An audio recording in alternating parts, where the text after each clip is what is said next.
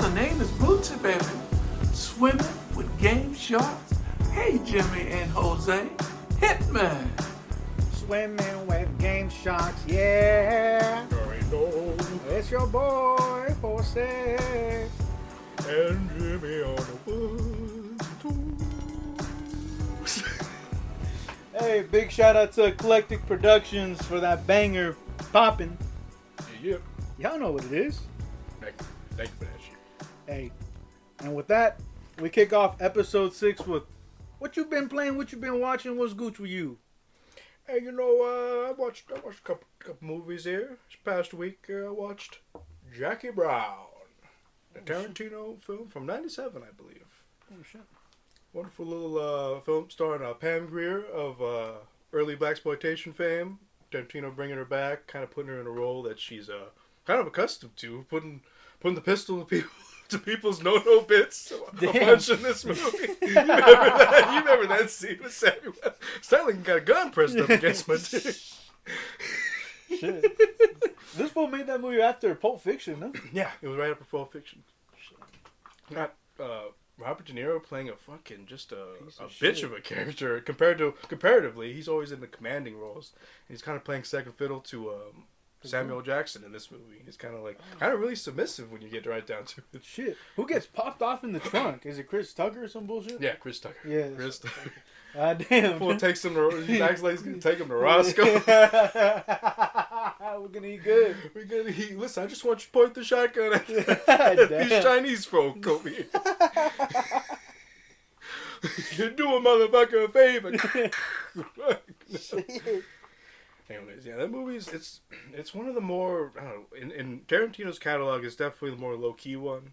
You know what I mean? There's not a lot of fucking smash zooms onto fucking gunfights and shit, and it does, as I understand, it does play with time a little bit, not in the same way that Pulp Fiction does, in terms of like, you know, here's a story from late in the story, here's a story from early in the story, as opposed to it's like here's a scene from like 3 different perspectives, and he has to kind of wind it back every time. You know what I mean? They do that scene in the mall where it's like 3 p.m. the mall. Shit. I do like the intro, that slow, like, I think she's just walking through the airport with her luggage and shit. Across 110th With Michael Street. Keaton, right? That's her, Yeah, that's her boo? The cop picks her up. No, it's the cop that picks her up because she's walking through airport with drugs. Yeah. And like Michael Keaton comes through and it's like, hey, what's up? What you got there? Empty your bag. Yeah. He's kind of like, he's almost like the good cop comparatively to the other guy who's kind of like a dick. Shit. Yeah, what's that? That's my diet shit. What's the other shit? It's a hygiene products. But yeah, there's a lot of good music in it. That's where I discovered Foxy Brown. It was a straight up Foxy Brown hip hop track. Where I forget the actor's name. He passed recently. And he was on Breaking Bad as well. Oh shit. He's going up into the record store to get a copy of the song Pam Grier's character put him onto. And there's just straight up Foxy Brown playing. You know, it's done enough that, you know, that late 90s hip hop where it's just like she's going off over like this dope ass piano beat. Oh shit. All I remember is across 110th Street. A lot of good music in there. Strawberries are on there too. Strawberries and shit. Yeah. I'm a new girl. Didn't I do it, baby? That song like comes back like. It's like pivotal moments in like the back end, like that song is just played, and it's kind of cool how like tense moments are kind of played off with like more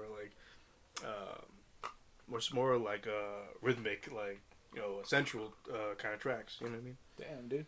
Shit nice. That shit nice. I know Tarantino's got this selection with music. I don't know if he's directly like handpicking all these songs or if he's got, you know, someone in the music department, you know, following a specific, you know, the recipe for this for every certain movie, right? But every time, you know, like it's been fucking great, dude. Like, I mean, I still listen to that dang soundtrack from Pulp Fiction. Jackie Brown definitely dope. I don't know if Kill Bill pretty sweet too. That they made like a hip hop fucking song out of it. That whistle like. Oh, was it hip hop? Like I think it's a song called Chill Bill. Some fool like did some bullshit, but you know what I mean. Like it's just. I don't know. It's got Run the Jewels? Run the Jewels fucking Black Panther shit. I don't know if they're... I don't know if they ever worked on anything else, dude. But they're pretty dope. Was that the one that did the track? Chill Bill? No. Okay. It wasn't them, dude. It was some other dude. It's like some new kid, like a little Yachty kind of guy, like some guy. Little boat on a little man on a boat. Yeah. On that note, that's Little Yachty. that was Jackie Brown.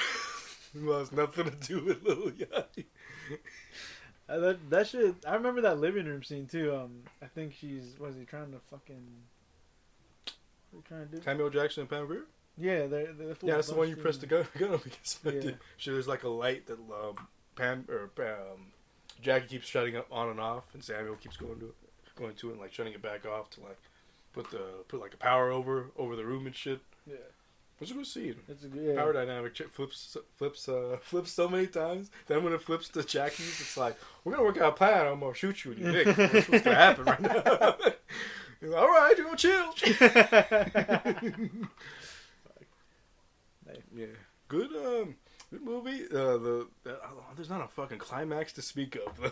Damn. If you remember, like the antagonist just clipped. It's like it's got a nice bookend to where like a nice scene where like the guy Jackie kind of tries to romance the bail collector dude who's been having hots for her. He's like, my life's the bail. It's kind of like a Nora ending where it's like, no thanks, Toots. Or Casablanca. Yeah. Like, you go on there without me. I'm gonna stay right here. Like, shit. And it kind of gets flipped because like Jackie's got the money. And she's like, I don't give a fuck, motherfucker. Oh shit. I'm gonna go to Mexico. I think she's leaving. She's definitely leaving town. I suspect. I don't know. Good film. It's good film. Good time. That's Jackie Brown, Tarantino, 1997. What you been doing? Shit, I watched a little film called Dreamcatcher, dude. Ay. Hey, it's Scooby Dooby Doo. We got what some are work. you? Yeah, exactly. Is it just as cornball as I remember? Because that shit was cornball when I remember being like, wow, I'm too young to know shit's corny. And like, this shit's corny right now. Yeah, that shit corny, but... your boy watched that shit, I think we watched that shit in theaters, dude, so I wanted to give it a chance. It's just one of them shits I haven't watched in a minute. But what's sad is them cornball-y moments, like, had your boy teary-eyed, like, damn, they saved Duddits, you know what I mean, when he was a little kid, you know what I mean, like... Duddits! And it's what's it called? I think what's dope about that movie, dude, was just, like, it's a group of friends, right, and, like, they're hanging out, but, at the same time, like, they have these, like, supernatural abilities that were gifted to them or passed on to them or activated, whatever, by Duddits, that Duddits character, right? I am Duddits. Yeah, so it's like I like the banter between the fuckers. So like I really enjoy like hearing them talk about like, hey, when you wake up in the morning, you gotta take a piss and brush your teeth. He's like, why do you go straight to having sex, kind of shit, and to even seeing like a Jason Lee's character eat peanut butter out of the fucking jar, like just with his dang fingers and stuff, but. What's interesting about that film, Jason Lee, like he kind of looks like Ryan Reynolds, and he has a bit of that like kind of Ryan Reynolds like vibe and comedic timing. You know what I'm saying? It's a mind fuck because like they obviously they don't look like they're not twins, dude, but it's just an interesting fucking Jason Lee, is that My Name's Earl? Okay. Yeah. Okay. It's that guy. Jason. I don't. What else did he do? Like a bunch of Kevin Smith shit.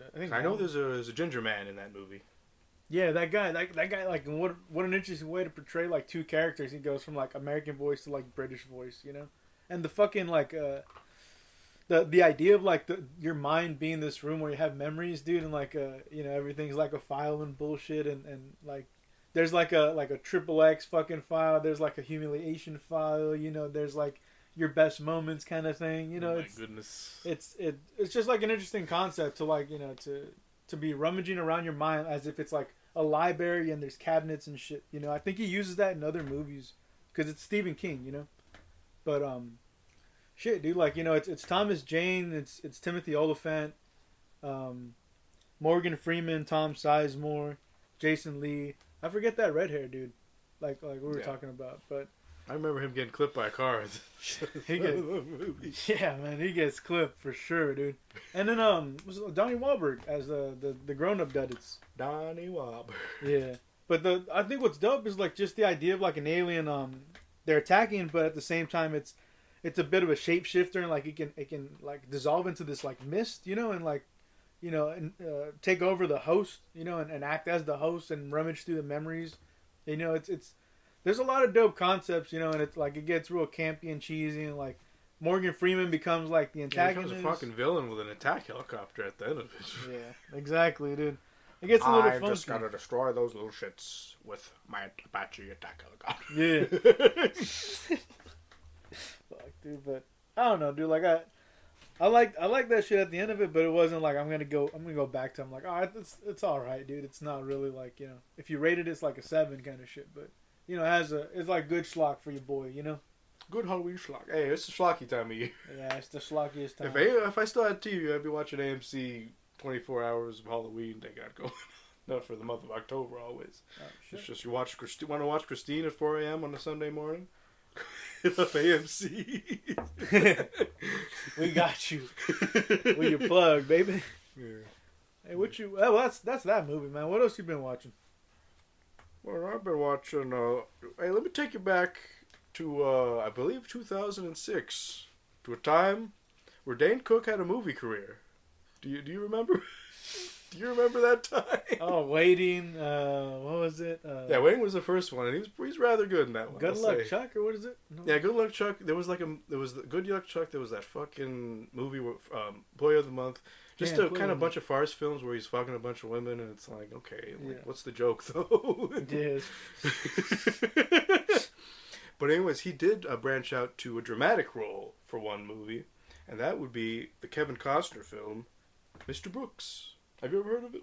No. It's a pretty decent film. It's a gem. It's a lot like Dreamcatcher in that it's really not special in any way, but it's got a lot of good ideals. Familiar with William Hurt at all? He's like a bald guy. He played him. Yes, yeah. So he actually has a very like almost Dexter-ish role where he's kind of like the dark Kevin Costner's invisible like conscience who wants to kill. It's like he's kind of like egging him on the whole movie to like kill. And it's cool having William, because William Hurt's just a good talker, dude. He's one of those. He can make shit like sarcastic when he wants to. He plays a real good like pompous asshole in that role. It's just because Kevin Costner the whole movie just like he's a man who's like he's well off. He can kill because he's addicted to it, but he wants to stop. Meanwhile, William Hurt's over there like fucking pussy, just kill. Come on, well you know you like it.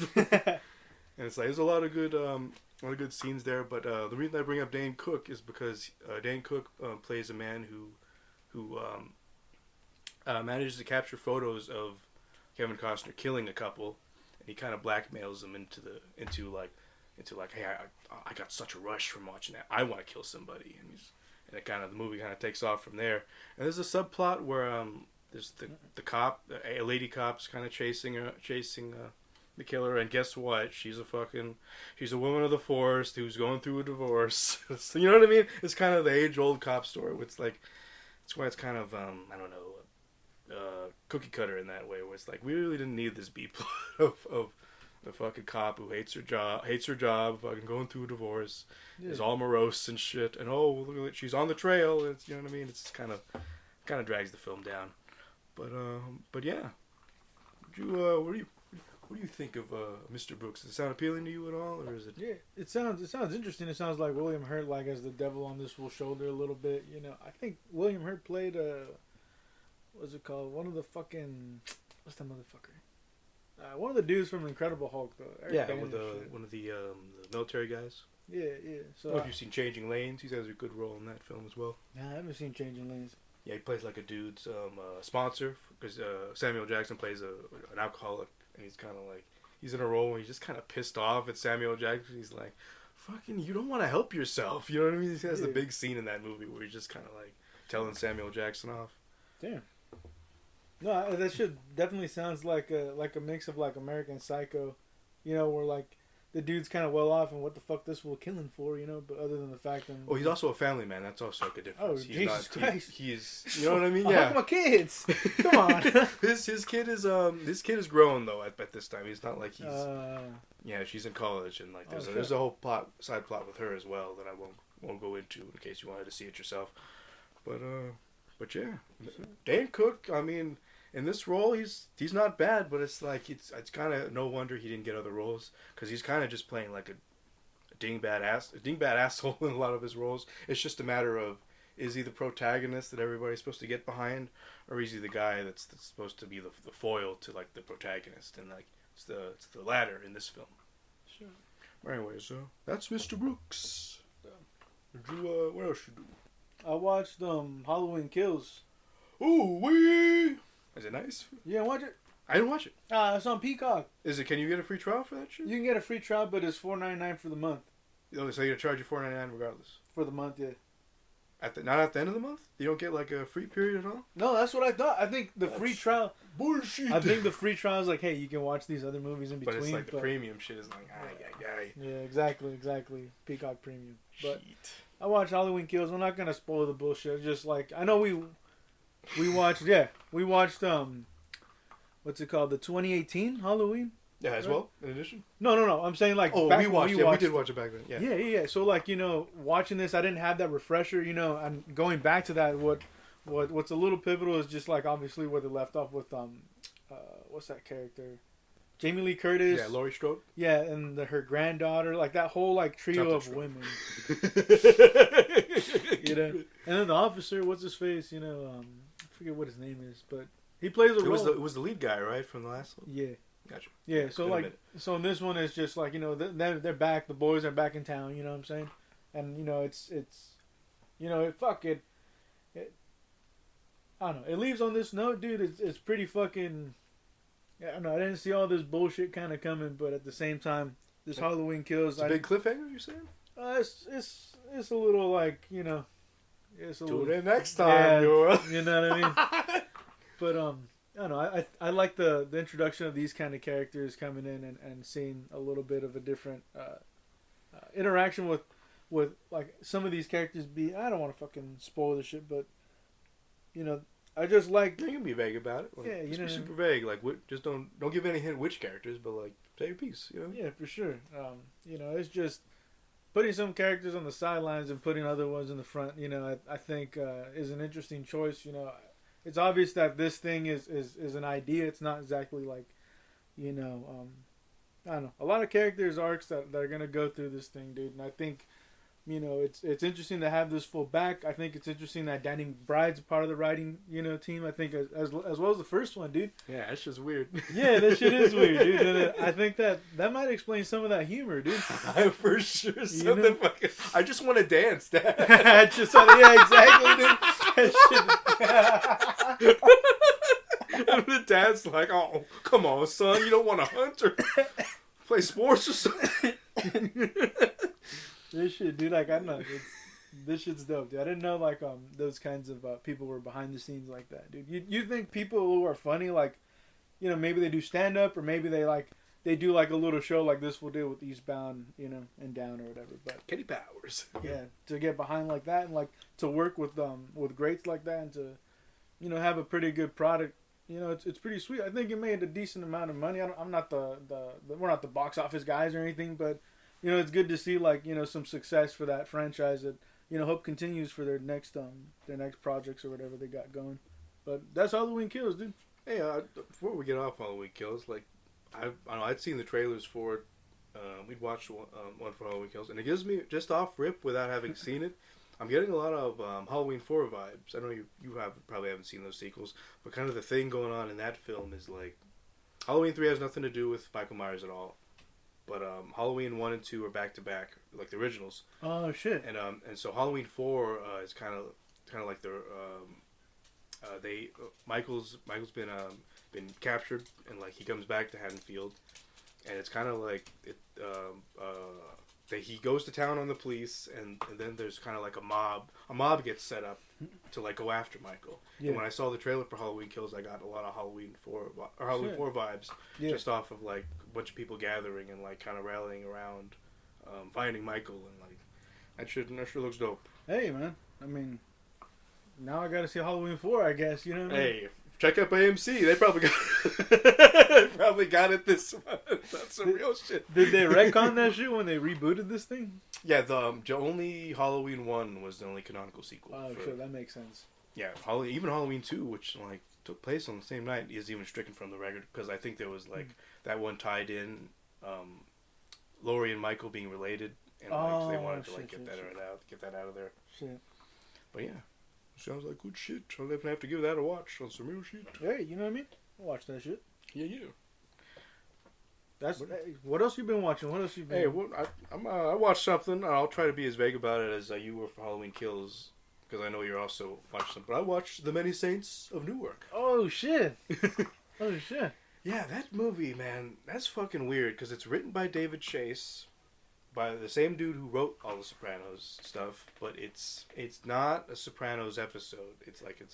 It's a movie. It's stylized like a movie. There are a lot of shots that are like, that shot would have fucking never happened with the Sopranos. Oh shit! You know what I mean? Because it's like it's like its own isolated gangster film that's kind of framed in this very spoilerific way I won't go into. But yeah, it's kind of, it definitely evokes a lot of like gangster films, just because it takes place, of course, in that, you know, that the 60s, 50s, 60s kind of era in Newark, and yeah, you get Tony Soprano's son, James Gandolfini's son, Michael Gandolfini, just kind of playing the young Tony, and it's like, it's cool to see, because he has, I don't know, I feel okay with saying that he doesn't really go full Tony Soprano because he's not a shitbag just yet, but it's just cool like how his son kind of nailed some of like the early mannerisms of like a Tony Soprano. So yeah, the ending's been made fun of. So damn, I don't know. It's definitely not my favorite part of the movie. But it's definitely, I don't know, it really verges on like hardcore like fan film shit. But other than that, it's like, you know, it's definitely worth a watch for any Soprano fan. It might occupy the same space to Sopranos fans as El Camino does to Breaking Bad fans, which is like, wasn't entirely necessary. I like that it exists, but I'm not sure I needed it, kind of thing. Sure. I will say that the fucking, is it John Bernthal, right? Yeah, John Bernthal's playing Tone's dad. Tone, yeah. Who you got? You already talking about Baby Tone. Who else in them? I don't know if you saw House of Cards at all. You remember the bald, the first season. Oh, the bald guy. He's playing Uncle. Who's the guy? Junior. Yeah, he's playing Junior. Shit, damn, dude. Yeah, like what's interesting about that movie is seeing young Tone portray his pa. You know, like a lot. I heard that Bernthal have a interview with Joey Coco Diaz, which I think is in the movie too. He's awesome. Dude, that guy, I love that fucking guy, dude. He's a funny fuck, but you know, it just sounds like he had a lot of admiration and respect for what Baby Tone did. You know what I'm saying? And shit, dude, like it just kind of got me sold on like I just want to see it for that, but I got to finish the dang series. You know what I'm saying? No, for sure. But that's all I had to say about Many Saints. Sure. Well, man, I tell you, I've been watching some of the Sopranos, season 2 to 3. You know? Where you? What episode you at? I finished up the what's it called? Season 3 episode where it's just June, Uncle Junior fucking singing like at the fucking restaurant, and then Meadow's like pissed off. She's like, you know what I mean? Fuck this guy, kind of shit. What was he singing? The guy I'm pissed off. It's been a minute. So Junior, he was just singing like his Italian shit. Everybody was just like, "Hey, sing," and he just kind of goes up and he's singing. But like it's a loaded scene because Meadow has she's gone through a lot, right? She, you know, you meet her and she's just like this pill popping high schooler like that wants to do this because like there's so much stress in school and SATs and shit, college applications. Mm-hmm. You know, then she gets to college and then she starts dating a quote unquote Mullion, like, you know, Tony says, dude, like, my word. That fool has a fucking panic attack looking at the Aunt Jemima model. Shit, dude. Fucking hell. That's some hardcore racism right there. Fool will eat their syrup, but he won't let him date his daughter. Hey, him and his people don't mix. My word. Yeah, but Meadow's going through that little arc, right, where she's like, she's trying to find it. She's trying to make it work with someone. Obviously, Noah falls out of the equation. Jackie's in the equation, and obviously Jackie Boy, of course, fits, but he's like, man, Jackie Boy's got his own problems. Yeah, dude. Fucking hell, man. At least the other dude was fucking educated. Yeah. Fool wearing some flip-flops is what I don't get. It's like, fool, you gotta... I don't understand Tony in some cases. It's like he wants his daughter to, like... I guess he wants her to... other than the dude being black, like, what was the issue there with that relationship, Yeah. That fool really couldn't see past that shit. Yeah, it's just... On God, dude, you know how it be. Like, obviously... Yeah, it's just, this should be separated. It's like you went from, like, an educated dude to a fucking hoodlum, basically. You know what I mean? Yeah. And Jackie Boy and shit. Yeah. And it's like, Basically, young Tone. He's basically young Toad. Oh, like, he makes a bunch of shit decisions.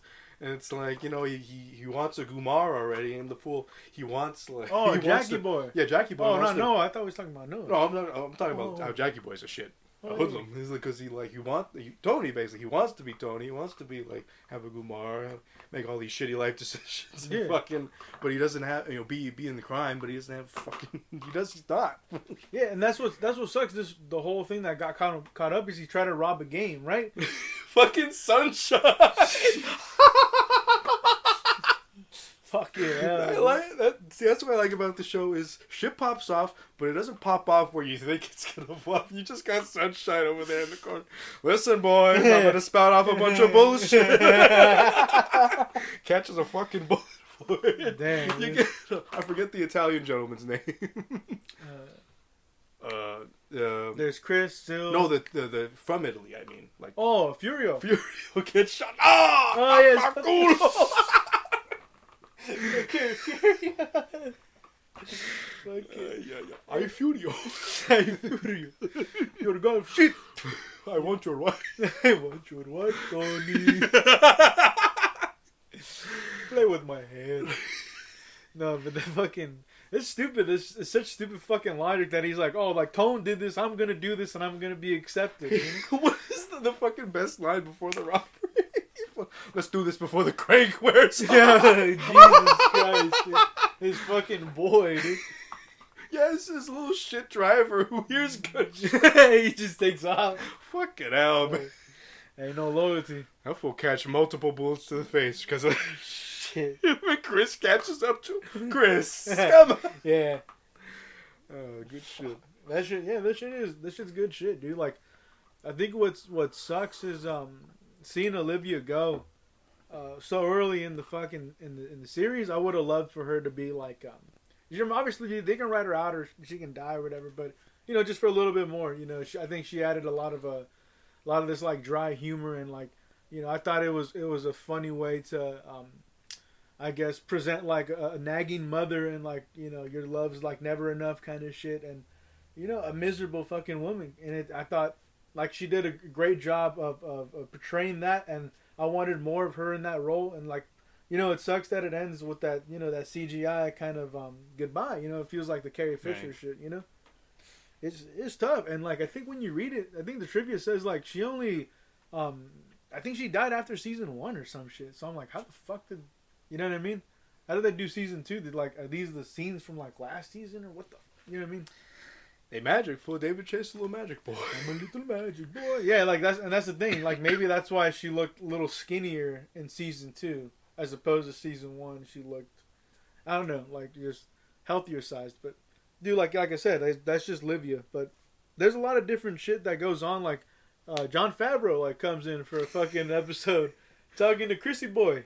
I forget the context though.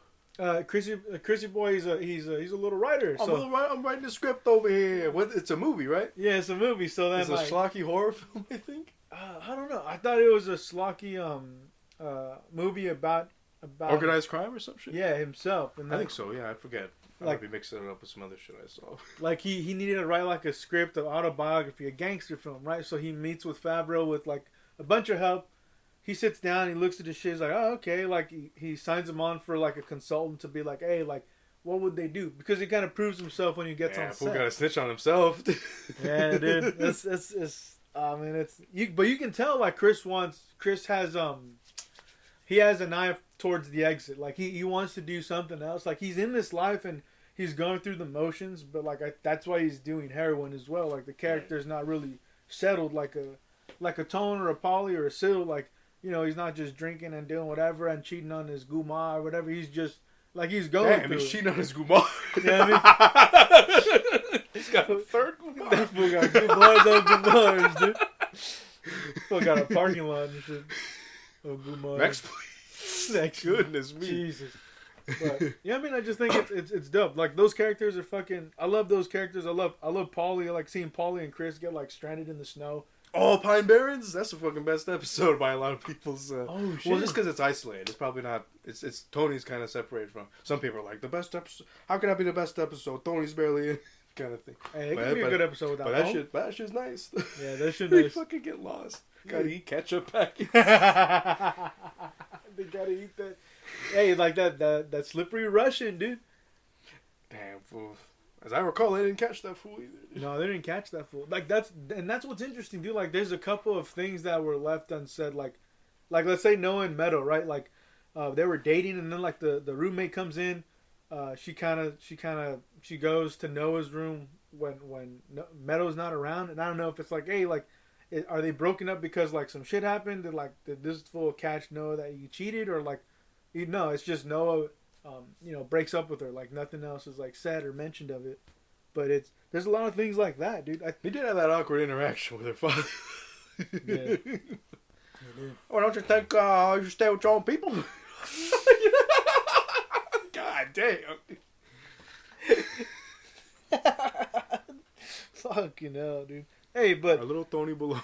That little Tony Baloney son of a bitch. I think the other things that are worth mentioning is just like the introduction of Ralph. Like Cypher's character is pretty fucking dope. Cypher, I like it when we call him Cypher. You know? God damn you, Cypher. I don't know about you, but I always wonder, like, hey, what the fuck happened to that fool? What? Like, you know, how come I didn't see him in like more projects or anything like that after The Matrix? And maybe he was busy with this shit, doing something. Maybe the fool just had an illness he kept on the DL. You know? Yeah, maybe. You never know. Bozeman shit. But hey, like I think the ending to the season 2 is probably my favorite. Just like the collection of fever dreams that Tony's going through because he ate something that I think it was Artie's shit, you know. But you know, just the way he's kind of like his subconscious is trying to have him deal with the fact that Pussy's a fucking informant, you know, and it's tough, dude. You know, and you see. You see flashbacks later on of like, let's say Pussy as Santa Claus, and he's like trying to talk to Tone specifically about business and shit, but then Tone's not like, you know, he's distracted. Chris is talking to him, Paul is saying this, you know how it goes.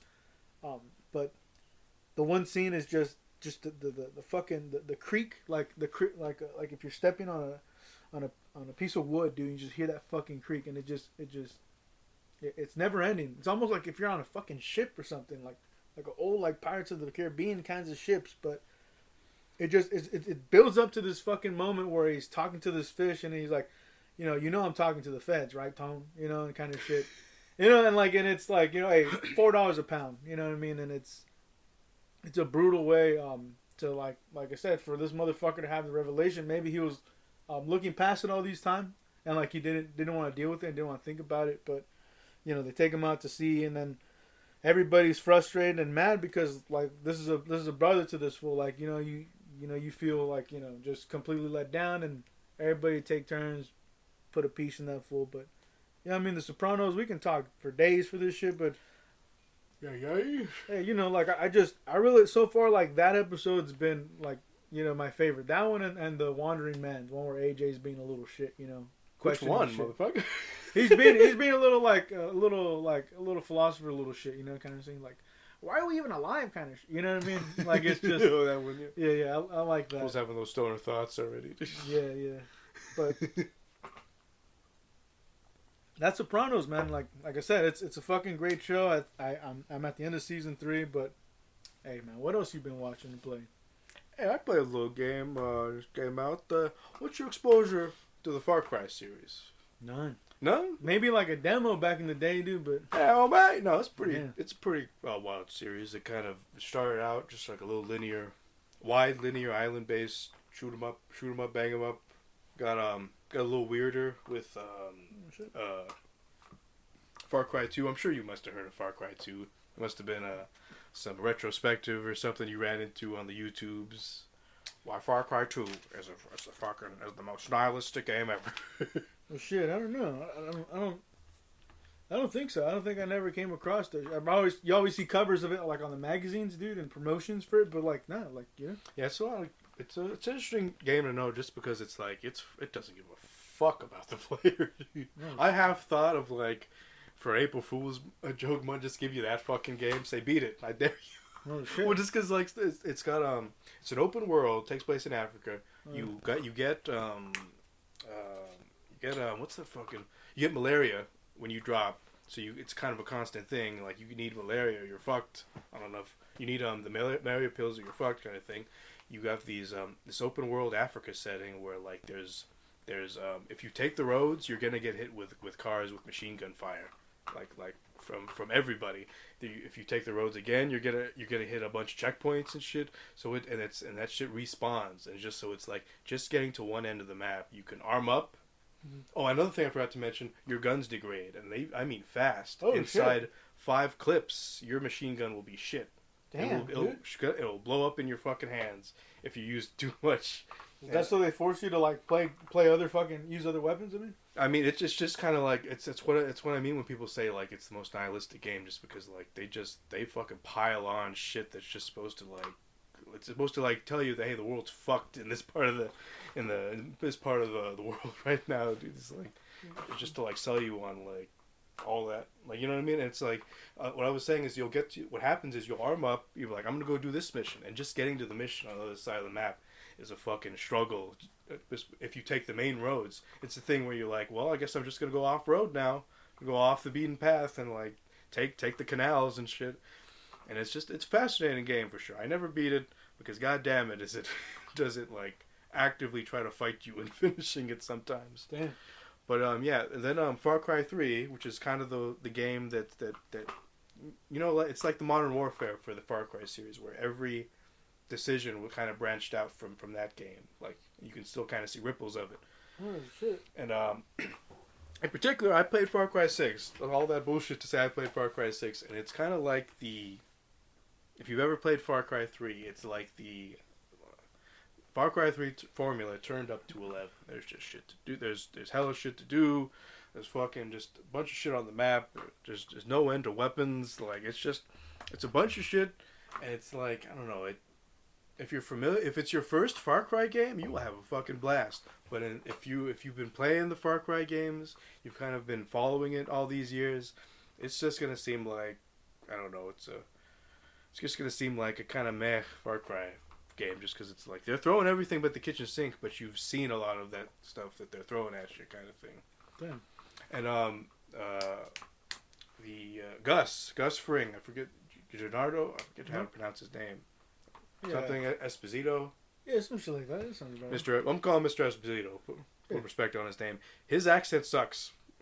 I feel comfortable in saying that. I think he was just so not soft spoken. He just had so few dialogue on Breaking Bad that his Chilean accent really didn't need to be on point. But he's supposed to be playing basically a Cuban guy, because it's not Cuba. Basically, is where it takes place. Oh, shit. And so like the first 2 scenes you see him in, it's like his accent is kind of it's wavering. You know what I mean? He's trying to go. He does.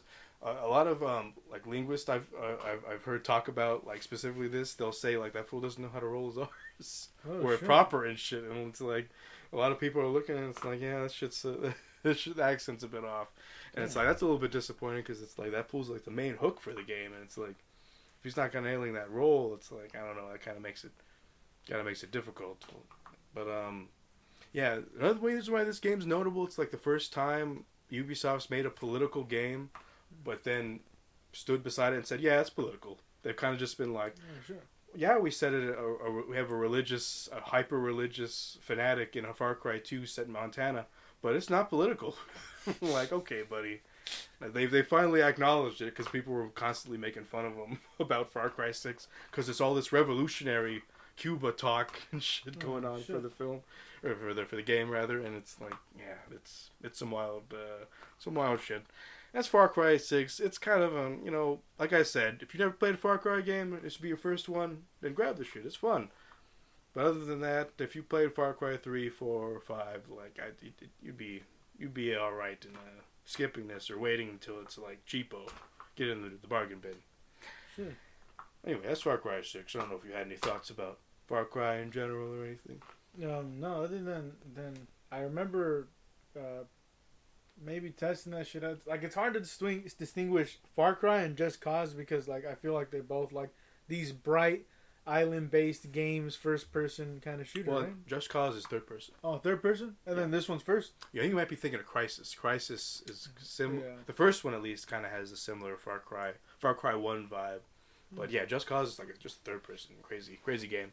Shit, your boy tripping on that shit, but hey, like it's just, I don't know if it's even the cover titles and shit, but they always seemed interesting. They always, but at the same time, like an open world, like that shit sounds like, well, fuck, like out of all the games, like do I play like a Fallout? Do I play like a Red Dead? You know what I mean? Like it's just shit. Which open world do I play? Hey, play them all.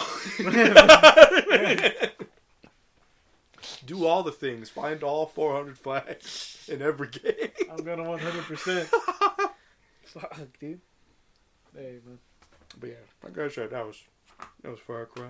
What else you rocking with? Shit, my fucking I picked up Doom again a little bit of the fucking 2016. Yeah, 2016. Yeah. 2016. I only got just so much because I played the first 3 levels. Yeah, but it's just what made me interested in the game is it taking place on Mars and you having to fight like the hordes of hell in some sense, and there's this idea of like portals being opened up and like these demons fucking coming through. So like a lot of that's kind of like a lot of that shit. I don't know. It interests your boy because a lot of that like kind of media is it's wild shit, dude. So it's kind of got that thrill, I guess. So. Obviously, the last Doom I think I really played was that Doom. What was it? 2000 Doom 3. Yeah, we played Doom 3 for a little bit. Yeah, and I think like the two styles are like fuck, man. Like I think I like the Doom style where it's more like condemned fear, where like they're trying to set this atmosphere. It's dark, and you have to use your fucking flashlight and you Doom 3. Yeah, Doom 3. Well, there was that's a point of contention for a lot of Doom fans because a lot of people didn't like Doom 3 because it had a very condemned fear style where it had a recharging battery. Yeah. And like there's literally a mod. The first mod people made for Doom 3 was like just tape the fucking flashlight, infinite battery flashlight to all guns. Stop this because you had to switch out. I believe you had to switch out the gun with a flashlight. In the early game, and then they finally attached it to the gun in previous releases, but it still had a recharge on it. Yeah. And like people in the mod community are like fucking despise the game for that, the vanilla game for that reason. Shit, dude. When when I first played it, it's that same idea, like with the flashlight and shit. So, fuck it, like your boy enjoyed that shit. But if you're more of a horror fan than action fan, then yeah, for sure, I can kind of see the thing, but like. Those Doom, the Doom 1 and 2 fans in particular, those dudes that were like, hey man, I was playing that on my computer back in the day in college, man. Yeah. This is so different. Yeah, for sure. And like that's what this Doom 2016 like. It feels a lot different. It feels like it's weird to say, but I guess like kind of like kid friendly in the sense where like you pop off the motherfucker and like all these like trees come out the piñata, dude. It's kid friendly, but there's also gore. It's gore as fuck. It's gory as fuck. Punching the shit out of people. Yeah, I think what's dope is like the use of music in this shit. Like the fucking Mick G. Or it's not Mick G. It's not Mick G. That's the director. I forget the composer. Yeah, he got pissed off at Bethesda and he said he's not going to do the third Doom game. Oh shit! Because apparently they mixed his shit wrong in Eternal. He's like, "You fucked with my music. I'm not working with you guys again." Oh shit, dude! Yeah, so that's it's dope like that music, but it's like, how the fuck are they gonna find another? Because the composer they let go, dude. I think I showed you a video where there's like a bunch of hard heavy metal screamers like Yeah. He bought a bunch of them in a room, fucking lit it up like a fucking like you're gonna sacrifice a chicken, and he had them all like a choir of a bunch of heavy metal singers, and that's such a fucking insane idea for a soundtrack, dude. It's like, fuck, man, how could you let that man go? Damn, that man's ambitious. He's got vision, dude. Yeah, man, that's some wild shit. Fuck, man. You don't fuck with a man's vision like that. But yeah, the music's fucking great in that game. Yeah, for sure. Shit. I mean, like, that's the... I don't know, like, it's still appealing, dude. Like, I still think it's fun, dude. It's just like a different kind of Doom than when I was first introduced. Obviously, people have been playing Doom since before me, and that's, you know what I mean? That, what I played isn't OG classic Doom, you know? It's fucking new Doom, you know what I mean? They got that new Doom over there. That shit. Hey, dude, but that shit, About the personality they give the Doom guy, because he's not a protagonist, but they give him a lot of personality and just like his gestures. Right? It's well, in the first three, like, I think I flip off someone. Yeah, I mean... Yeah, the fools. There's a lot of times where he's asked to hold technology there and to, like do a process to, like, get some stuff out of it, and he just kind of breaks everything. It's like, I'm just gonna break this shit and get to the goods what I'm looking for and shit. He's just that guy, and he's a Doom guy. Holy fucking shit. They bred him under satanic circumstances. My word. Yeah, that fucking is a different kind, because like he's a green suit. Fuck, you don't look like Chief. You don't act like Chief, but he's got like that green armor and he's out in space. But shit, Chief never find no demons like that. Yeah, which was weird about, like, this won't be a big spoiler for Doom Eternal, but he has like his hangout room in Eternal. He's like a little Doom guy space. Oh, word. And there's like little trinkets from all the other Doom games, so it's like implied that like fool went on all those adventures, and then like all that shit's canon. Oh damn, dude. Yeah, so that's just funny. It's just funny when like they put little, I don't know. I'm excited to play Doom Eternal just because for the fact that Doom guy's got a fucking hangout space. I'm like, what the fuck does that look like? You never finished them shits? I haven't tried Doom Eternal. I finished 2016. Damn. Oh shit. Well, fuck, man. That's a nice game. I'm sure for both of us to play in the future. I'm sure, dude. I still got to finish 2016, but fuck. Yeah. Hey, man, that's Doom. Oh, I spoiled it, dude. Hey, Doom guy lives. He lives. But yeah, I played one final game this week. One of my favorite games of 2019 got a full 1.0 release. That is totally accurate battle simulator. It's a strategy game that kind of takes out all the fluff of like your average strategy game. You don't have to like build a civilization, get resources to build up your army and shit. Yeah. It's just you have your money. Here's your opponents. Pick your what units you want to use, and there's like a wide assortment of goofy, fucking googly-eyed, funnily, jankily animated characters to pick from, depending on your campaign. That's another crazy thing about this game is it's got about 12 1 to 2 hour campaigns, all going through all the units they have and all the factions. Oh, it's fascinating stuff. I haven't even got to the pirate faction or the western faction yet. Oh, I'm still messing around with the kind of like a Chinese dynasty faction, a medieval faction, and I think like a Renaissance faction. The opening of the Renaissance is funny because it has the level you fight. You start off with. You fight a bunch of painters, and it says the new art wave, and like it sets up the enemy units, which is just a big ass crowd of painters as a wave. Like it's just like they're like in a wave formation, and it's kind of fun to just play around with like put Zeus up on the shit and have him fucking throw bolts at all those painters. And yeah, it's a really good party game, Tabs, because you can go into free roam and be like, all right, you make your side, I'll make my side. I put money down on my guys to kill your guys. Oh shit. Yeah, there's that, and then you can create units and create factions, as well as maps. So there's a lot of potential for user-created content. I already downloaded a dude who made Max Payne as a unit, and like that's just dope, dude. Damn. Like, I'm sure you can find fucking Master Chief, I know that Thor is already technically in the game, but you can create a more MCU looking Thor if you wanted to. Damn. With the editor. Like, there's a lot of content in this game, and I believe it stays at $20, and so. It's only on Xbox and PC right now. There is plans to bring it over to PlayStation and Switch before the end of the year, I believe, is when Landfall Games, the developers, get around to it. But yeah, man, I cannot recommend Tabs enough. That is like, there's so much value in that game. That is totally accurate Battle Simulator by Landfall Games. Shit.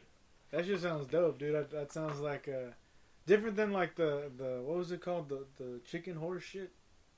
Yeah, I mean The ultimate chicken, like ultimate, what is it called? Chicken Horse? Yeah. That's more of like a make your own 2D platformer stage almost. Yeah. Whereas this one is like just pit a bunch of googly-eyed ragdoll things against each other. And like, yeah, there's so many. There's like a straight up anime, like I think they call it like the Monkey King or something, where he's one unit, but he can do like that wild anime shit where he's like three people at one time, fucking shit. Wrecking people's shit, and you're like, good God, man, they're just boys. It's fucking brutal. Oh hell, the Monkey King. That's just dope, dude. Damn, that just sound dope, dude. Yeah.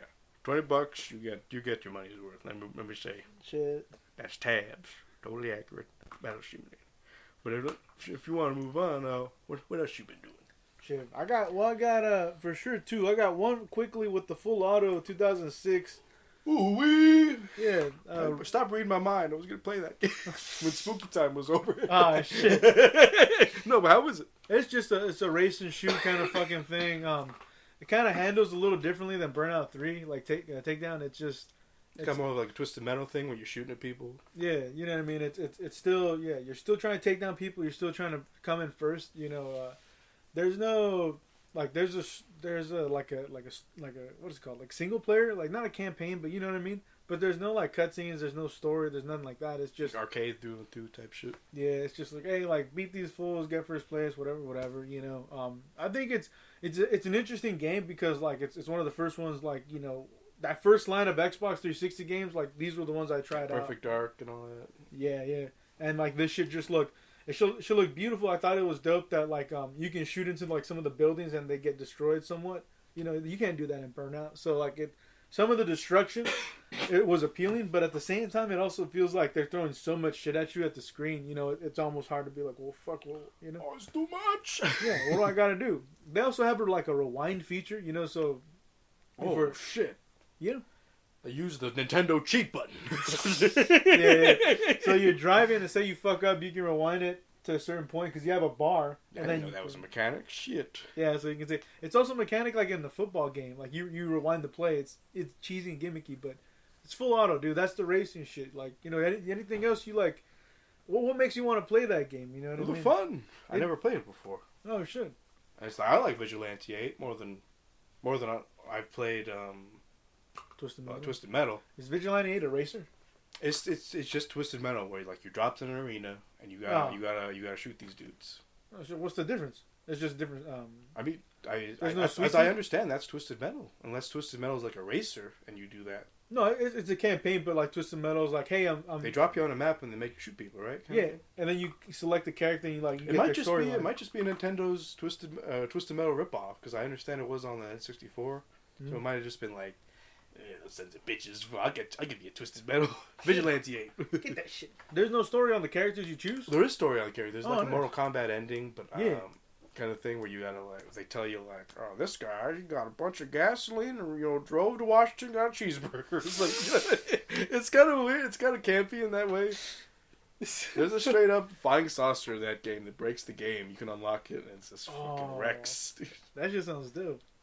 Well, Vigilante 8, I've definitely seen like on the PlayStation 1.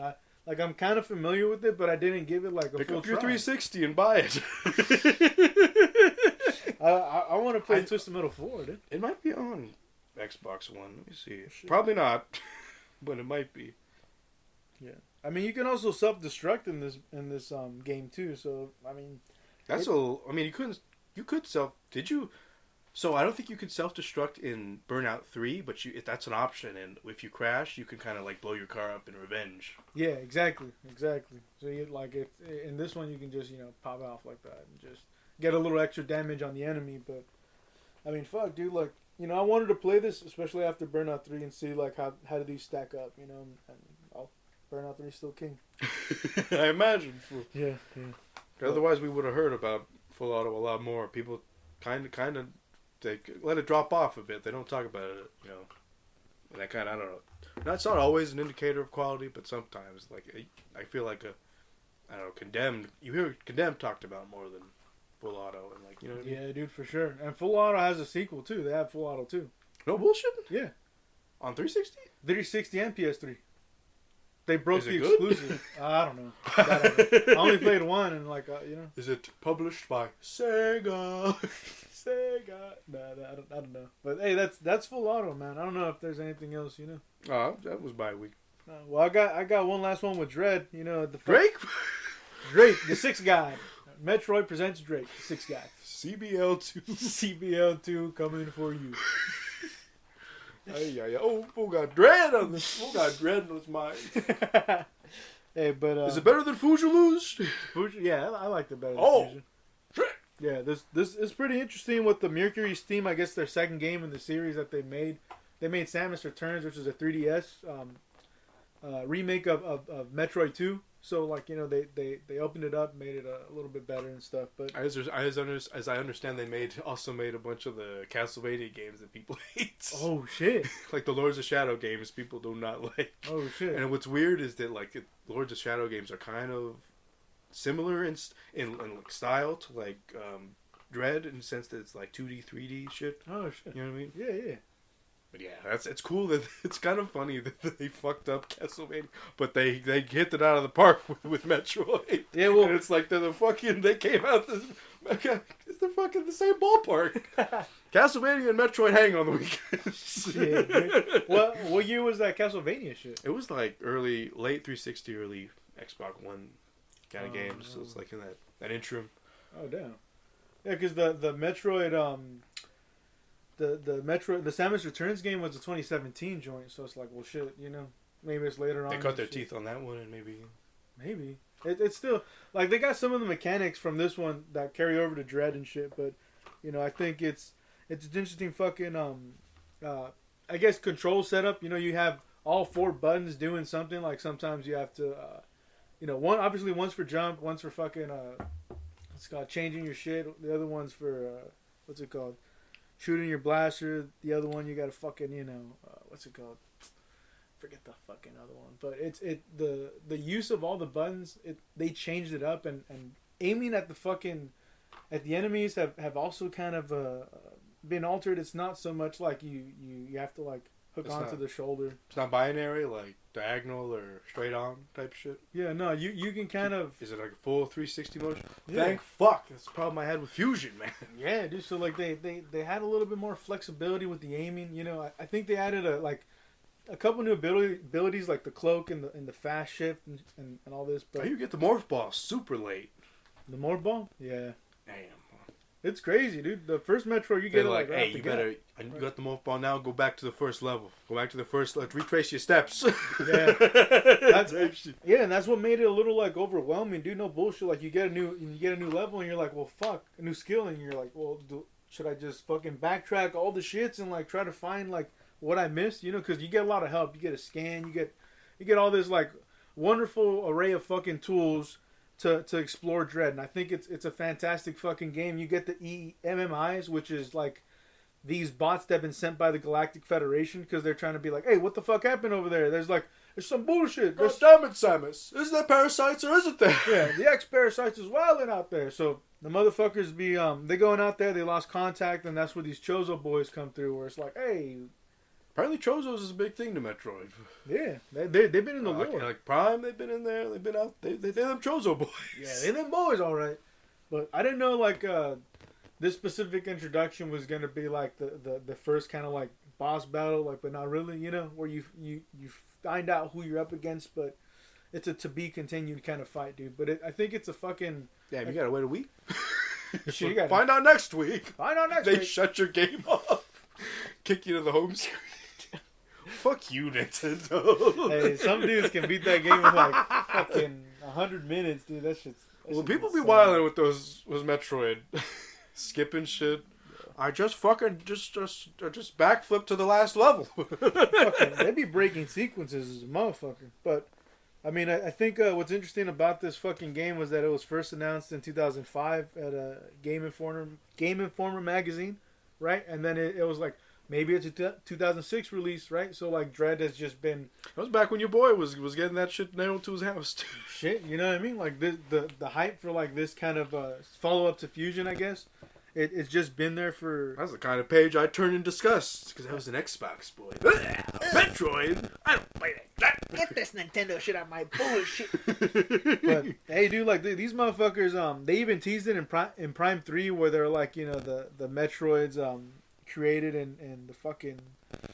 And the bullshits were like. There should be spoiling the Prime for your boy. No. It's just talking about like when you do a little scan, dude. Like it's one of those. Oh, they give you information about the Trozos. Yeah, it's almost like when you go to F.E.A.R. and you play the answering machine, or like, you know, it's just like little extra content. So you play the fucking thing, and you find out that like Dread's I don't know, like dead kind of. You know, like it's you know it's to be determined and shit. But it's crazy that this game is kind of, like I said, been in this development hell for this time. And you know, it finally got released. Metroid 5. Yeah, Metroid. I think the soundtrack's pretty dope. I think the villains that you come across are pretty dope. You fight Kraid again, but I think the EMIs. Who Kraid? One more time. Kraid's the guy that looks like King R. Cruel. The guy that kind of like alligator looking. So not the box guy, but the big. He's not Ridley. No, he's like. I remember the Spooder monster. Remember the little slug? Yeah, little water slug. He's that guy that like I think. What does he do? Like he shoots those things at you. He like. Not the mech for sure. Yeah, he just looks like an oversized dragon or fucking something. Okay, I got you. Yeah, dude. I get. There's a lot of bosses in Fusion. Yeah, for sure. But I think what's dope about Dread, dude, is just like, you know, the introduction of like running. It's no longer a button like in Super Metroid. You have to hold it, you know. And in Fusion, you just run and then you get your shine spark, right? And this one you kind of get a bit of that, but you have to click down the stick and then you turn in the direction. You get your shine spark, and that thing where you get to the hard to reach places is so fucking flexible. I've seen people, you know, break the game. Is it easier to control than Fusion?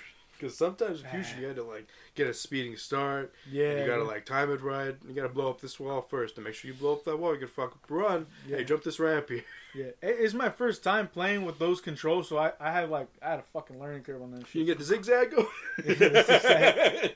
I got a light zigzag. Yeah. Those X-Barrel signs are gonna block my fucking shine.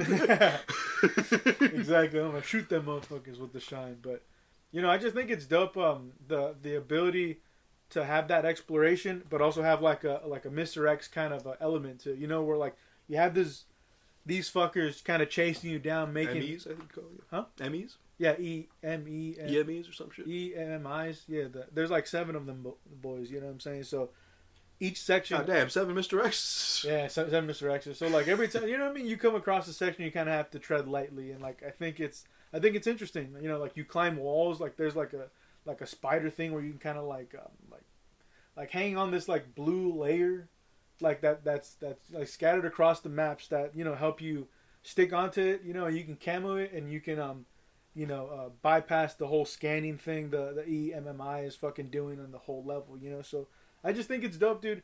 It's a fun way to explore. You know, as opposed to the other ones where like say Super Metroid and Fusion. Like I'm going and I'm exploring and going back and forth, but like you're fighting enemies you already killed. You know, like those little like, you know, environmental specific fucking enemies. So doing it this way where you go back and forth, you have to worry about that fucker, added this other like level of excitement to the game. You know what I mean? Yeah.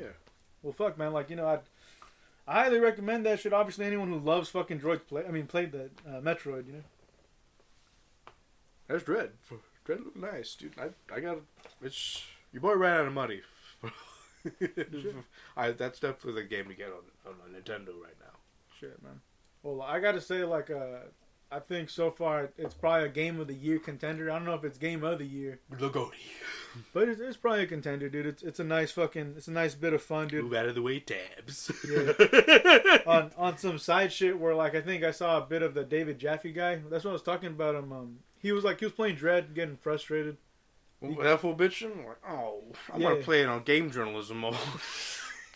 Yeah, dude. He was mad because he couldn't get to this. He couldn't get to this wall. He said it's bad level design, but like there's enemies up on the top, like on the ceiling, right? So if you shoot the enemy, you break the block and you see that you have a passage through. Mostly what devs trying to tell our devs what bad game design is. We got David Jaffe doing that. You got David Cage telling all game designers that game overs are a failure of the game designer. And it's like, my dude, that's big talk from somebody who makes a little story games.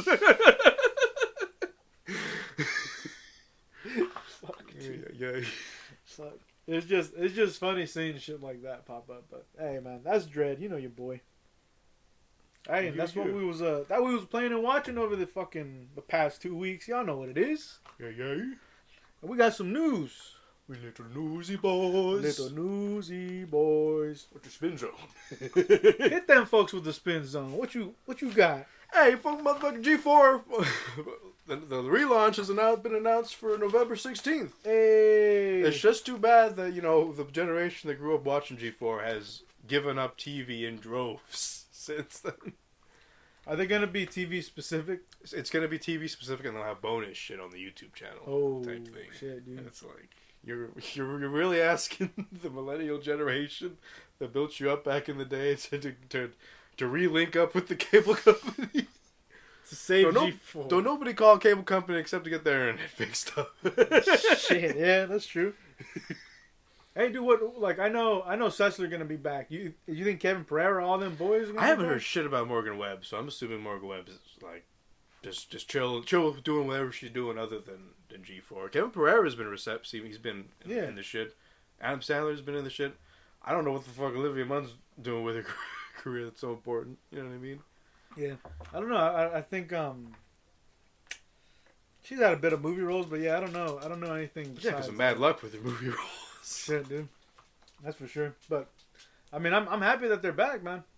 I'm excited to see what they do. Let's hope they don't, kill it again by making it cheaters and cops, around the clock, and with some X-Play and Attack of the Show sprinkled in. Yeah, I mean, wouldn't it be dope to have some flashback episodes or some throwbacks? I mean, they got the license to them. I would assume somebody still has the tapes. I don't know if they were able to reacquire whoever owned that shit. Hopefully, they do some streaming shit where it's like you can access all that shit. That'd be cool, man. But yeah, that's the G4 relaunch there. That's incoming. It's like I said. Like I don't think it's definitely not enough for me to invest money into cable. But I'm glad. I hope they stay active now. You know what I mean? Yeah. I mean, unless they go to YouTube TV, if they come in that package, fuck it, dude. But I'm not gonna seek out these fools and try to. Yeah, I mean, it's already hard enough to watch the bullshit that's on YouTube. You know what I mean? Catch up to the shit, But hey, forget about it. Forget about it. Right, Wish. What else you got? Your boy been looking at what's Gooch, and I've been hearing Tarantino talk about Kill Bill 3. Again? Well, that fool dick teased us once. Yeah, he's talking. 15 years later, I'm waiting for her to grow up. Yeah, exactly. I'm waiting for her to grow. He was talking about Uma Thurman's daughter. He wants to use her. Man, what's wrong with this? It's not necessary. The fool could have made Kill Bill 3 in 2007. Everybody knows. Sure. I kind of want to. I respect this decision. I want to see it be played out, kind of like what's it called, like Boyhood, like something that takes a couple, that takes some time to cook. Oh my God, we've got wildcats fighting. What? Jesus, we're doing a pod. If you excuse us. Good God. But yeah. Yeah, that fucking just Tarantino, Kill Bill 3. He's talking about comedy, making it a comedy western, dude. This, man, all that idea about making a 15-year plan is nice, but it's like it never pays off. There's 15 years for this plan to fuck up. That's true. Know what I mean? That's true. And the characters have to go. The characters can. Probably... Yeah. What if the little girl grows up and she's like, I don't want to be in fucking movies. You know what I mean? That's true. That could happen. I want to paint. I want a fingy paint. Why is she still a fucking child? 15 years later. It's your liberal arts degree, dude. With finger paints. I don't know any fucking adult. I got my art degree in finger paints. I don't need a brush. I transcend it. My deados are all I need. These gifts from God are deados. I done it. My word. Hey, but that's just a quick little update on your boy QT. I got you. From there, we got a trailer for Matt Reeves' The Batman, featuring little Robbie Patterson. And you know what? You know my feelings on trailers. I really, for Halloween Kills and shit, it's like I've seen those properties to death. I've seen like 7 live action Batman films with it. I'm curious more than anything else. So I hit up that trailer, and I'm like, they stole my idea, dude. Aside from the fact that it's a young Batman, I wanted an old, tired, pissed off, violent Batman who didn't give a fuck, and they're finally giving it to us. Albeit he's a little bit of younger, making him a little bit of an edgelord. I don't know what the fuck they're doing with the makeup. This is like, you know what I mean? Everybody full shadowed up all to hell. You know what I mean? Sure, yeah. Full like a raccoon. Oh, that's true. It does have like a even Bruce Wayne, and it's like, you know what I mean? Yeah. He's like, fool's in public right now. I assume there's people around him and shit. Yeah, for sure. I thought it'd be like a Batman Beyond kind of type of vibe. You know what I mean? Like a younger kind of like, but no, it's. Just that shot where he gets a couple bullets in him and he just fucking gets pissed off and fucking goes after the guy. And then they got the scene at the end where it's like almost straight out of Rogue One, where it's like it's a dark hallway and the only thing lighting the hallway is the machine guns going off. Yeah. And Batman is just edging close to the OS. No one's doing the RoboCop. Shoot him in the mouth. Shoot him in the. I showed you RoboCop 3, right? The only person in the whole RoboCop series to ever yell, shoot him in the mouth, was a couple fucking junkies that get rocked by RoboCop at the beginning and shit. They saw, dude. They saw. They knew. Just didn't help them much. Then they got sunned by RoboCop. They got sunned. Well, all they had was a flare gun and shit. That's what you get for coming at RoboCop with a flare gun. But anyways, yeah. Hey, the Penguin. Back to Batman. Pinguino! Yeah, Pinguino with Colin Farrell. I like how they hide little Paul Dano. They hide his little face. Hide his little. He's our little Riddler boy. Don't know. I hope that fool goes full crazy like There Will Be Blood. That'd be cool. But I don't know if that's the Riddler. His actual like. Well, he's got to get pissed off at some point. You know what I mean? Imagine because that's the whole thing in the Arkham games was like, fucking Batman, stop solving my puzzles so good. You're supposed to be stupid. Sure. See, like your boy with the Riddler, like a little more like new to Jim Carrey. That's it. Dude. You're exposed. Yeah, that's it. Jim Carrey, JC. Before a little, he's flamboyant in all the other Batman media I've seen, but he's not Jim Carrey. You know what I mean? Sure. He's just a little more. Oh, Bats, you're stupid. I'm smart. He's kind of like patronizing you every time you solve one of his riddles in the Arkham game. He's like, oh, I designed that one when I was tired. Jesus, well, I got a big brain, but hey, that Zoe Kravitz, what's it called? Black Cat? No, not Black Cat. Did you tell me that him and her and Robert Pattinson were banging on set? Yeah. And like, God damn it, guys, we've got to shoot today. Yeah, them boys. Hey, they got into the role. Can you stop your lovemaking for just a minute? My what, Robbie? Trying to make gotta get you the makeup. Fucking wrecked your hair. You have to reapply the dark circles under your eyes. Hey, but Andy Serkis says Alfred, right? Well, all I see is the fucking crazy dude he played in the MCU movie. Fucking Ulysses S. Claw. That guy. It'd be interesting though. Yeah. I kind of wish like Jeremy Irons was used for the. I feel like a lot of ideas used in the Batfleck movies were saved for this film, because it's like they went right into those Batfleck movies. Didn't give Batman enough room to breathe after the Nolan shits, and it's like, man, you know what I mean? Because like they got the old Batman already. It's like, oh, I don't like the Batfleck old Batman. They should have put some fucking sideburns on Robert Pattinson and had him play pissed off old Batman. Yeah. Well, shit, dude. That movie, I think it comes out next year. What, March? I think so. March 4th. Oh, what do you make of the new Batmobile, by the way? The new Batmobile. Well, like it's low key. Yeah, that's what I'm saying, dude. Like I was hoping for like a Batman Beyond kind of take on the character. Who got a Ferrari? I know it's not a Ferrari. It's like it's a muscle car kind of vibe going on. Shit, why not a Bugatti? New Bugatti. Batman can't afford a Bugatti, but Bruce Wayne can. Bruce Wayne's Bugatti. No, but I'm interested to see how everything plays out, because like I still think about the Nolan Batman, that fucking tank of a fucking car, dude. You know what I mean? And then you Right, there's not gonna be a lot of like tank maneuvers with that car. Yeah, dude. He's gonna have to use his wits. Dude. Yeah. Car chase is gonna be. That's probably why they did it though. It's like we want to change up the car chases a bit, not have Batman be the fucking end all be all. Yeah. Are you worried about having too many villains in that movie? I don't know if they use them right.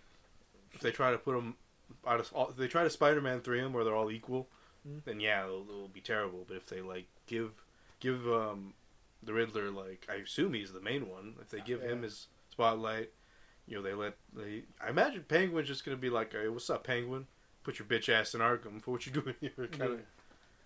Kind of like, I don't know, make the universe seem bigger and shit. Kind of role, I would imagine. Who else is in it? Catwoman's in it, right? Yeah. Yeah, like it's like if only they don't go into Origin again. Did they go into Origin much in Rises? Oh, hell no. I feel like they dived into it like through exposition. Shit. Oh, well, maybe. I was broke and I was Robin Hood to a bunch of orphans or some shit. Yeah, You know what I mean? Yeah. It wasn't like Batman. Was it Batman? Yeah, I think you just got to exist. They got to do the thing where like these guys just exist. I don't fucking care about the origin of Penguin. I care about the origin of Catwoman. Just have them in the movie. Have them. People know who these characters are. They should feel comfortable with like just rolling with the shits. Yeah. I feel that. I'm interested to see what they do with it. Like I said, I like the mix of like a lot of black and reds. You know what I'm saying? This shit looks it stands out from the other Batmans. And at this point, like you've had a lot. It's what you need to do. Yeah, you need to fucking mix it up. But it should look nice, man. Anything else from the DC shit that catch your eye? No, that's all the DC shit I cared about. Oh shit, dude! They announced Aquaman in the next the fucking the Kingdom bullshit of December 16th, 2022, man. And I gotta say, like, the first one was pretty lackluster, and like, who directed it? James Wan. Yeah, is he doing the second one as well? Yeah, it's like, damn, like you can only do so much, dude. Like, it's you know what I mean? This character underwater and like under the sea. Yeah, under the sea. Like it's like I feel like the first Aquaman, like he didn't really like earn his shit like to become the fucking hero and rise above, but. I think it's tough, they have a lot of like illuminated water sequences to try to mix it up. But even then, it's like, I don't know, it's just tough, dude. Like the Black Manta looks like a fucking Power Ranger villain kind of thing. Black Manta. Yeah, there's some interesting action, but it's tough. It's a tough watch. Peacemaker, what about that? The streaming January. Yeah, all these superhero shows, dude. I think I'm getting fatigued. I'm getting fatigued on the superhero shows now. Having with the movies, and now it's like, good God, man, it's too much. I haven't even caught up on the boys yet. I'm late, dude. I'm like 2 years late with all this shit, and it's just I like John Cena. I don't know if I think that fool can carry a series for me personally. Yeah, dude. I feel like a lot of people are going into this, it's going to be a Suicide series, and they're going to be fucking pissed. Yeah. I mean, I'm sure it's going to be a collection of, like, a lot of, like, characters who have great comedic timing. Like, there's a girl from, like, Orange is the New Black. Has one of those dudes from the main girl? No, what's her name? She has, like, that fucking hair. It's just, like, big and long, almost to her shoulders. Not Red Foreman's girl. Not the blonde girl who got sent. No. Okay. There's one crazy one that almost has like crazy ass, like ODB kind of feel, and there's another one, not her, and then has like the other girl that's kind of more like, she's got like these like longer curls on her. It's been a minute since I watched the show. I still didn't finish it either. I was like, I gotta finish it. It's probably like season 5 or some shit. Yeah. But anyways, they're just like they just look like a funny cast, but at the same time, it's the same problem. Like, I don't know if Cena can carry Under the sea. Under the sea. Again.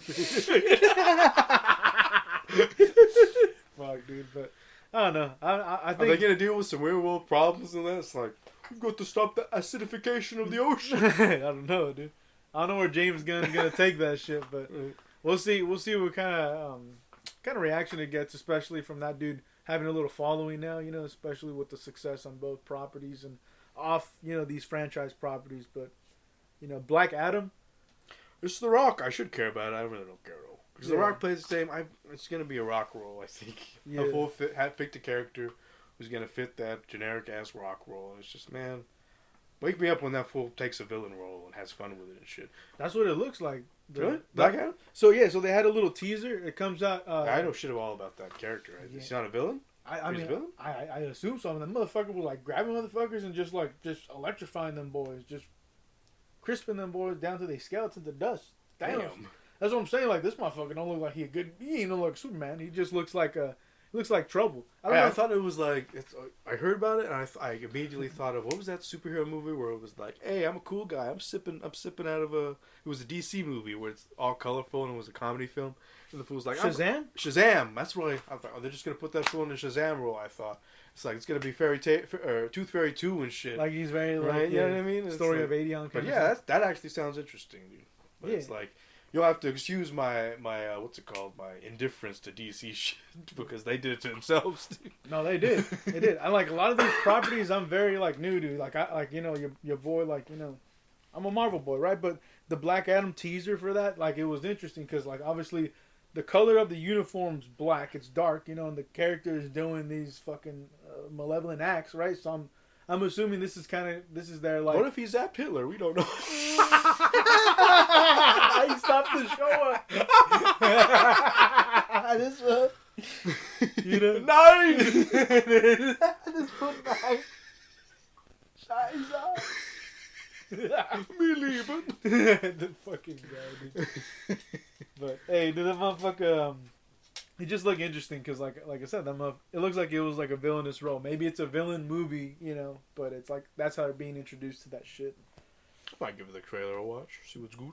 Yeah, and then the Shazam 2, Fury of the Gods. I didn't watch the first one. The second one's coming out 2023. We make cookie superhero film. Yeah, you watch. It looks like the Green Lantern, like a bunch of like other motherfuckers that have like the lightning bolt. Like it just looks funky. And then the other one is the Flash. That was I'm kind of like I want. Did they bring Ezra Miller back?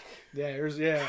I didn't know if they were gonna bring him back. Yeah, dude. After his shit. Dude, yeah. What did he do? He bopped a woman at a bar or something. Choked her. Jesus, man. Yeah, and that's the thing too. A lot of the actors that are presenting these movies, like the energy's not there in selling this shit. They're just kind of like, like this is what we're working on, kind of thing. And he's like, he probably takes the cake in that kind of like energy.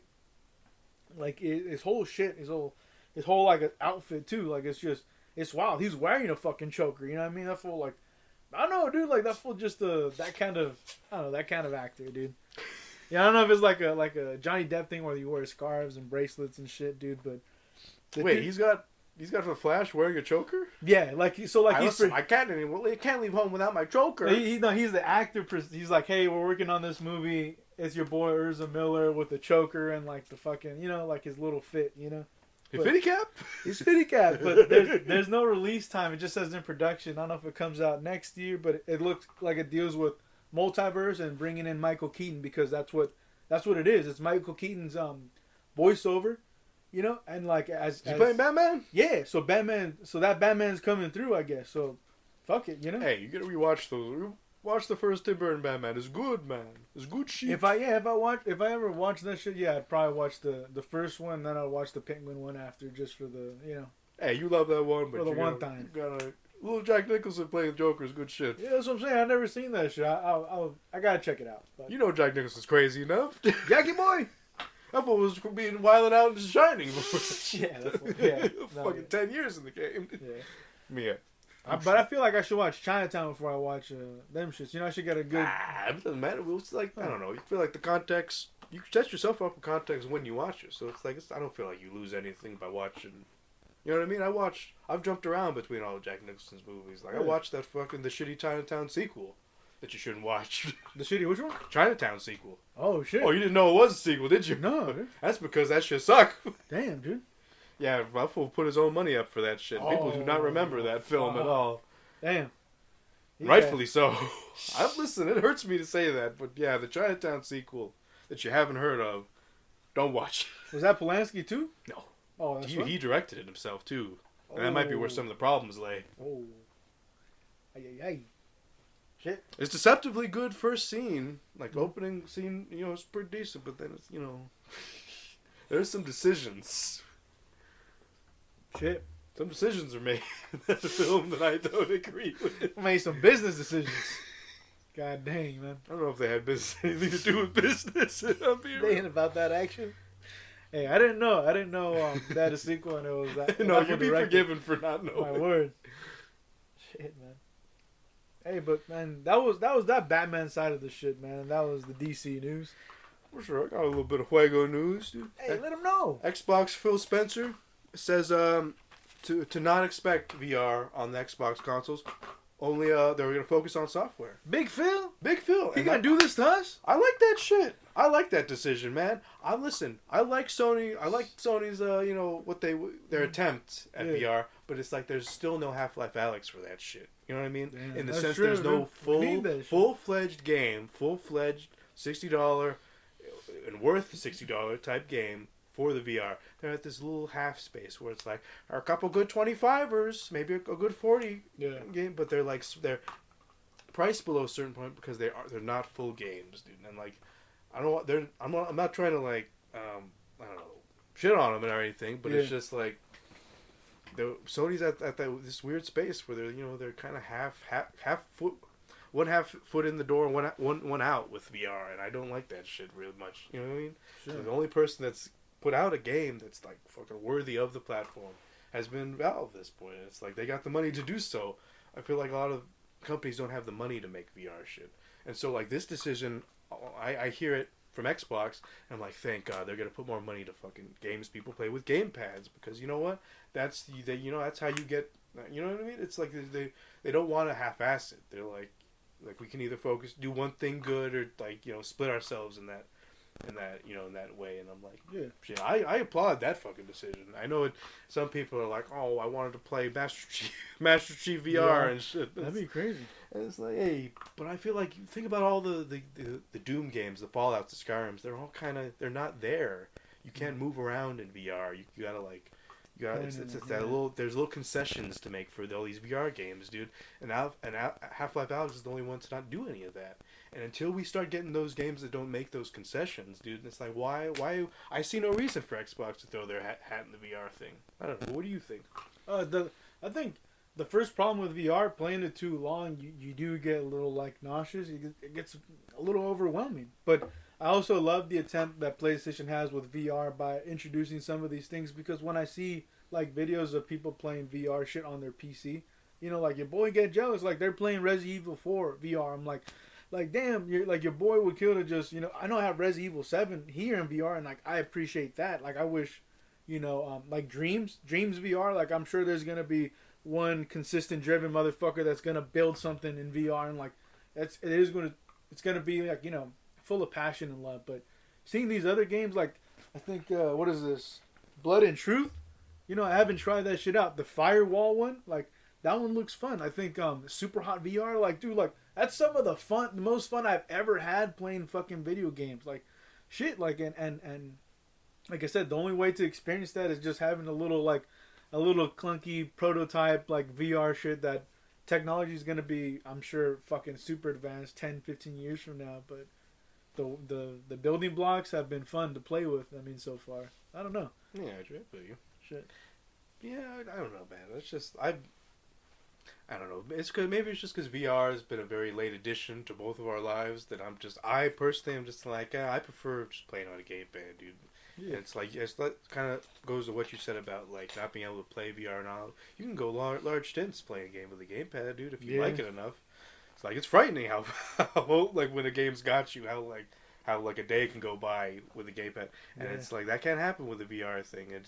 It's not just because I'm out of shape. It's because of fucking taking in all that, all the 3D spaces, and they kind of fucks with you, and it kind of makes you mentally exhausted in a certain way. But I don't know. Yeah, so it's because of that. I'm just you know what? For them to say, hey, we're just gonna focus on the gamepad and maybe games that'll support keyboard and mouse on the Xbox. It's I'm not hating that. Shit. Anyways, that's my feelings about it. Do you have any closing thoughts on that, or? I mean, like I said, I would have loved for Xbox to have a VR option just to see what their competition would look like. Maybe it pushes them to new heights, because you know, it's always good. It's always good to have competition and you know, to have that kind of thing. But it seems like Xbox has their strategy. They have a game plan, and all they have to do is execute, right? And like they're buying all these like great fucking company, Bethesda, right? Have these assets, and they're just gonna be focused on games. Like, hey, more power to them right now. It's not on the news docket for me, but they're also looking into right to repair shit. Have you heard about that? Right to repair? What do you mean? You know how companies want you to send in the shit. Send in your Xbox when it's broken so we can fix it for a price shit. Yeah. They're talking Xbox investors, people who have invested money in Xbox are urging Xbox to kind of go in this direction where it's like, just tell people how to give people the blueprints for this. Tell them how to fix it themselves, and like you'll open up the information floodgates to speak, so that people can just take apart their Xboxes and fix them at will and everything. And it's like. It's a real like consumer friendly approach to it that's kind of really dope, and you can kind of hear Apple sweating in the background, the company that designs their shit to fall apart if you open it type shit. Shit. You know what I mean? Apple does that shit, and it's like they don't want this right to repair shit, and if Xbox does it, they're like, you know what I mean? It'll be kind of like a domino effect where it's like every company is gonna, you know what I mean? Yeah. They'll be urged to do the same and shit. So it's like that's on the pipeline yet. It's not officially gonna happen, but it is like super interesting that they're you know what I mean? That Xbox is even like considering it, dude. That'd be dope, dude. That sounds like a cool fucking service to have, because I know mom and pop repair shops and like people on Instagram like, hey, you know, we'll fix your stuff, but to have an actual service and then to be like, hey, like this is like a how-to, like. Yeah, they'll essentially give the blueprints. Information will just be easier to get. Shit. With this, and it's like, fuck, man. Fingers crossed for that shit on some real shit. Yeah, that'd be dope, man. That'd be dope. But yeah, that's good guy Xbox for now. What other news you rocking with? Oh man, I got this Marvel bit of news right here. Phase 4 delays. Oh shit! Was that a pandemic related? Yeah, pandemic related delays due to production issues. So that thing like kind of fucked everything it's up. Not a Robert Pattinson scenario. Yeah. Somebody sleeping with him. Yeah, no. God damn it, man! We've got to do some work. We have to shoot. Goddamn. Give her a break, Robbie. Please. God, get her some hydration. Cause they've been in there for hours. Bring Kristen Stewart. We need a deterrent. Deterrent. Fucking.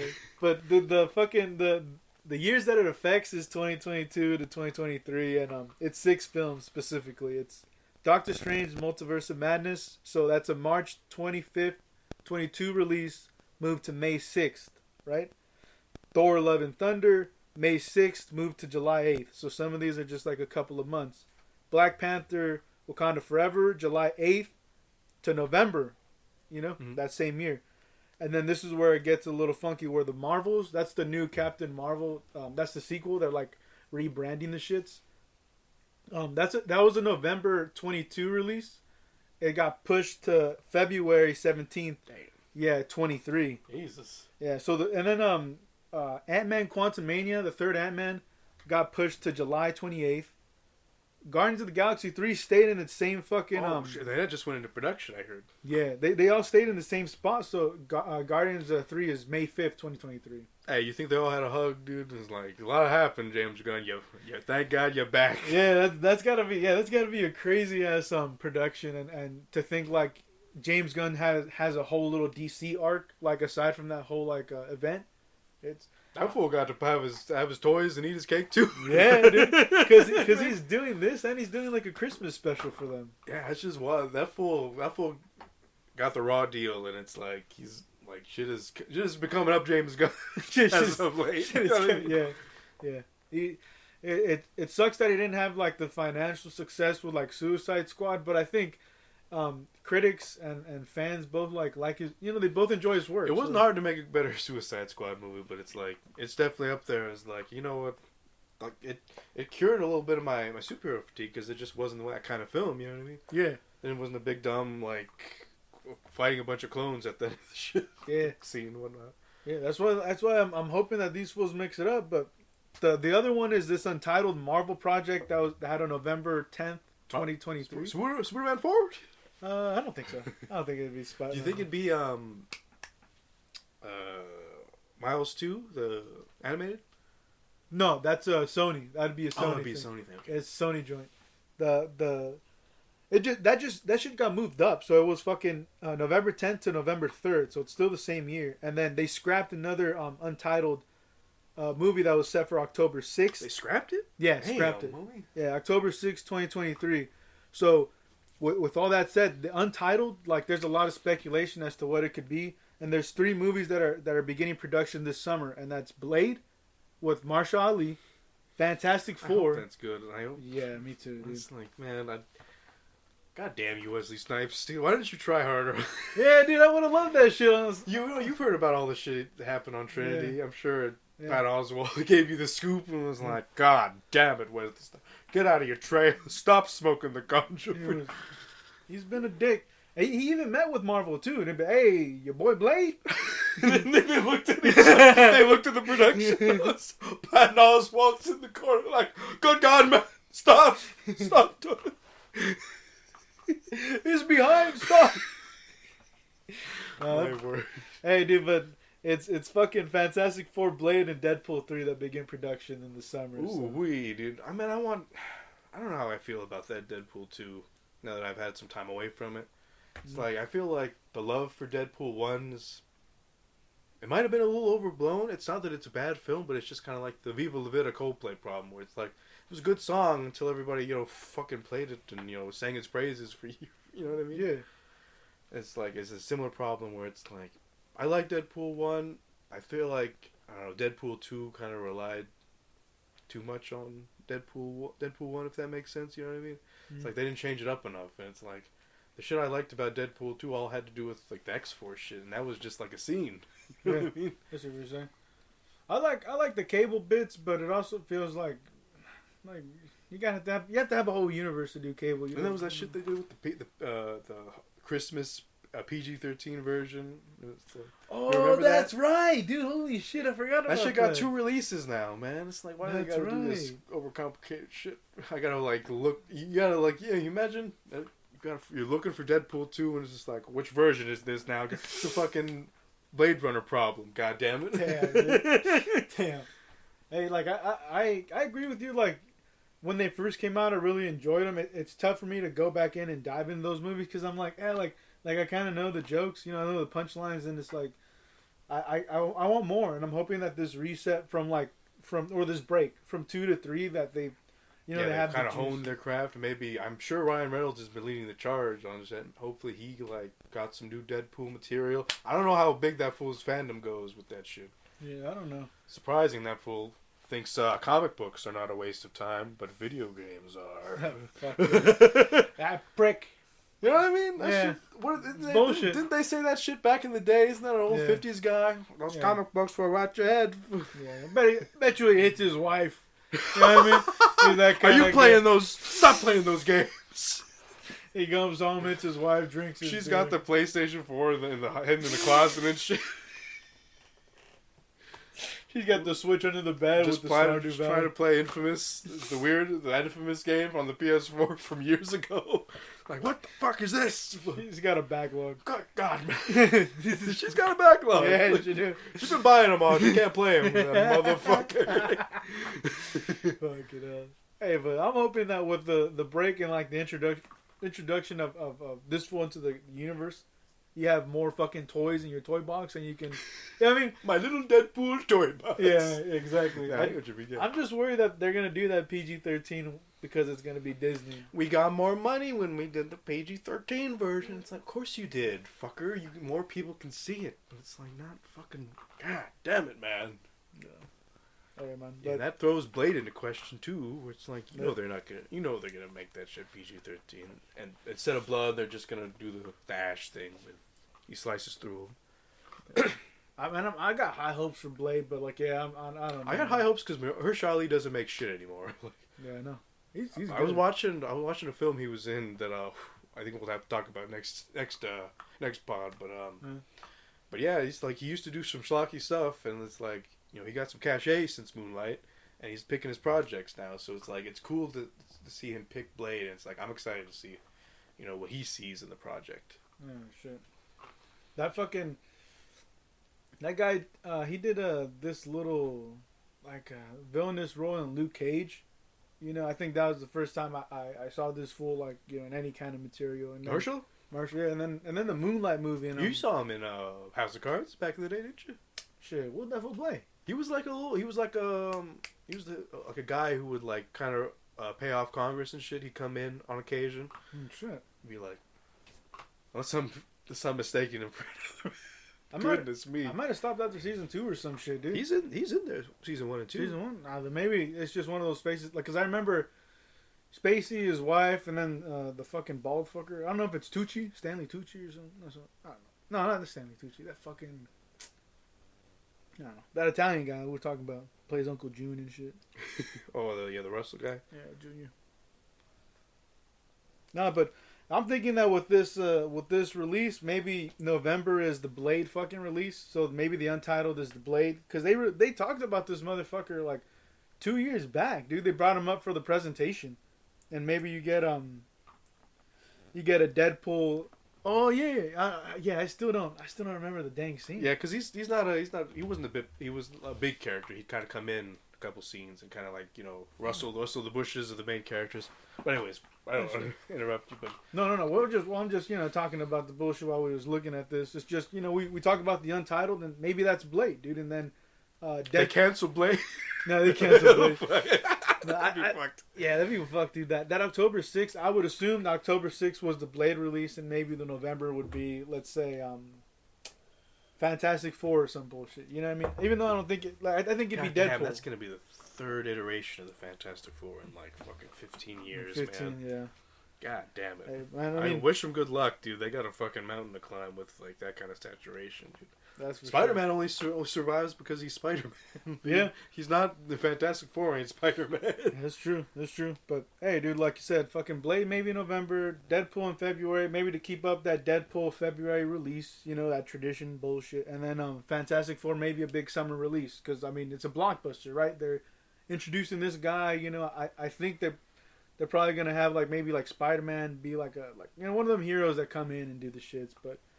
That's your boy in this Marvel news, man. You have any other thoughts on that? No, I pretty much said my piece on the Marvel news. Shit. I'm good on that.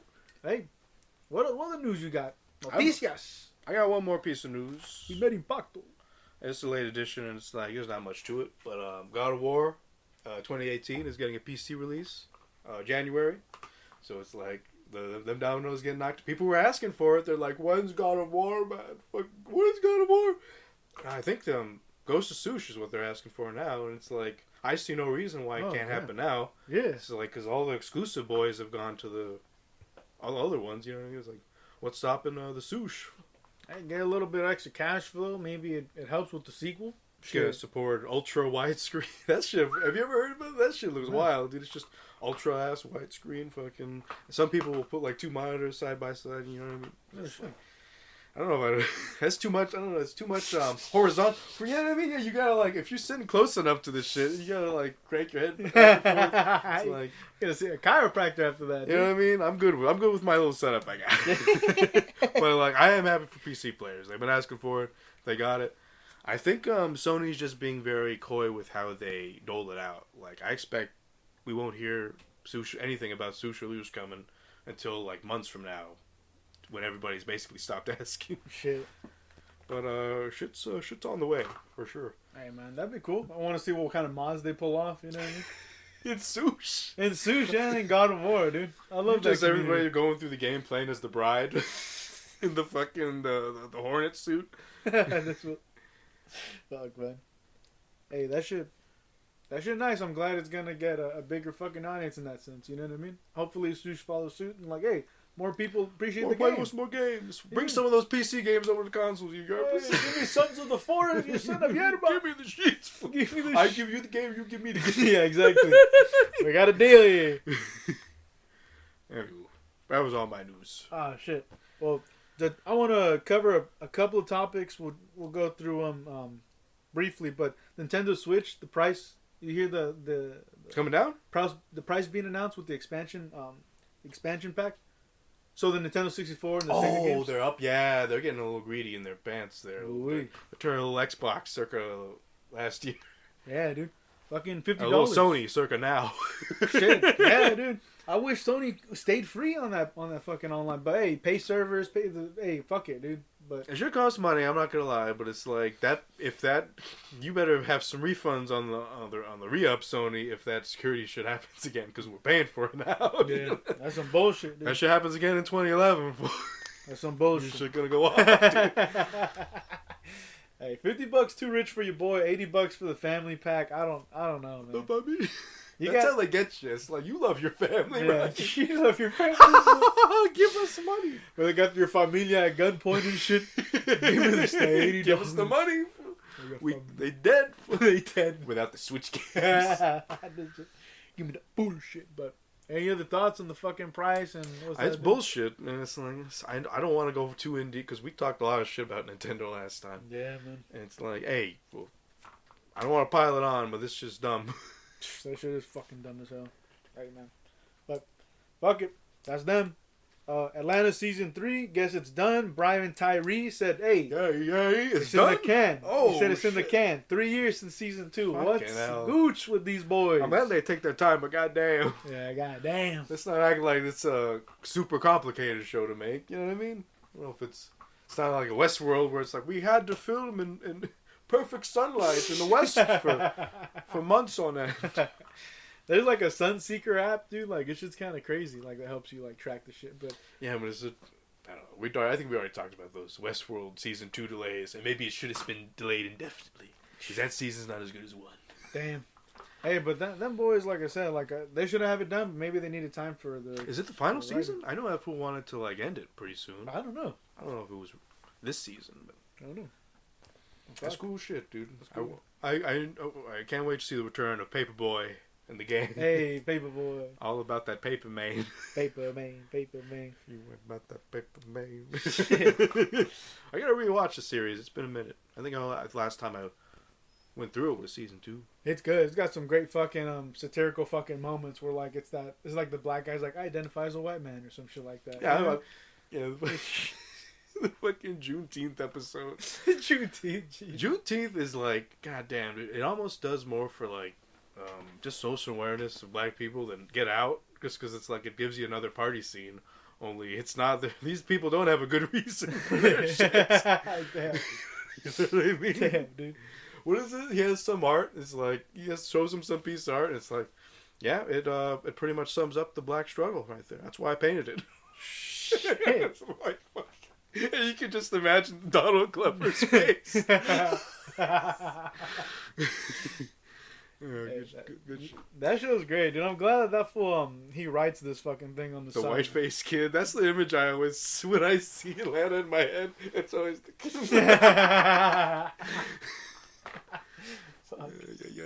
Hey. Good shit. Hey, but that's Atlanta news. And then the Halo co-creator Marcus Leto. That motherfucker be out there joining EA trying to do a new first-person shooter. Why EA? Goddamn it, they got money, but they're gonna fuck you in the end. Yeah, and that's exactly what I think he Why went do you over think there. people mourned Respawn when they got bought? They was like, we're not dead. It's like, you're not dead yet, but it's coming. Yeah.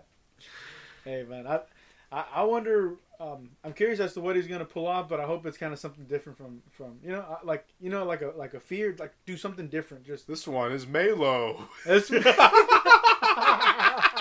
We go under the sea. It's not like that other game I made. We don't follow Chief. Oh Hey. man, the melee button's B though. It's the first person shooter.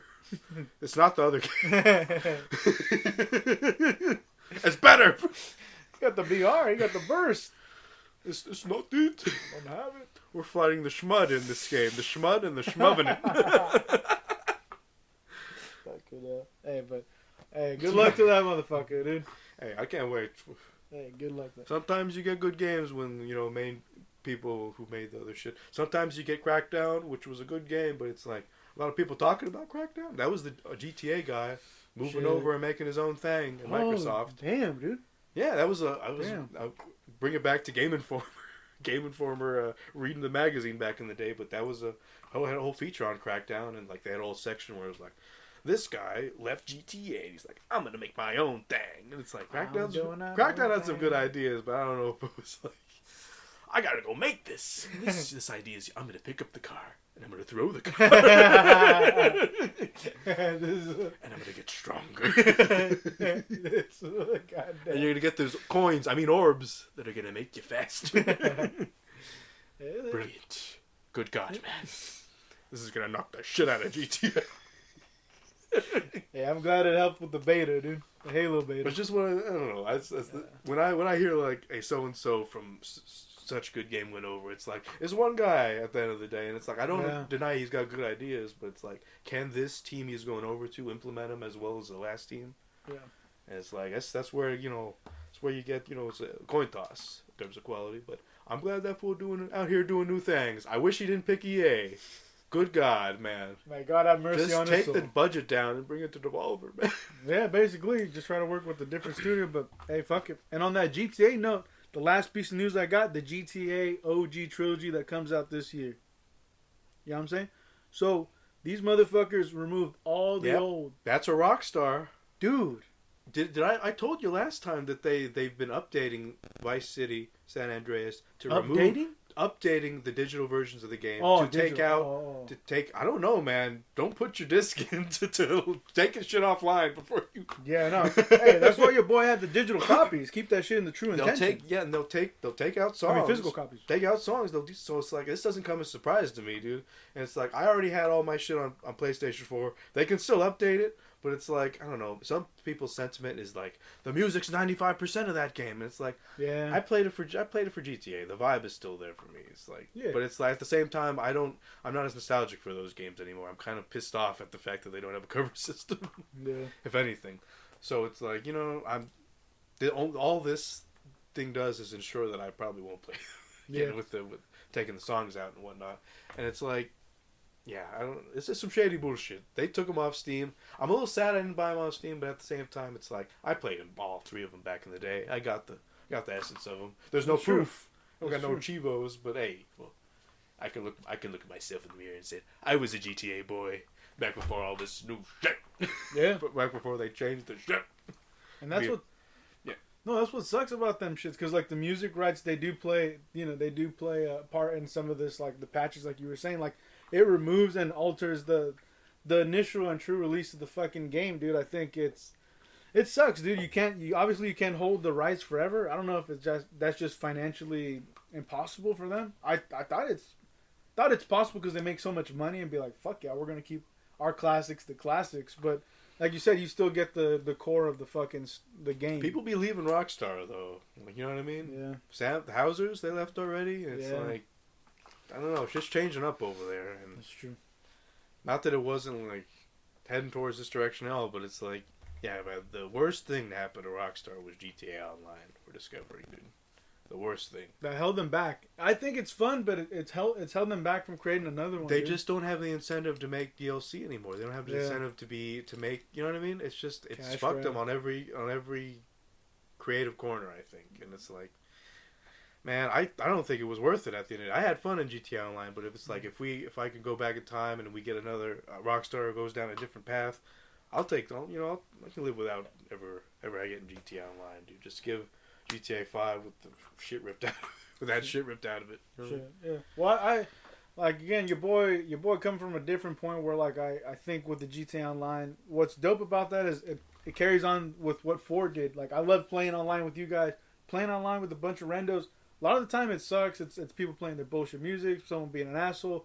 Sometimes you catch like some funny dumbass shit popping off, and I think those are the moments I kind of like. I like to get online for. I like to like seek them and shit. But this fucking trilogy shit, I think it goes hand in hand with like there's gonna be a new GTA game that people fucking want more than ever, and it's such a change of fucking top of the line kind of fucking talent. You know what I mean?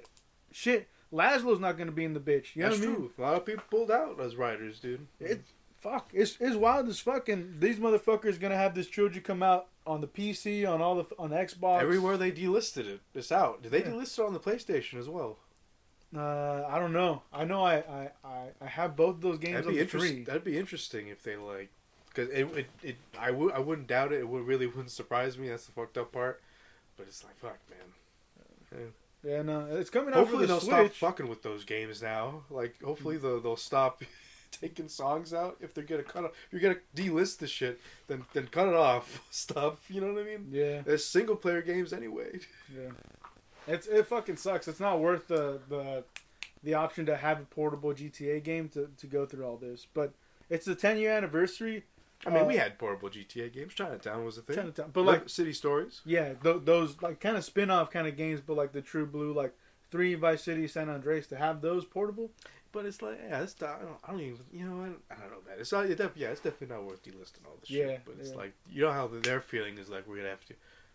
They're like, the only way we're gonna make money on this new thing is if the cheaper thing doesn't exist. It's the cheaper, most likely better thing doesn't exist. You just know that there's somebody with the offline games with a PC that has been offline, and they're gonna do a test where it's like, oh, let me do, what is the actual difference between these two versions? Because there's an Xbox version that was ported from a mobile game version, and there are like little changes in it, how it controls that kind of fuck with right. it. Yeah, and I own that version. I'm not proud of it, but it's like, damn, dude. I got a PlayStation version, which shouldn't have that shit.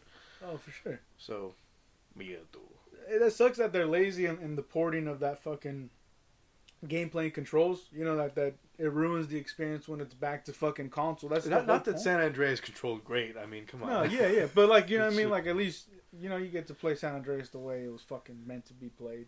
Yeah, I don't know if there was free aim in those. I think it was just lock on or fuck off type shit. Oh yeah, I don't know. I don't know. But hey, the 10th year anniversary I think is the October 22nd of 2001. So. Hey, well, I mean, I like those games. I mean, 20 years. It's just really hard to like get the stench of modern Rockstar off of them. Yeah, it's blood on that shit. It's true, but it's coming out this year. Who knows what the fuck? But it's already looking like a goddamn mess. As GTA, why you do it, Rockstar? Why you do this? Hey, and that's the fucking news of a. I'm gonna take you out to Spin Zone. You've been in there long enough. Get the fuck out of here. You must be nauseous. You must be. Go throw up over there. And then Scarf sounds some gabagoo. Gabagoo. Gabagoo. Hey, let's go into the picks. The picks. The picks. The first pick. The movie película pick. A movie película pick. The cinema. I picked a musical for you. What was that musical, Jose? I'm a little Sweeney Todd boy, the Demon Barber of Flea Street, I am. All right, I'm fucking hyped about this. What'd you think of it off top? Hey, off the top, this shit was what an interesting musical that like it's not about like it's still about love, but it's like there's some blood and some like vengeance thrown in there, dude. Like, and it's singing, and it's like the people serving fucking shit pies and they singing It's about a fucking family film, as dark as it is to Nah, say. very, very fucking gothic. Obviously, they build the fucking set and they put like a green screen behind. Yeah, I believe that for like a lot of the CGI credit sequences, and like particularly there's that weird sequence that it's not a credit sequence, but he's like, I'm going through the streets of London. You know what I mean? Yeah. Like that was put in because of the stage show had a sequence where it was like a square stage and they'd like shift it between scenes. Oh, shit. And like that song you're hearing is like the stage change up, and it's like it's cool how they incorporated it in there despite, you know, not having a reason to change the stage like a play. But yeah, anyways, I love this film. Obviously, goes without saying. Best musical, like you were saying, like it doesn't do any musical numbers. They're more like visions, I guess. The times where it gets flashy. There's more like visions of like, you know, how the character feels and shit. Yeah. There's no like backup dancers jazz handed and shit. Yeah, it's not Grease. You're not gonna come away like, you know. Yes, and I love it for that reason. Yeah. The only problem with it not being Grease is that you walk away from Sweeney Todd without having like one of those memorable fucking songs. Just like, you know, right now what's coming to my head is Joanna. There's a lot of bangers for me in this. Maybe it's just That's me. what I'm saying. Yeah, like let's talk about this shit. Yeah, you know, for because for sure, like with the music, like that's what I wanted to kind of come away with. I wanted to go like, was there gonna be something that kind of just, I don't know, rattles around my fucking head that just won't stop, and it's something that they introduced. Like, what other song do you feel that There's a sequence in the middle of the film. I don't know if you want to talk about the plot later again. Hey, we can talk about, because this is a little bit farther into the film. Oh, like shit. My favorite track, at least. Shit, well, like we can go about it. You know, if you want to go down and break the thing down. Hey, I'm fucking down for that shit. But... We'll go song by song, and it's like I feel like in order and like in the plot and whatnot. But how about that organ for the production sequence? There's just for the intro.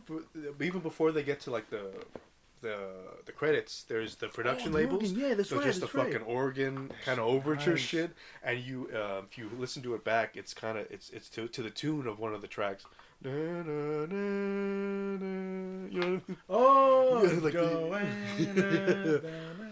yeah, like it's like we'll talk a bit about like we could talk about it now because it's quick, but like there's a 8-note music thing. It's kind of a thing to music heads, people who like can read the shit. Yeah. There's like an 8-note thing. It's called the Dies Irae, but it's like an 8-note universal like musical thing for death.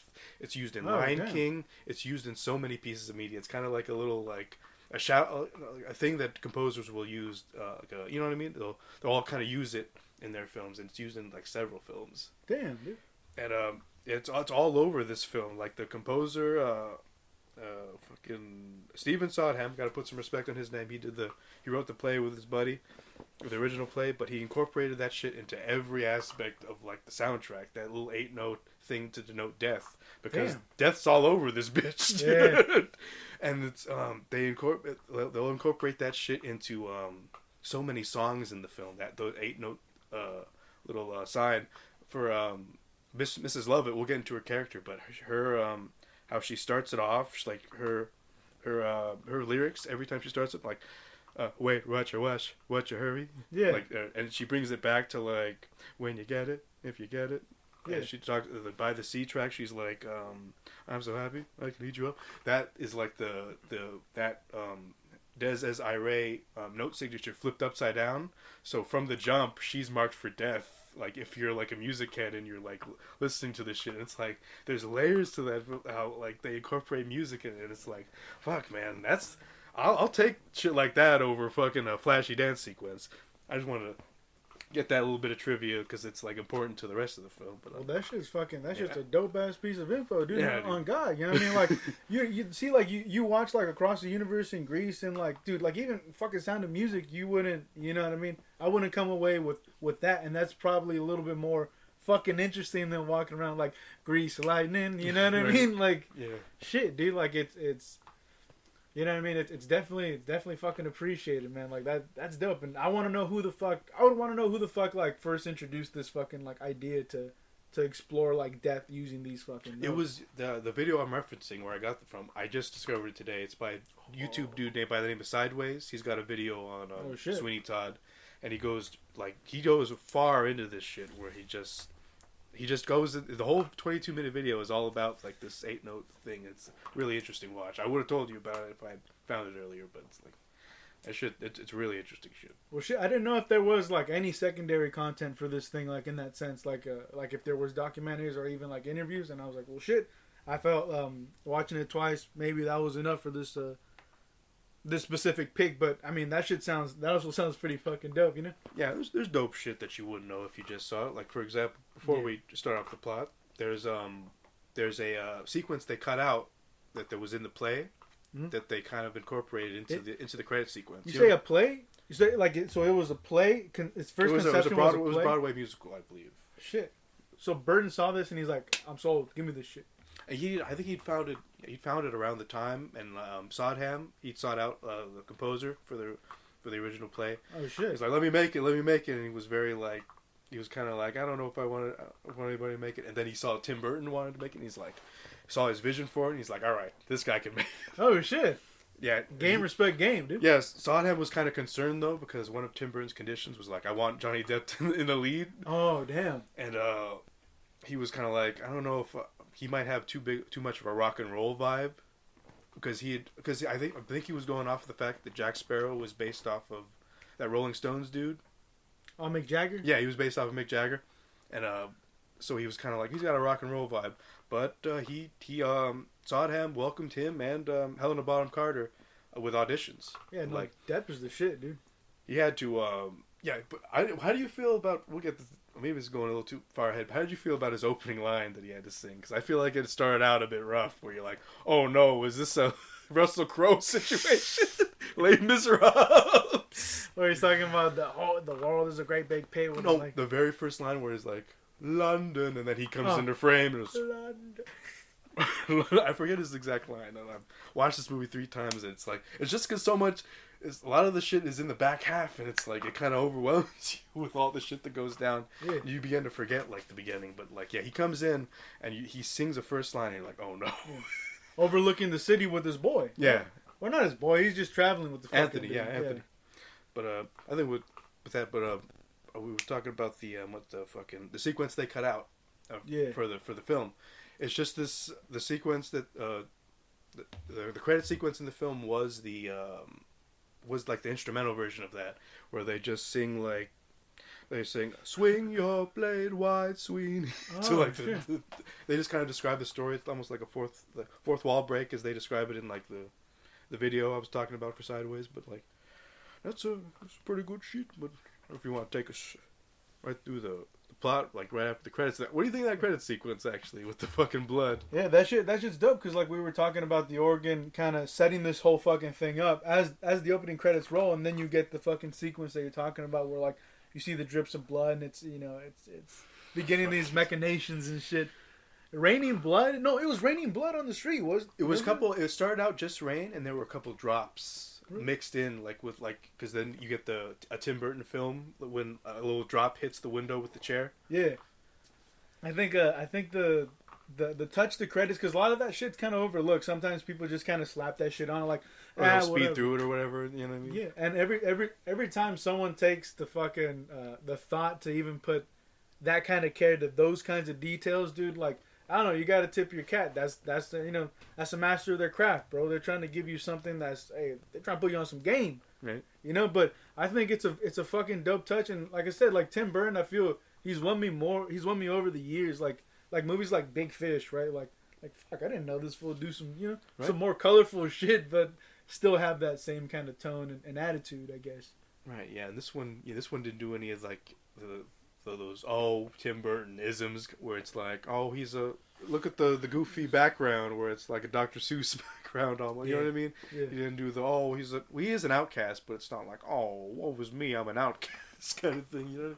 He kind of like changed it up in this, and it was interesting. You know what I mean? You'd almost, if you didn't know it was a Tim Burton film. Well, I guess Johnny Depp and Helena Bonham Carter kind of betray that, but it's like, if you didn't know, it's like you can be fooled into thinking that somebody else made it, kind of thing, because he's kind of low key with his direction. Yeah, it's not a specific signatures like those other more like out of the fucking coloring lines kind of movies, but I think this movie, I think what I really like about it is like the look of the characters. Like, let's say when Johnny Depp. Yeah, the makeup's not doing the leads any favors. No, it's not. Yeah, they both look dead, man. Yeah, dude, like that's the thing. Like, it's interesting. Like this, it looks like a city full of like these ghoulish, like just like they look like ghosts, bro. Like just, they both rocking a 5 head. Yeah. This shit for sure. And they got like the fake, like messed up teeth. He's got the Frankenstein like white loop in the hair, and that's what I'm saying. Like I really dig that fucking look. That whole the hair with the fucking stripe going down, and like just the look of the characters. I feel like it's hard, dude. Like you think about motherfuckers like Star-Lord, like he wear like a jacket. It's like, all right, like that's whatever. But like you think of like something like a Sweeney Todd. Like I feel like that has a lot of personality, even though like let's say the color spectrum is pretty fucking, you know what I'm saying? Yeah, that will be dressed in fly for his like as like fucked as like 1800s Gothic London is. Yeah, for sure. A lot of that like kind of like. You come fucking steps off the boat with a leather jacket. Like, excuse me, I'm going to Fleet Street. Well, it's weird. I don't think we ever find out why that fool. Where was that fool was coming from, right?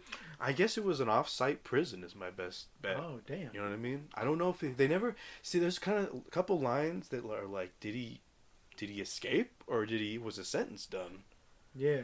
You know what I mean? Because it's like, why would that fool try to blackmail him if his sentence is done? You know what I mean? It's like, what does it matter if he's back? Yeah, that's true. He served his sentence. That's true. I don't know. Maybe Turpin just had a hate boner for that dude. Yeah, I see, like, I don't want to get too ahead, but I always thought he was just trying to sell him out to that fucking guy. Like, hey, like, that I know a guy that's going to want to finish you off kind of shit if you don't.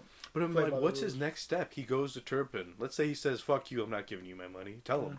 What's, like, that fool that you sentenced years ago is alive. He might be a little wary, but it's like, Fleet Street, that shit's the boonies. I don't go out there, you know what I mean? Yeah, he might not give a fuck. And then where's that fool going to be? We'll take his little Italian ass back to the Pope. He's got to go back to Italy.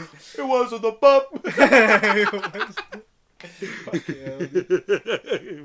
Hell yeah, dude. But that I did want to talk about this this idea of Egypt that it kind of ties into this shit. The day begins at sundown, right? So as soon as it's night, the day begins, and like they're the gods of the underworld. And the Barber practice in Egypt, they practice this idea of like bloodletting, you know, and like this bloodletting idea carries over to when you go outside to a barber shop. There's symbols out there to indicate you to the fucking, you know, to the rest of the world that, hey, like, this is what we do. So the red, you know, in London it's red and white. Over here it's all three, right? Red, blue, and white. But in London it's red for the blood, it's white for the bandage. So like when it has that swirl up there, you know, outside of the barber shop, you know. Oh shit, I see what you mean. Yeah. Yeah, I thought like those kinds of like old school practices that somehow carried over the years is just like, I don't know, it's crazy. Obviously, when we go to the barber, Tim Burton would be onto some of that shit. Yeah, you know, so people would be like, I got the sacrificial shit in Egypt.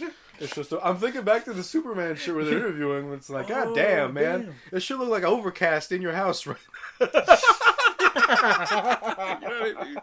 It was like, it wouldn't surprise me saying I got the sacrificial shit from Egypt. That shit inspired me.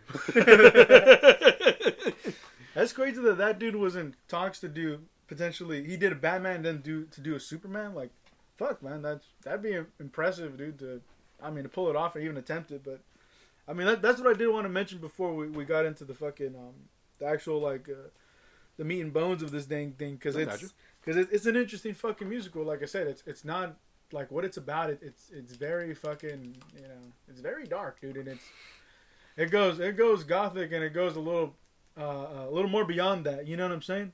But I mean, what else did you feel like, you know, kind of took you away? Like, what hooks you in the beginning? Like, you know, because I like the look, and then once he starts singing, you know, like it gets past that kind of rough part. Like, it's like, all right, fuck it, let me see what's gooch. Right?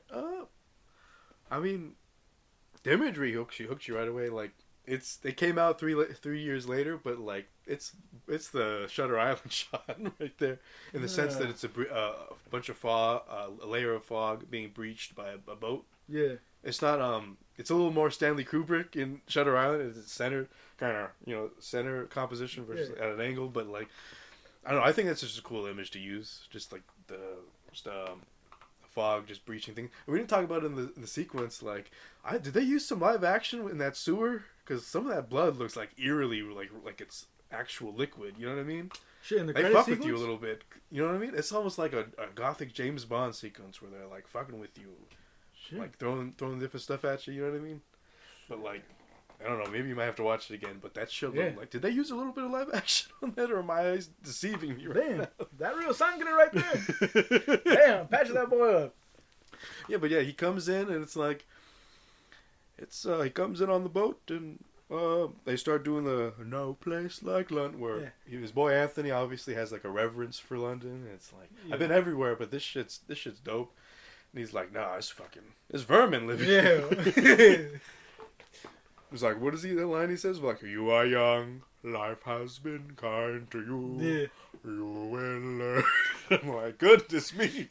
You will learn. Fucking, yeah. See, like with the musical shit, like there's only like one line, like I quoted because I thought because it made me giggle, dude. Because it was terrible. 2 lines. No, because it was terrible. Because 2 lines. One time because it was funny. Another time I was like, that's kind of dope. But the fucking the use of musical and the use of singing, I think it's interesting throughout this movie. It's not hammering down every fucking scene. It's just like, hey, we do this.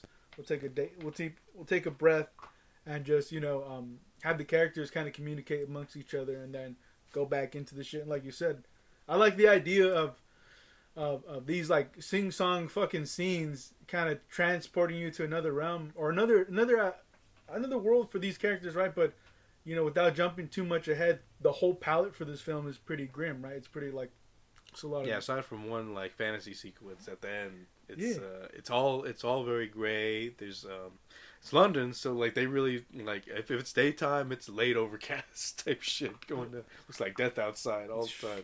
They got some cool shadows. Where like Boy Anthony, I think, is walking down the street, just center of the frame, and like, you know, the first shadow is just like it's covered, but as he walks in, like the lamps kind of come in. Yeah, it's just nice. There's a lot of dope shit like that where it's like, fuck, dude, like they use practical sets and marry that with like a green screen to kind of to fill out the city, right? They did it well. It's definitely, you know how like, I don't know, CGI dates and stuff, and you can tell it's like, you know, the shit isn't there, but it's not it kind of works for the style as opposed to being like, ugh, you know what I mean? Shit, yeah. But I was gonna say like I forgot to say one thing about the music is there are like little musical signals that kind of spoil the movie for him if you're listening to him, in the sense that like there's when we talk, like we're gonna get to it soon, but there's a I don't know if you want to move on from when they get off the boat, like when they dock immediately. Yeah, for sure. Because I mean, what else happens when besides them kind of like chopping it up through the song? Yeah, they chop it up through that song there, and like it obviously establishes that Sweeney fucking hates London. Right. Yeah, and they dock and they have one more like big interaction where he's like he describes like kind of there was a barber and his wife. Oh, that's right, that's right. That's where more color comes in though too. Yeah, dude. that is where more. That's another. Yeah, but man. There's just a bunch of bright. They're like, I don't know, they're shopping for flowers or some shit. It's very beautiful. But yeah, you have Johnny Depp straight out of Sleepy Hollow almost. Only he's in much more favorable light. Is that Burton too? That's Burton too. Damn. I full love his gothic stories, dude. Damn, dude. I mean, he can do them. Fuck it, dude. But yeah, like I don't know if you want to be described the scene, but it's just like he's just driving to a barber and his wife, and how like this judge was basically played by Alan Rickman, who was God damn it, I love Alan Rickman. He plays a dickhead in pretty much all of his roles, but he's always good. It's like, you know, Snape, fucking Die Hard. I forget his character's name in Die Hard, but he's great in there. Yeah. So he's kind of leering. He's like, oh, there was a barber and his wife and a judge. He kind of leering at him, and he calls the law boys away. They bop him on his head, take him away, and in front of his daughter. Yeah, in front of his daughter. He takes his daughter away. We find out later, like a little bit later, that what happens to his wife. But yeah, like he tells him that, and Anthony's over there just like, oh shit, my word. But he's like, if you need me, I'll be on Fleet Street. Yeah, he walks away. I think that's when the camera does that little like pan throughout the city. Yeah. I think it's a little corny how it like pans down to like a homeless dude, and I'm like, what the fuck is the motivation for that? That's the shit I wanted to talk to you about. Like that's probably the one scene where I was like, why didn't he take his time with like Todd Sweeney kind of like walking down the street like a steady cam, and you see the characters kind of like bringing life to the screen as opposed to just like zooming past this shit. Yeah, like I think you could have done a very you'd have to build a real set, but I think there's like you use that shot from Place Beyond the Pines where it's like a crane up high following somebody, only it's you make it off kilter, you make the track a little fucked up and it's jittery and it's fast and it's like, you know what I mean? There's a way to like, I think there's a better way to do it than how they did it with the sped up shit. It's a little cornball for sure. It's one of the lesser aspects of the film in my mind. But that's one of the few, dude. But like, that's one of the few, and like they make up for it in the very next scene. The fool gets to Fleet Street, and we meet a new character in the film. When we get to Fleet Street, we meet the Helen Bonham. What's it? Helen Bonham Carter, Mrs. Lovett, also known as Mrs. Lovett, also known as Harley Quinn, basically Mr. T. Get it? Maybe, dude. Maybe, yeah. I can see that shit. The fucking but. When it's not a similar relationship at all. I feel like Helena Bonham Carter wears a lot more of the pants than Harley Quinn does. Harley Quinn's more of a simp. Yeah. Whereas Hellbomb, she has some simpish aspects to her. Like, she's not charging this full rent, for example. Yeah, no. But yeah, and that's what's interesting. Like he goes to that specific location. Like I don't know what the relationship is. It was his old shop. Oh, that was his old shop. Yeah, you remember when shit, the Italian guys like, I used to be a little nit right there helping you out. You hired me for. Oh fuck! I thought the old shop was upstairs. I'm like, oh, it's just No, going the old shop is upstairs, but he goes into the pie shop because he's like, he doesn't own the place anymore, and he's like, I guess he's trying to orient himself, and so he's like he doesn't go up there first because he's just like, well, this place is a business. Damn, dude. Let me go in here first. Shit. Like the introduction to Miss Lovitz, I think it's great. It's probably one of my favorite like little back and forth musical fucking scenes, dude. When she's making her pie, smacking Want the your fucking ash? plate. Want your Harry? Yeah.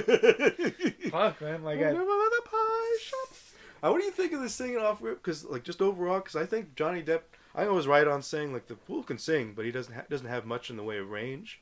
Yeah. Whereas like Hella Bottom Carter's hitting those high notes. Yeah. Which she needs to do. Yeah, she's doing that. Hey, I like that girl. Like I feel like she can do Ron, but like at this is like her wheelhouse, dude. So I want her to do whatever accent. If it's fucking a little off, hey, I'll fucking take it, dude. I think it's dope that like they match like the chopping of the meat, like the chopping of the knife, with the fucking music, and then you have popping pussies into pies. You know what I mean? Like damn, homie. Killing cats out here. Fucking failing every health code standard. Every modern health code standard, I should say. I like the climactic part of the song, not to skip too far ahead, but it's just her taking the rolling pin. And that's that. Yeah, like the camera kind of plays a little bit back and forth between the characters, and then it ends with like that little the fight. Was pies in London, even that's polite. Was pies in London. If you doubt it, take a bite. He fucking takes a swig of the drink and he's like, it's fucking up, dude. But hey, man, like I really enjoyed that scene. I didn't know it was like it was gonna be one of many with them. But like again, like I didn't even fucking think like, of course they're gonna have these two, fucking common burden characters always. Get involved together with the fucking story. But, I mean, it's dope, dude. Man, what else you got, on the... I mean, I got a little bit of trivia here. Apparently, Helena Bonham Carter did most of this movie pregnant that I didn't know. Oh, dude, she didn't even look pregnant. Damn. She must not hit that well. Well, apparently, like, people who, like, are looking... Like, I didn't notice it either until I saw the trivia, but, like, people apparently noticed the size of her bust getting larger at certain parts. And it's like... I don't know how the fuck you pick. I know there's one shot we're gonna get to in the next scene that's a little gratuitous because it's like it's motivated, but it's like angled right down. It's like, you know what I mean? It's not exactly like, you know what I mean? You're gonna angle it a little better. Tim Burton.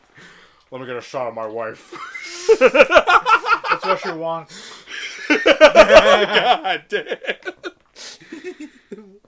Ooh, we were so Benny Barker. Yeah, to approve of the casting of Helena Bonham Carter and to combat any rumor of nepotism, as Carter and Burton were, a thing. The actress sought him no less than 12 audition tapes of her singing.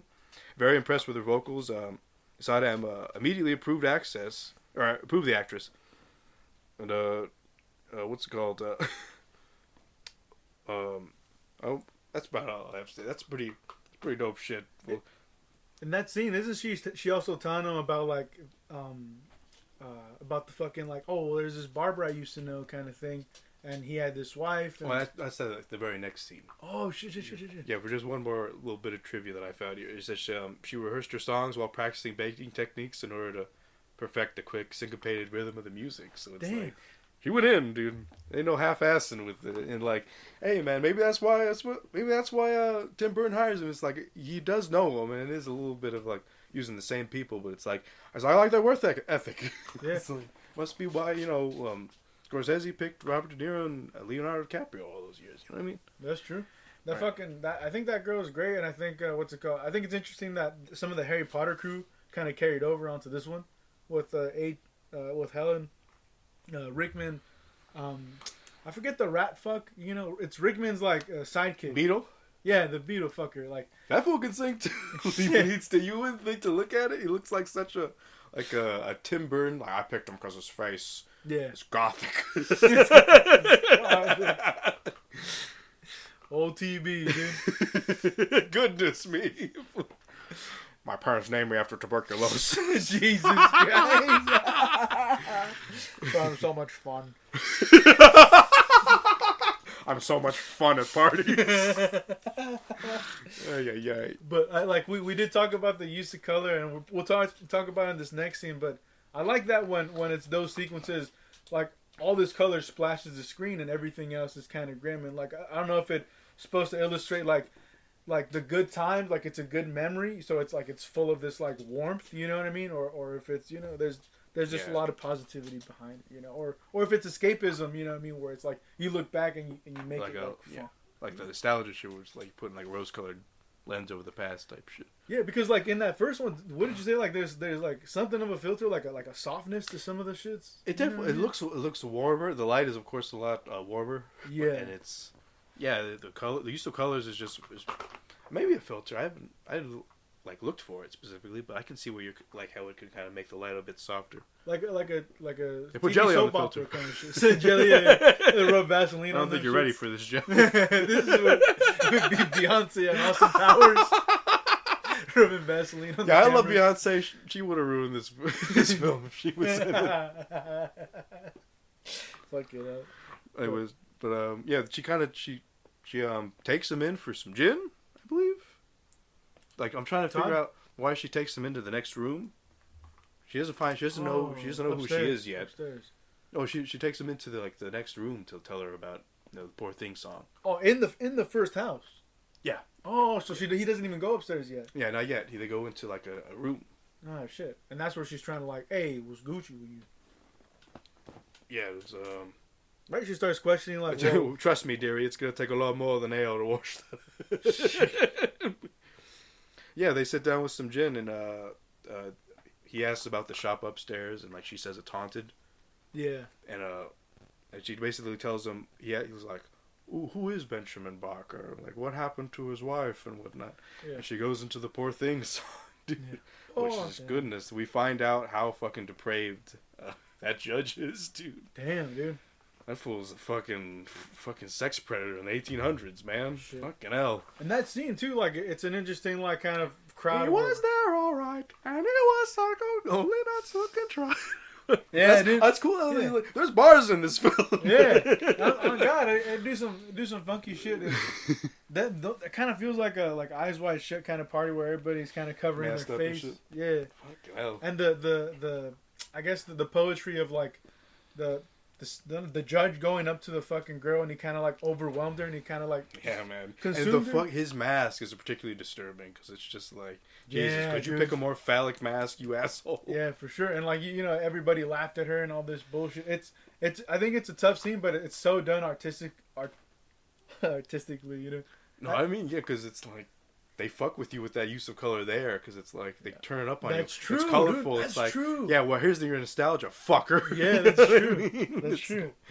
And that just that scene, just the pan over to the Beetle, who's like, that's probably it ends the scene, and it's like this his look that he gives, dude. It's I liked it a lot.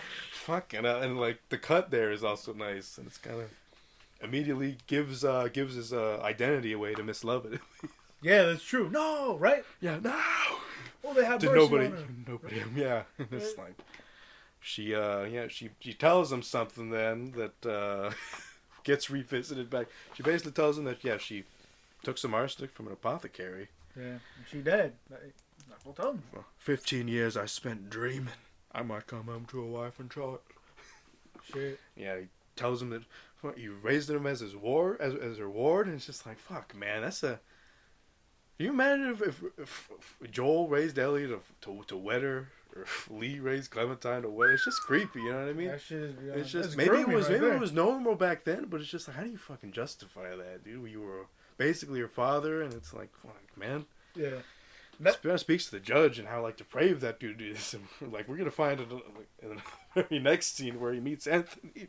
Shit, yeah. And that fucker. That's the thing that's fucked up about the judge. Like, you would think like it's just consumption, right? Like you think like, oh, he got this yellow haired girl, right? He got this queen or whatever, and then now he's gonna make her he's gonna make her feel like a queen. But no, like you quickly learn that he kind of like disposes of the mom.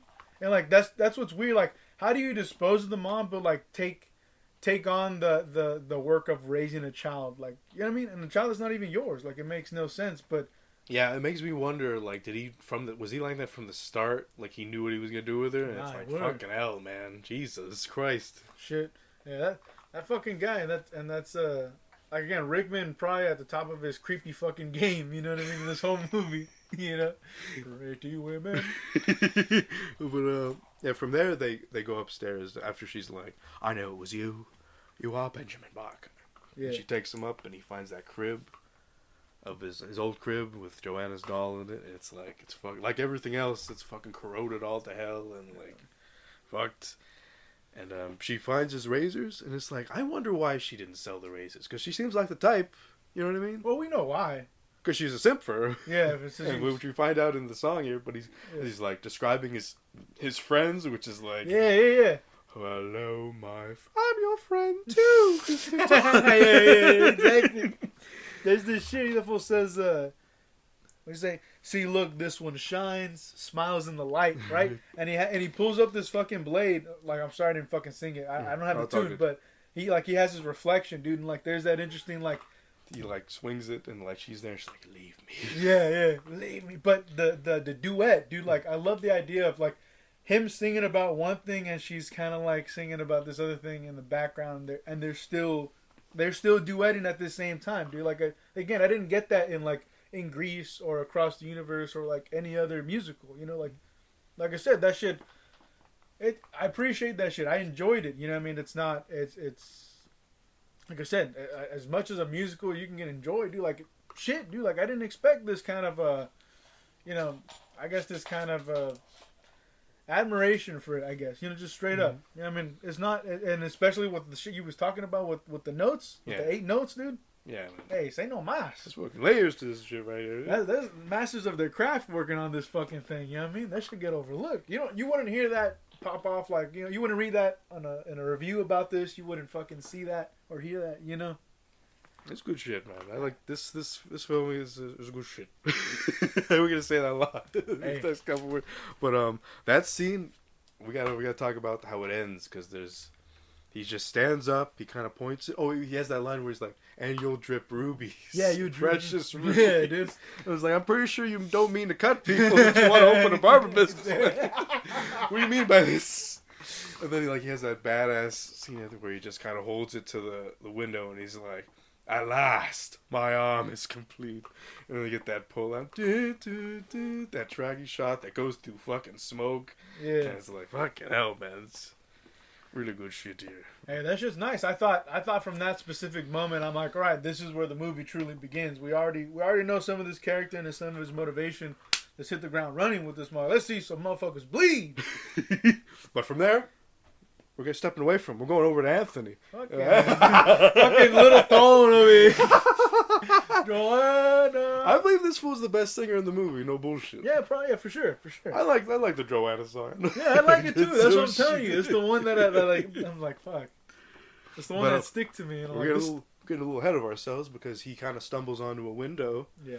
And we get probably my least favorite song of the whole joint. If I'm being real with it, I understand like its context. Joanna's song, which she's describing the birds. Green finch, linen bird, blackbird. You know, I'm like, I hear she's singing kind of pompously, and it's like, I get the frame of the thing. She's caught up. She's basically fucking Rapunzel, dude, without the fucking long ass hair. She can't get out. She's caught in a fucking castle, dude. She's trapped like those birds. Yeah. And just like you have fucking Rickman creeping on her at every possible. This little fucking hidey hole, which I like how like they just show a shot of like somebody removing painting here. They don't actually show it that it's Rick. You can guess it obviously, but they don't show like the shot of him until like farther down in the movie. Shit, fucking creep, dude. Like I said, a little creeper, dude. But what'd you make of her song? I obviously didn't like it very much in the scope of the film. Because it's Joanna's song, you say, right? Because it's just like I don't know. I get the context of the song, but I just think like, isn't this like the Disney song that constantly gets reused? Yeah. Where it's like like there's Cinderella's song, there's a bunch of songs like this where like, oh, I'm caught, but I'm trying to be happy about it, and I kind of get like how it's they're kind of mixing it up. It's like teach me how to adapt, bird. Teach me how to like teach me how to like the situation I'm in, type of Right. shit to sing. Yeah. Well, shit. But like, but otherwise, like it's a little too. I don't know. It's a little too. It's the most musically, I guess. Maybe because I've seen it in other like Disney show shit, but it's the least unique of I guess you could say.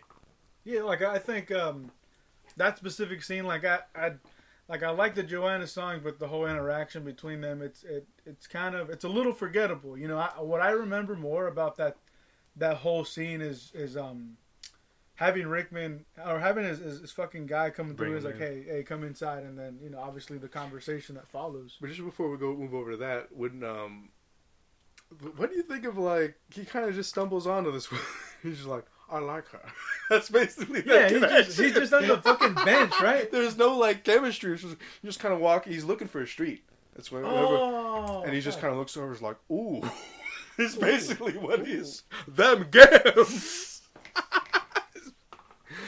It's like, you know what I mean? There's no like, they didn't like meet at a coffee, an 1800s coffee stand, obviously. So there's no way to do it, but it's like, he's a little window shopper. He's a little window shopper. And I guess that's kind of Romeo versus Juliet throw up. But it's, I don't know, man. To come hither and thither to a woman's window is a little creep nowadays. And I think that like the visual, just the idea of like this dude who's a little bit more working class being grounded. He's like, God, I haven't seen such beauty, and yes, my word, yeah. Like it's a little funky, but I do like the idea of, like I said, the fucking grounded working class dude looking up at this I don't know, this luxurious life that this girl's living. You know, in the fucking second story of this fucking house or whatever the fuck. I just get the idea of like replacing Anthony with Danny DeVito and having to be like, oh wait,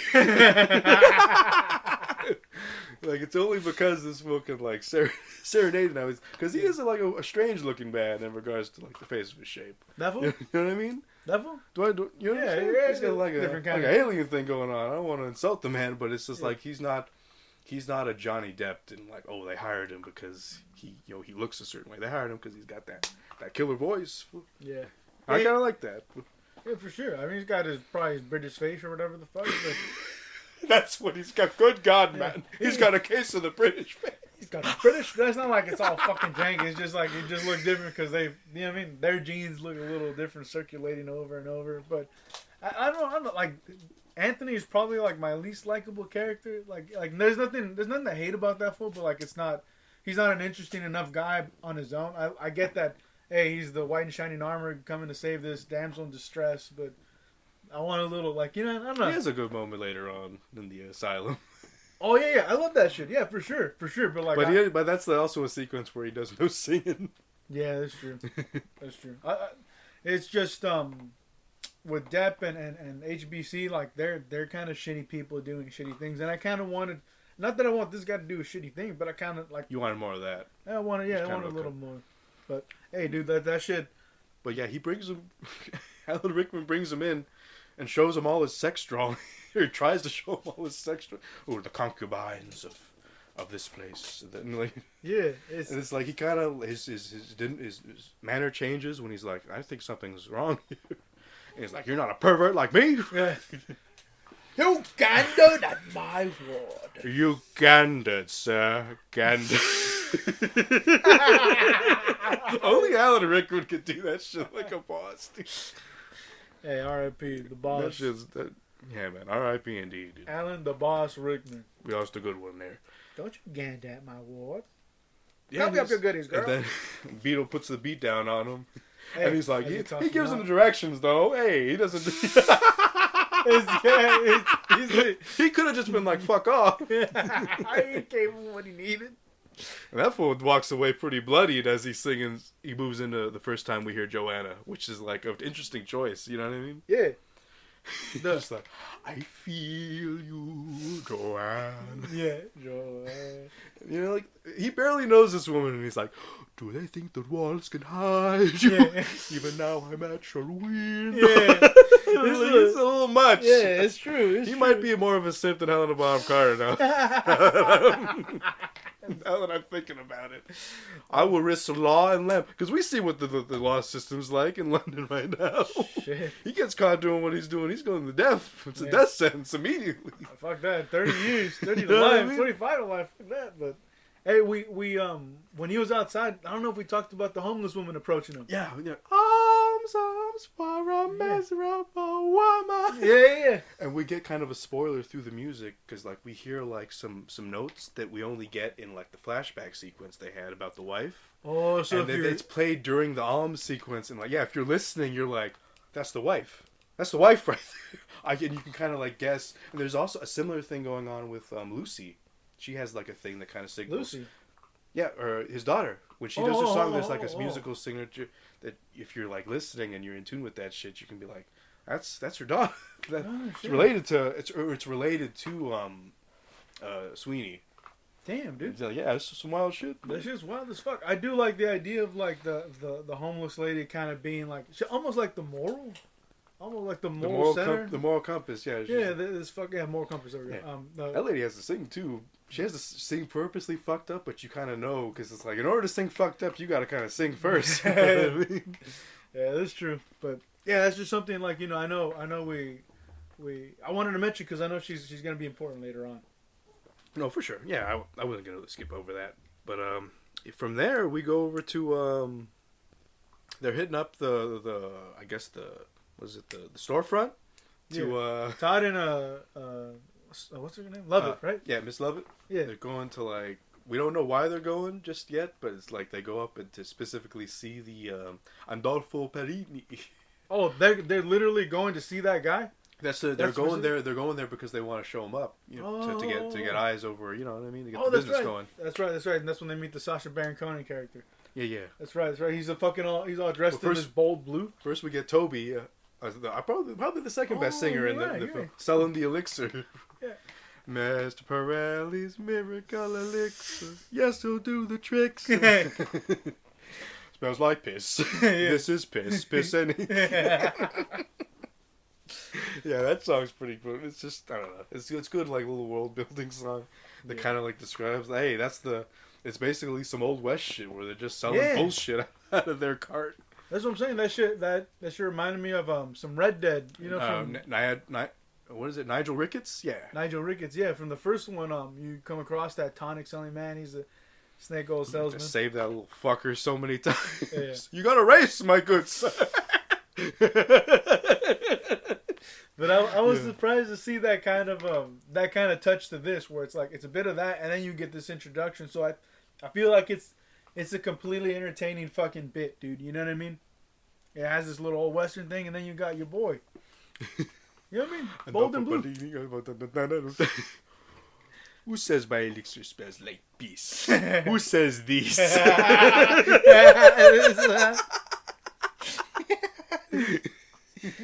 Fucking hell, dude. I was hoping I'd get a little more of that fool, but Sacha Baron Cohen looked like he had fucking fun playing this. You shame of the face. You take a grace. You take You take a panache. He wasn't the pup. That fool riding that one shave he had with the Pope all the way to the grave. One time I shaved the king. The king of kings. Oh, the messenger, that is. They bring over Beetle to do the competition, and like, fool with that high note, Pirelli decides to hit. Fool does his whole shave job. I'm busy peacocking out to the crowd, dude. I like how they do it when he kind of just pulls away from the guy in the shot. He's just like, like he just got his first shave. The fucking fool gives him his £5 because he put up his shavers for £5 if he ever. They make that bet. Oh, that's right. If you win, get my shavers. Give me, and he's kind of like, give me your £5. Fuck your congratulations. Yeah, that's fucking true. I bow to a skill better than my own. I shave it a beard. Oh, and from there we get like a tiny scene that's easy to forget because there's no music or anything. But Joanna throws a key out the window to Anthony. Joanna throws a key out the window. That's right. Hey, come rescue me, kind of shit. And yeah. He goes back and he goes to to Todd, trying to come and devise a plan. Exactly.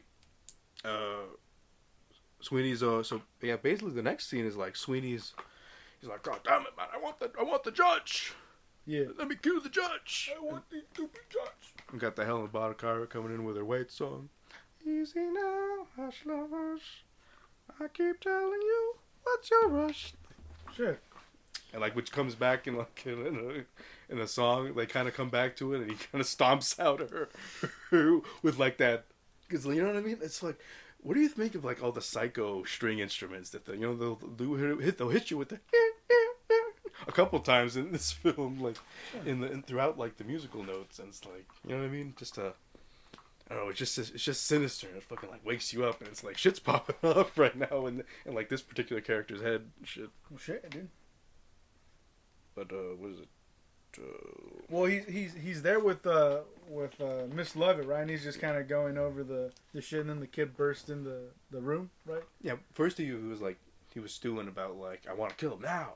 Like, let me get him over here now, and it's because what's his name? Beetle is like, he's like, I'll be over before the week is out, and it's like fucking Tuesday, and he's like, you said before the week is out, and she's like, it's Tuesday, motherfucker. Yeah. Yeah, and then that fool comes in. It's like, listen. She's wait. Actually, he doesn't come in first. When we have Turpin, Judge Turpin at his job. We have remember that scene when he's a judge.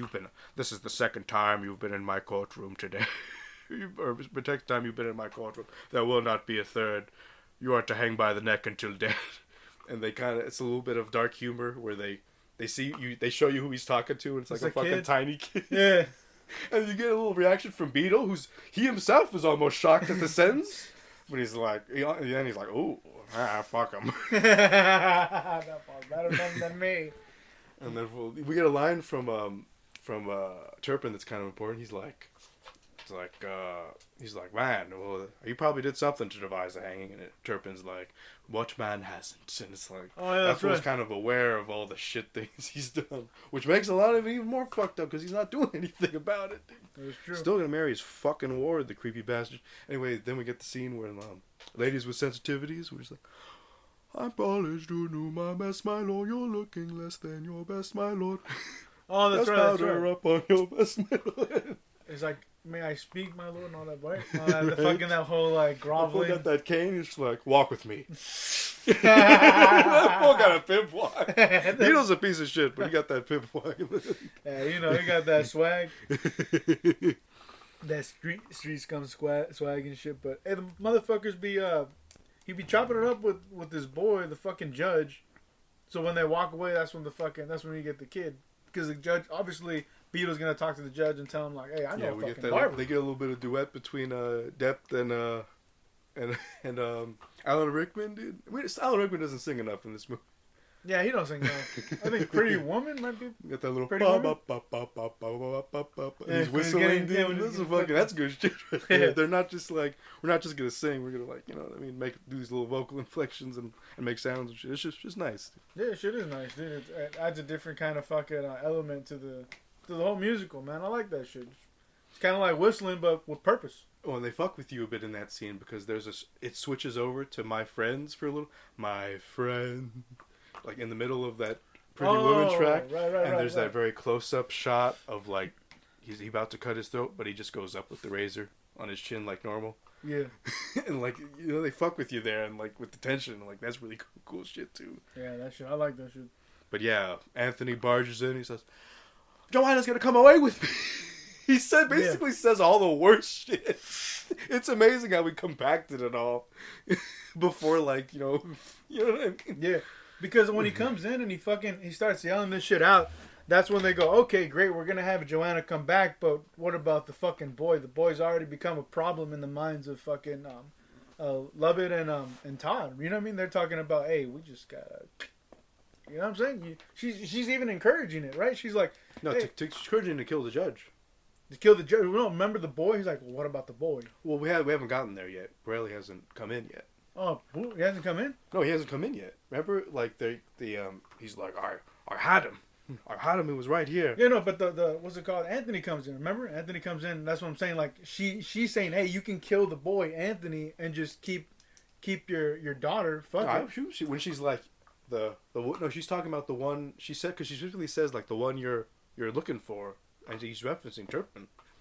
I don't think she wants to kill Anthony. I think they would kill him. I'm not saying they wouldn't, but I'm pretty certain they were referencing, because I know what line you're talking about. I'm like, it kind of threw me for a loop. I'm like, that doesn't make sense though that they kill Anthony. Like, what for? Because like, go retrieve my daughter. Okay, your job's done. You know what I mean? Like, I just came here trying to seek revenge, and if I get to leave with my daughter, fuck it, kind of. I don't know. He has a lot of opportunities to kill Anthony, and he doesn't. He does. He has no reason to just kill this fool. But like I said, in that specific moment, it just seemed like the Todd character was so against like. You don't think that fool let him like I think he'd prefer him wedding his daughter than the Turpin. That's 100% what I feel too. I feel like, why wouldn't this fool just be like, all right, this motherfucker, he doesn't have. Because that'd be a little like Sweeney Todd's a piece of shit, no doubt. Yeah. But it's like, I don't know, is he gonna be really like the Scarface thing where it's like overprotective of his family member to the point of like, I don't want you with anybody kind of thing. Yeah. I think it's just get him away from that fucker that you know at this point killed your mother and is about to wed you after being your father for fucks knows how long. You know what I mean? Yeah. So it's like, I don't know. Maybe I misheard it. Maybe they were planning to kill Anthony. I just always interpreted the line as like a reference to the judge because she doesn't say his name because he's pissed off about losing the opportunity. You know what I mean?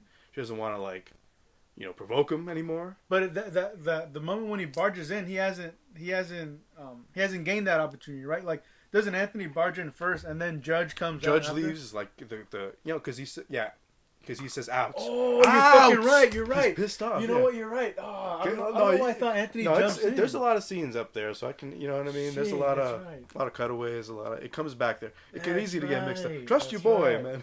No, but like I was thinking, like I said, Anthony come in doing them. But it's like he's pissed so it's like it kind of makes sense for him. You know what I mean? Is that talking about? Like I'm not gonna say Judge Turpin, but that guy, and she's kind of pointing in that direction. Yeah.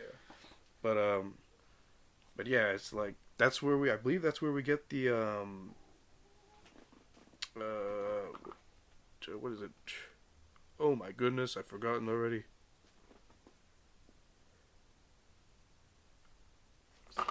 Oh, wait a minute, we totally skipped a scene. My bad. We skipped Pirelli. Pirelli comes before with the judge. Pirelli? Yeah, because he's in the chest the whole time. Remember how he has to like? Oh, that's right. He has to put a coat on. But yeah, so we skipped that Pirelli scene. Gets fucking but anyways, yeah, we got Pirelli coming through, and he starts to threaten Todd, dude. From the jump though, so he's up to something because he's like looking up there. Is Todd here? And he's like CCC when she's like telling, can I give the boy like a pie or something? Yeah. Because I think Todd told her to do that, like keep the boy downstairs. Yeah. And he's kind of looking like Pirelli's looking up there, and he's like, ooh. And like Todd kind of plays it cool. He's sweeping the seat when he comes through. Yeah.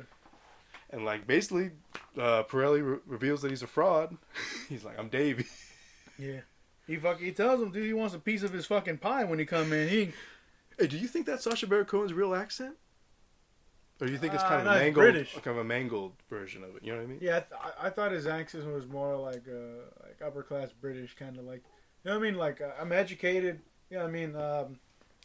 What is his real accent? He plays so many characters, I wouldn't know it if I heard it, kind of thing. You know? Yeah, exactly. Because I wonder, like, did he put a little bit of it in here? It probably has some inflection, because I know, like I don't know, like Great Britain people are particular about, hey, that accent's off. Like, that's not a London accent, kind of thing. Yeah, that's true, dude. I didn't think about that for being a true blue, maybe like Londoner in that sense, but he's definitely got this fucking skill with his voice, dude, and disguising it and being a fucking chameleon. But in this one, yeah, it might be just, hey, this is my backyard kind of thing. Maybe like I feel very comfortable. Yeah. Did you think he was gonna cut his throat off rip? Because they kind of fuck with you, because it's like the teapot's there, and you don't think he's gonna use the tea because they've already established his friends, right? Yeah. So it's like they kind of mess with you a bit in that way, because it's like he goes for the tea. I'm Mr. Sweeney Todd. Hey man, he gets his. He deserves that shit. I can't. It's hard to weep for that. Yeah, that's true. Don't fucking blackmail it, dude.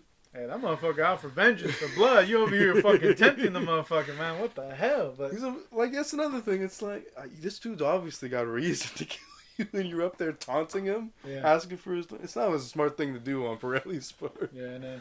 I'd also wonder where, like, if that fool's coming from a place of desperation, if he doesn't have that much money. You know what I mean? Like, I don't know. I don't really know. Like, if he's selling piss in the bottles, that's got to be a sign of desperation. Exactly, too. Fuck. Some low effort shit. Who says this? We get a little bit of character work from Toby. Because there's Toby? they cut back to downstairs and upstairs in this scene. Right. Oh, the little kid. Yeah. And like we kind of there's like a line that Helena Bonham Carter like kind of shoves under the table. It's like stuff happened in those workhouses in the dark. In the dark, man. It's fucking hell, man. This kid's been through a ringer, dude. Yeah. But she kind of tries to cover up for the noise. Spick and span. She's like, Judge, that's my motto. This fucking kid's talking about how they needed a drink to fucking go to sleep after working all day, and hey, the day don't end just because it become night, dude. And yeah, like this fucking. She's just like, I just got to keep this motherfucker distracted. Oh, I got to go up there. I got to remind him of his appointment. Yeah, Taylor appointment. Yeah, and he goes up there. Once he goes up there, he's like, where is he? And there's that tense situation. Yeah, he's his hand sticking out of the chest. Yeah, you got Todd trying to fucking, trying to shoot him down like, hey. Give you a nice gin. tell Mrs. Lovett. And he scurries back down. Thank you, sir. I have another, sir. And then Pirelli's fucked up. He doesn't speak anymore. But he fucking just ruins his coat. Yeah. At that point, like with his hand kind of hanging over the chest, I'm like, he was like twitching. Yeah, it's done. It's dead. But like, no, like, you know what I mean? They pull that fool out, like you were saying. And you get I think the first drop of blood, other than like the beatdown Anthony gets earlier, but the first like fucking. He ain't coming back. He ain't coming back. What do you think of the blood spurts? They get fucking wild with the blood spurts. Yeah. It's not quite Tarantino because like those are, I don't know, like over dramatic gunshots in Django and shit. Yeah. Whereas these are like they hit in your arteries. So I mean, there's gonna be some spray, but they definitely like. I don't think it'd be a fountain spray from outward like that as it is, but it's wild and like something they do with the blood. It almost seems thicker and almost paint like. I don't know. They do something to it in this movie, you know what I mean? Yeah, like if it's like that Fruit Punch Red Dye. Reminds me of Taxi Driver almost, where they had to fuck with the color to make an R rating. Shit. But I don't think they had to fuck with it. You know what I mean? These will, I don't know. Not by 2007 standards. Yeah, no. But fuck, man, like that whole scene was just finito for what I've, like I said, I was hoping a little bit more of this guy. I thought maybe he was going to be this lingering antagonist, but I had no idea. It's gonna be the judge. Yeah, you just have no idea. Like I don't know, this movie takes some turns, and I don't know, it's just wild to see like where exactly shit goes and where it I don't know, fucking bodies start to drop, which like I don't know where we definitely crossed the threshold for that here, but I think from there, like... We were talking about Anthony coming in. No? We get that Anthony comes in and he kicks him out, and like then we have like pretty sure this is what the first thing I saw from like the buzz from this film when it was coming out was like the it's called Empathy, but the song where he's like going through the streets and like, you sir, who sir, how about the shit? Because he's like pissed off and he's like, fuck it, if I can't get the judge, I'm just gonna fucking kill everybody. In my vicinity type shit. Yeah, that's where he starts to break a little wild in that fucking scene, like and he goes through this whole fucking thing just for it to be pulled back and be revealed, hey, they're still standing in that room. But that fucking scene, like, I love that shit. I wish that's what I thought the opening to the movie was gonna be, like him kind of walking down the street and like, yeah, your boy's back in town, you know what I mean? But I don't know, he like, hey, you gotta keep a low profile. Yeah, there's kind of a corny cut in this in Empathy where he like turns around and my Lucy. I think it's a little hard. It's a little rough. The transition's a bit rough. The music's on point. It's just I don't know. The visuals are a little comedic where they weren't intending it to be at least. But, shit. It's Lucy. Lies in ash. Hello, darkness, my old friend.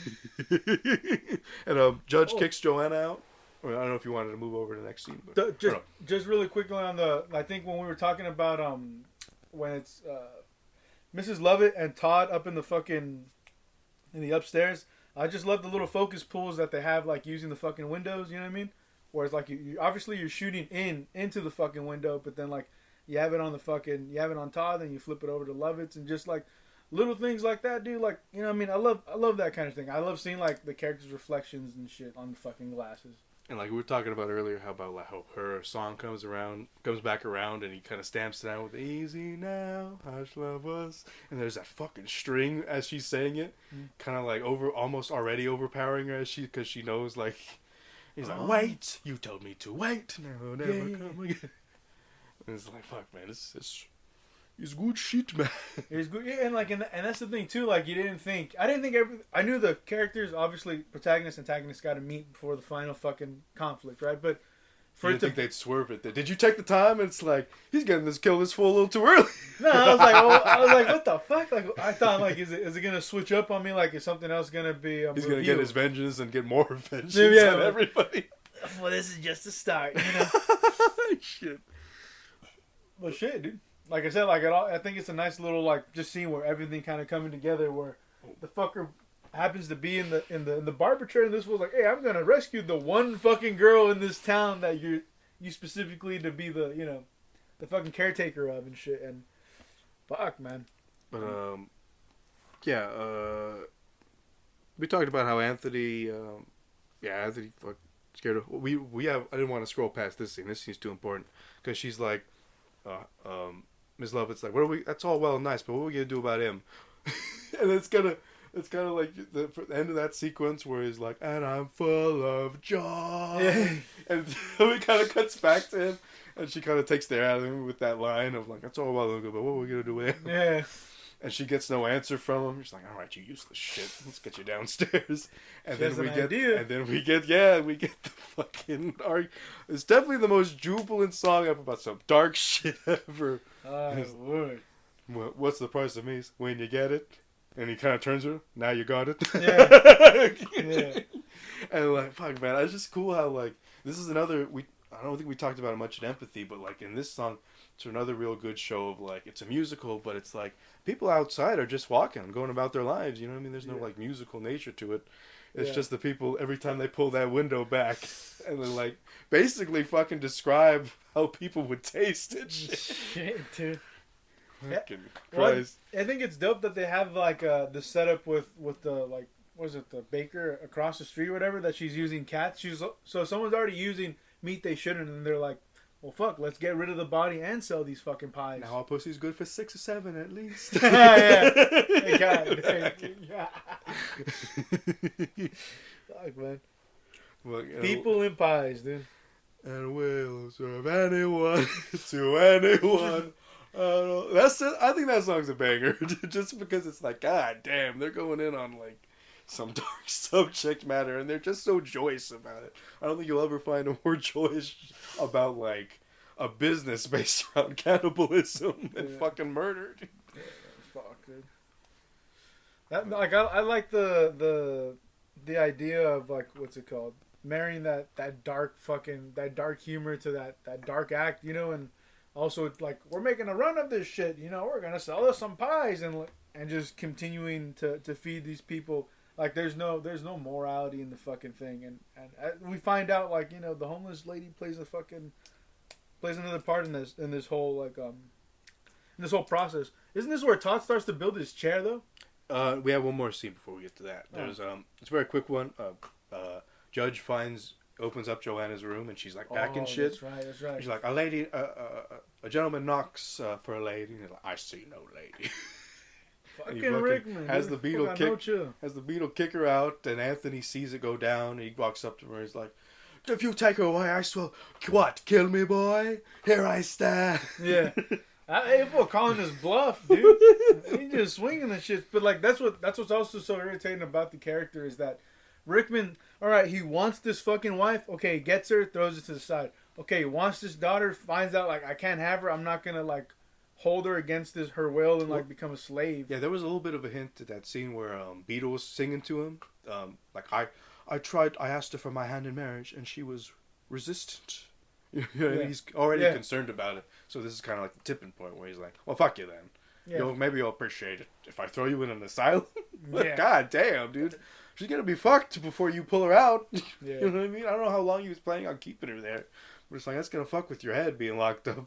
Shit. And like that's the thing, this motherfucker, like again, that's this whole character's fucking desire to have these kind of women, and then to ruin this dude's life. It's just a weird fucking decision for this guy to be, kind of wipe his hands from this shit. Like I'm done. Like I put 20, maybe 30 years of this bullshit. Like not 20, but you get it, dude. He's put some fucking years. Time for sure. Shit, dude. Unless, like I said, like it was just like, well, shit. Why is this fool just giving away the thing? Like I don't know. I don't know where this fool's gonna fucking gonna go next. What his exit strategy was. Yeah, dude. Like, is he gonna kidnap a new fucking wife, a new baby? Man, you know that fool's not above that shit. Yeah, you know. Fulfilling the void, his dark void with some wild shit. Shit. But from here we get a nice little instrumental sequence where Sweeney's building the fucking chair, and some of the physics don't exactly make sense.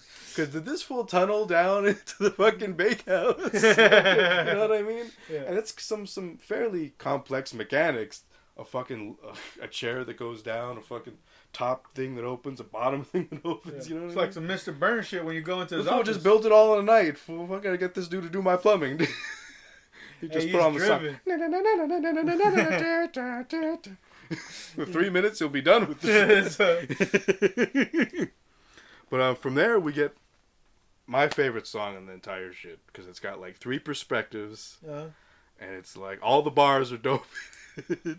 You got Anthony singing Joanna as it's another Anthonyism in this movie where he's like looking for her by just walking the streets and singing, and he fucking stumbles onto her. Damn. You know what I mean? He And, manifested her, dude. You got Sweeney just killing people en masse. This is the thing where it's like, it's not justifiable. He's killing innocent loners. Dude. And like, I don't know if it's just to help sell the pies, or if he's got like a thirst for blood. You know. I think they kind of feed into each other literally, where you got bloodlust. I got a business. We gotta make business decisions here. And of course, lastly, we got bars from Lucy, or aka the homeless woman, with like, there, sound of the devil, setting on fire. Yeah, she's been fucking bars and fast too. And it's like, sir, look up there, come with the one with the witch's spell. Yeah. That shit's dope, dude. That shit is dope. I love that character just kind of being shrouded in mystery and completely veiled up. But she's not like this like old lady with like crazy homeless hair, like, you know, like she's exposed. No, she's just like almost ashamed of the shits. You know what I'm saying? Fuck. Yeah, but she's onto some shit that like everybody else is ignoring, or not everybody else, because we find out people around are spelling the smell too. That's why like the beetle gets called over there. Yeah, that's right. He's an inspector, and then he's like, "What's that exotic smell on you, sir?" You know what I mean? But do you have any other thoughts on like this? Exotic aroma. We don't get any singing from Miss Lovett, but she's going up and down the stairs in like a rhythmic way. She is kind of like going down to hell and how it's framed, dude. She's like just casually, I'm gonna go cook some people. And like, shit! Yeah, they don't bring up. Dude. They That's kind of. interesting. They don't like do any like detail or show anything, but she's butchering people there. And like, we watched a movie called Shallow Grave where that minor butchering to somebody fucked somebody up horribly psychologically, and she's just like, it's business. Hey, business meat. Got some cheap meat over here. Yeah, I like that she's trying to warn, like you said, that fool kind of going up and down. This is where she's just serving like a house full of people in the restaurant, right? Oh, that's the next scene where we get a reprise of Toby doing like the gather everyone, you got the police. Like he's talking about the meat pies. Yeah, he's fucking selling it. And like I like how like it goes back to it's incorporated into the song. Throw the old woman out. Yeah, exactly. I like that shit.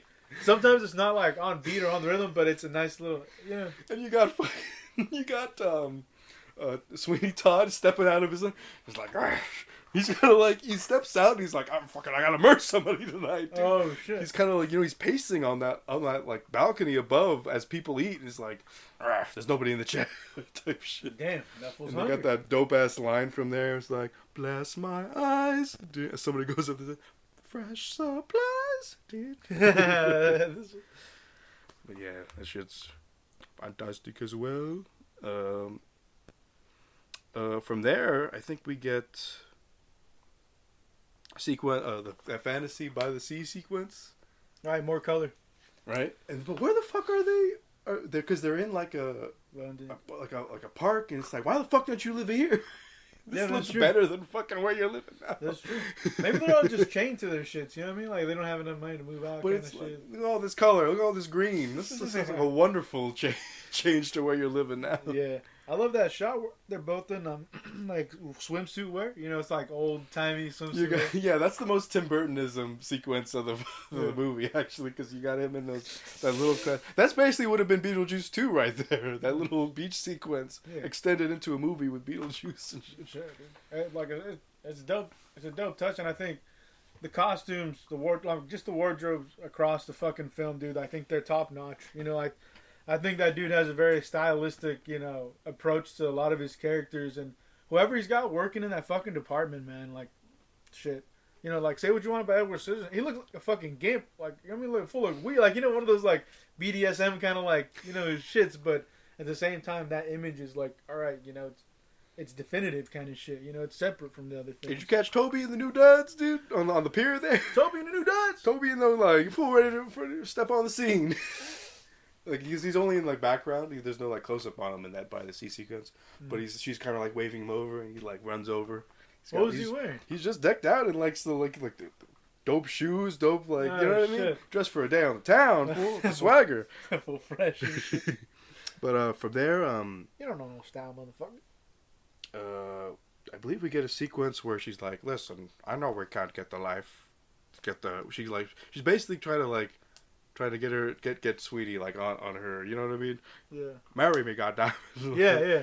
It's like we can't have the life I dreamt of, but your wife's dead. I don't know if she irons it in that she's gone. Maybe she says she's gone and not dead. Maybe that's how she kind of gets away with it. But it's like you kind of see that he's a little, he's starting to like kind of like, oh, maybe that'd be nice, kind of shit. Yeah. Kind of vibe. But even what do you think of the touch in that by the sea sequence where he doesn't even say I do. He's just like. Sure. Yeah. And he's like to get that awkward kiss where he's like to do for basically forgotten how to kiss in the intro. He's a man that's forgotten how to love in all these years he's been in prison, dude.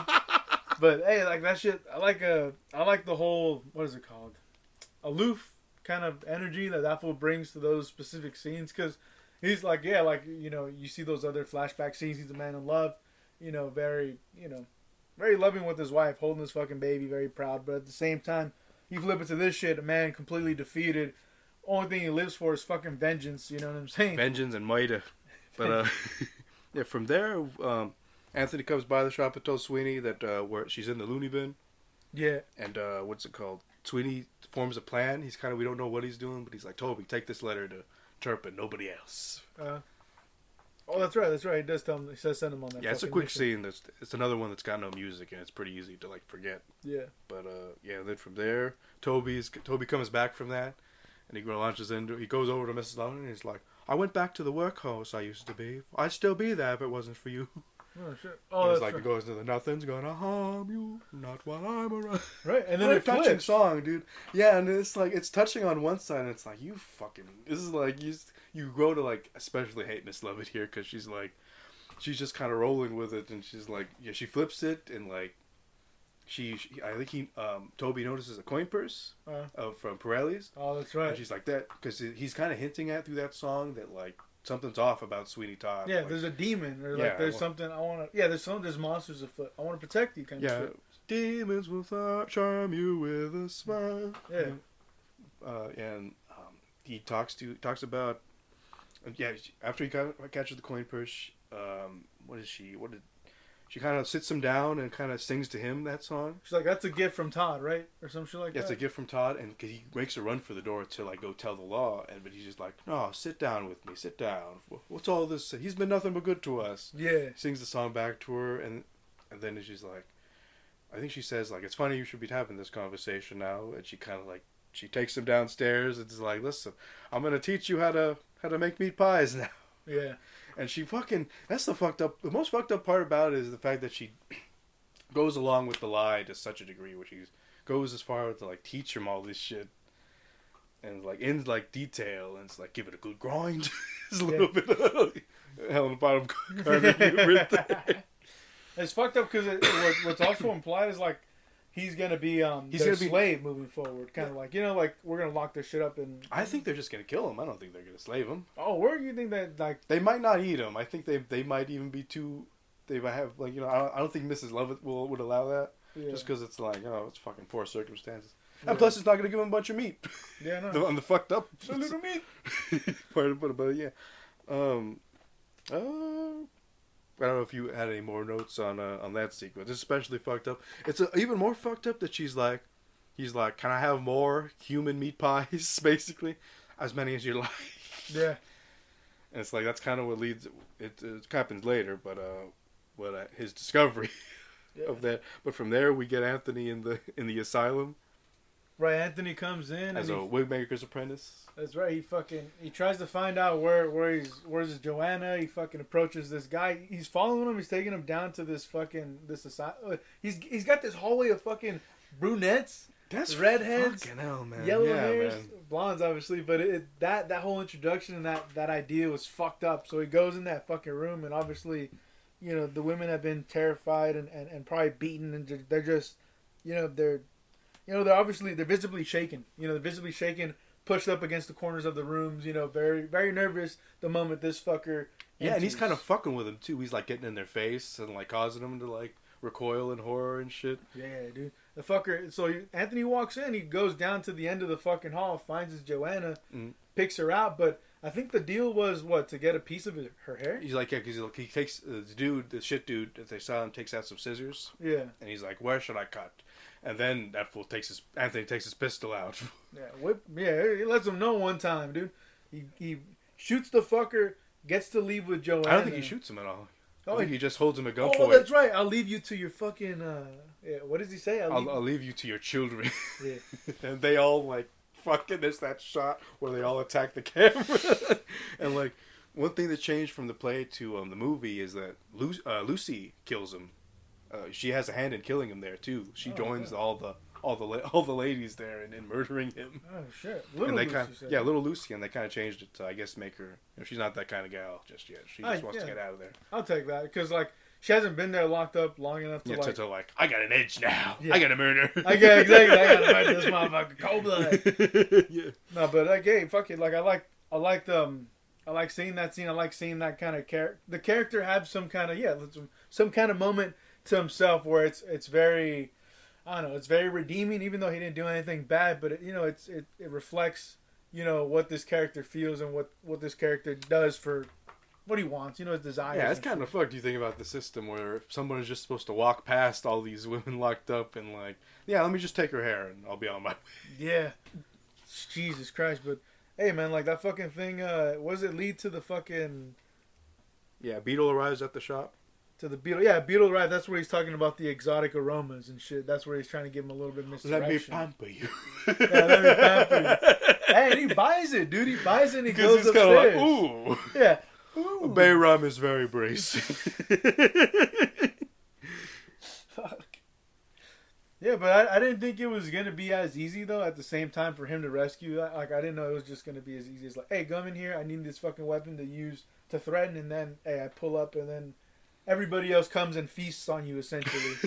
I mean, it kind of happened that way. He didn't know like he'd arrive on the scene and there'd be like fucking women locked up according to hair color and shit. Yeah, no, that shit's crazy. But yeah, I don't know if there's any truth to that. That'd be fucking frightening to look up. But so yeah, Beetle arrives there and like the one thing we forgot to mention is that the homeless woman notices that Beetle walks up into the barber shop. Is she the one she's the one that's making the complaints? No, or no? I think because he says neighbors. I think he uses plural at some point, and that indicates to me that people in the surrounding area are just like, "What the fuck's that smell?" Yeah, maybe. Which is like, how do people eat there if the smell is so bad? You know what I mean? I don't know. I don't know nothing about eating people. Fucking British cuisine. You know how it goes over there. God damn. Throw my boy in the grinder. He tastes great. How come my boy, what's his face? Gordon Ramsay didn't make an appearance in this shit. Is he a movie star? Little G-Ram. You know I don't think he's in movies like that. Shit. I would have loved to see that in a musical. I think just, I don't know, maybe what are we rhyming with? With the lamb sauce? You shite? Yeah. gotta get the People would be like, what is that Scottish fuck doing in 1800s London? He's as British as me, he is. So this is where we get that unfortunate sequence with Toby, where he's noshed on a meat pie. He takes a toe out of his mouth. Oh, that's right. He does get a yeah. And then he's not sold by it then, which is a little weird. But he has to go over to like a cutting board and see like a half butchered human hand. It's in the grinder, I think. He takes it out, and it's like, what the fuck are you doing grinding the hand, stupid? Yeah. Maybe they don't care for maybe they grind the whole bones, but that's fucking weird. Yeah. They can get away with that. Human bones be big and shit. Yeah, exactly. But I don't know what kind of industrial sized bullshit they got in Maybe there. they just accepted bullshit like that in 1800s. Yeah, there's a little bit of bones in the meat pie. It's some bones in my pie, but it's pie. And then Beetle drop. We don't see Beetle die, but we see my fucking word. skull crack on the pavement. Dude. One of like 3 people to go down that chute in the next couple of minutes. It's not much affair, dude. Just and yeah, Toby's like, get me out. Naturally, the dude's trying to get the fuck out. Dude. Nah, I feel for Toby, dude. Toby's the unsung hero of this bitch. Sure. Then the girl, what's her a little Lucy, right? She's dressed as a boy to kind of help disguise her as she roams the streets with Anthony. Well, yeah, from there they go down into because they like Lovett tells him that he locked Toby up there and like and like, Toby, where are you? And she kind of that's right. She sings that fucking song again. Nothing's gonna harm. That's right. Yeah. Then you get the shot of like them walking up, like it's from like the sewer or whatever the fuck, but they're walking up where the meat grinder is at. Yeah, exactly. And then from there we get that scene we were just talking about where like Anthony comes up and he's like got her disguised as a boy with like the little worker cap on. Yeah. Very Shakespearean love and shit. Then we get with the homeless woman coming up looking for Beetle. Beetle, Beetle, Beetle, bling, Beetle. And it's kind of crazy how like that song she's singing like ends in a crescendo of horror as like fucking the demon comes in the doorway, Sweeney Todd. I'm like, yeah, it's a really good touch there. And that's also the biggest fucking like. We're gonna get to that shit, dude. It's like, how did Todd not like like like that voice or like what I mean like. Maybe that arsenic fucked with her. Right? I don't know. I don't know nothing about drinking arsenic and surviving. It's kind of fuck with you in some profound ways. Like I don't know because she has like some facial scarring that I imagine probably had to be from that. Yeah. I don't know, man. The years have no doubt changed. Yeah, like it's a line that like Sweeney himself throws out. I think even Helena Bonham Carter was like, she was like, you don't look too hot. The years haven't been kind to you either, Mr. Todd. It's one part of the film. So it's like. So I guess it kind of makes sense that like they've both been through hell in their own sort of way. So maybe they're not recognizable to each other and shit. Oh, actually she is though, because she's got that line like, "Don't I know you from somewhere?" Yeah, that's why I was just like, how come he didn't go like, "What?" The bloodlust takes over. He hears judge. He hears the judge, and it's like, I've been after that judge. Yeah. And like, he gets the coldest death of it because he's not even in the chair and he just like hits the thing and she drops, dude. Shit, dude. Yeah, man. But then HBC, she notices. Don't we see that scene? It comes down after after the next scene where the fool gets his sweet savory kill at long last. Pretty women. Yeah, so he apparently he got him in by like that letter was like, I've got Joanna, she's down here. Apparently he wrote that she was kidnapped by somebody. Because he comes in, it's like, thankfully that fool didn't molest her on the way in. Oh, shit. Right. Right, and he's like, she wants your forgiveness. And great acting from Alan Rickman. He's like, and she'll have it. But it's like sincere when he's like, you fucking believe that shit. Dude. And it's like, yeah. Like, I don't know, man, this is the climactic scene. And like, they go through like a quick fucking duet, but it's like he's quick about Joanna, pretty women. Yeah, pretty women. And whereas Todd's trying to savor it a bit, and it's like a nice little contrast. But yeah, and then he does the deed. He slices the fucker, gets the revenge. Well, the moment he savors it a bit, he's like, a taste in women, no doubt. Oh, that's right. And he's like, what? And he's like, the years no doubt have changed me, sir. That's right. He's like, Benjamin Barker. And he's Benjamin Barker! And that's right. He stab him. He stabs him in the throat. Then he gets him. I don't know if he gets that final slit, but he's like, Rickman's alive enough to be like, oh. He like follows him around the room. Yeah, man. Fucking hell. Yeah, like, and that was such a like emotionally potent fucking scene, I guess, with the whole just fucking. Why would he yell his fucking name? I'm Benjamin Barker, and like, but at the same time, it's like, This is what he's been building up to, though. So he's like, fuck it, full wheel, Yeah. training wheels off. Yeah, we in here, motherfucker. Hands on the wheels. Hands on the wheels. God ain't gonna take him. You know what I mean? Fuck. But yeah, they get that dope shot outside the window because the blood spurts on it. That's right. And they get that scene where he hits the thing on the chair and and it's that framed from outside the window with the blood on it. He slides off the chair into the fucking. He's not dead yet though, I guess, because there's 2 other bodies down there to kill his fall. Oh shit, that's right. Right. They do have a little pile with Beetle and the fucking wife. But before we get there, he says, "Oh, rest now, my friend." That's right. He do retire his knives, dude. But he picks it up immediately because Joanna over in the chest over there makes herself known, and he kind of looks back, grabs the knife. He's like, "How about to shave?" Didn't Joanna wasn't she creeping up in his office before and saw like the baby picture of her and her Yeah, mom? that's the fucked up part. It's like she's looking at a family photo and she doesn't know it even because she was a baby when she was taken away. She don't remember shit. Yeah, and that's what's fucked up too, because like that was another. She watched her dad kill her mom, not know about it. Yeah. She watched her ward get killed, or her father, or the dude watching over her get murdered by him. Yeah. I don't know if she knows her background as a barker, but I doubt it because so young. she was raised as a Turpin probably. And you can, I mean, if he got rid of the wife so quickly, you could tell her whatever the fuck he wanted to have her like disconnect from like the whole Barker lineage. Right, but it's like fucked up when you like know the connection, almost like that Immortal Technique track, Dance with the Devil, where it's like it's context, like only like the narrator or the track knows. Like, yeah. That motherfucker. I mean, even though that shit not real, it's still hit hard. Yeah, it fucking does, dude. But motherfucker, he kills that fucker. He sends that fucker down, and then we have what? He says, "Forget my face," which is like a weird, because like think about how quickly he murders people, and he's like, "Forget my face." It's a little weird how he spares Lucy. He doesn't know it's Lucy, but he does spare her. You know what I mean? Think about how many people he's killed flippantly, and there's nothing rushing him now. Because Turpin's out of the picture. Yeah. But he says, "Forget my face." Like, I just think that's very... a little plot holey almost, when you consider how bloodlusty that fool is. What's a fourth body to that fool that night? You know what I mean? That's true. I don't know if like I don't know. You think it'd definitely be a lot darker if he did the movie. I'm glad like he did on some real shit. Yeah. But you don't think... What are you saying? You think that fool was like he was satisfied after that fresh kill? Like it was like such a point of like catharsis, like There's that. Then there's the fact that she's screaming downstairs for some reason. Maybe I don't. Who's screaming downstairs? Remember, like Turpin isn't dead yet. She's clutching her dress. That's right. So he's gotta go. Die, God in heaven, die. Yeah. Oh, that's fucking right. She does have to finish. She's the one that has to finish him off. Yeah, I don't think so. I think it was just like a final death recoil because he slumps over. She doesn't even have to do anything. Yeah. But he's like, "Forget my face." He leaves, comes back down. He's like, "What happened?" He was clutching on my... Oh, and she notices his wife, and she's like, "Oh, shit. I gotta throw the bitch in the oven," I guess, is what she was saying. I don't know what she was gonna do. I think she was gonna butcher her face or something to, like, you know what I mean? Yeah.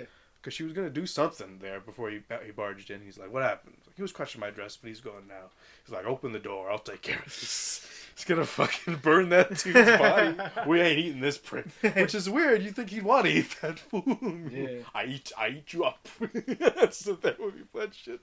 But yeah, she opens the oven gate and she he notices now the shape of his wife's hair, or the shape of his head and her golden yellow hair and shit. And it's fucked up because in that scene he has to obviously Lovett is like she's a little regretful that she just did that and she lied. But she's like, "I'm a better wife." I didn't lie. I said she was gone. She survived. Type shit. Yeah, and he has to just kind of bullshit this and take that fucking girl for a dance.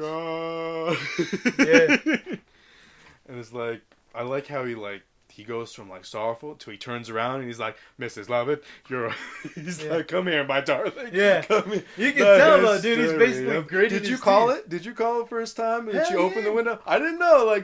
Because it's like, I remember, maybe it's because I was younger, it took me by surprise when he fucking tossed her into that oven. Like, if you lost the love of your life and this bitch was kind of keeping that hidden, I know he's gonna kill her, I just didn't know it'd be the oven, you know what I mean? And I didn't pick up, the fucking oven door's open right now. He doesn't give a fuck about those pies. What? The history. You get that wonderful scene where they're basically waltzing around the room, and it's like you almost get lulled into a chance. Oh, he's gonna forgive her. Yeah. Really living it. Yeah. Really living it. Yeah. And it's like they fucking hell, dude. Can you imagine like having to like go over special effects of your wife burning alive like Tim Burton did? God dang, man. Fucking hell, man. God, yeah, that's different fucking layers to that movie, dude.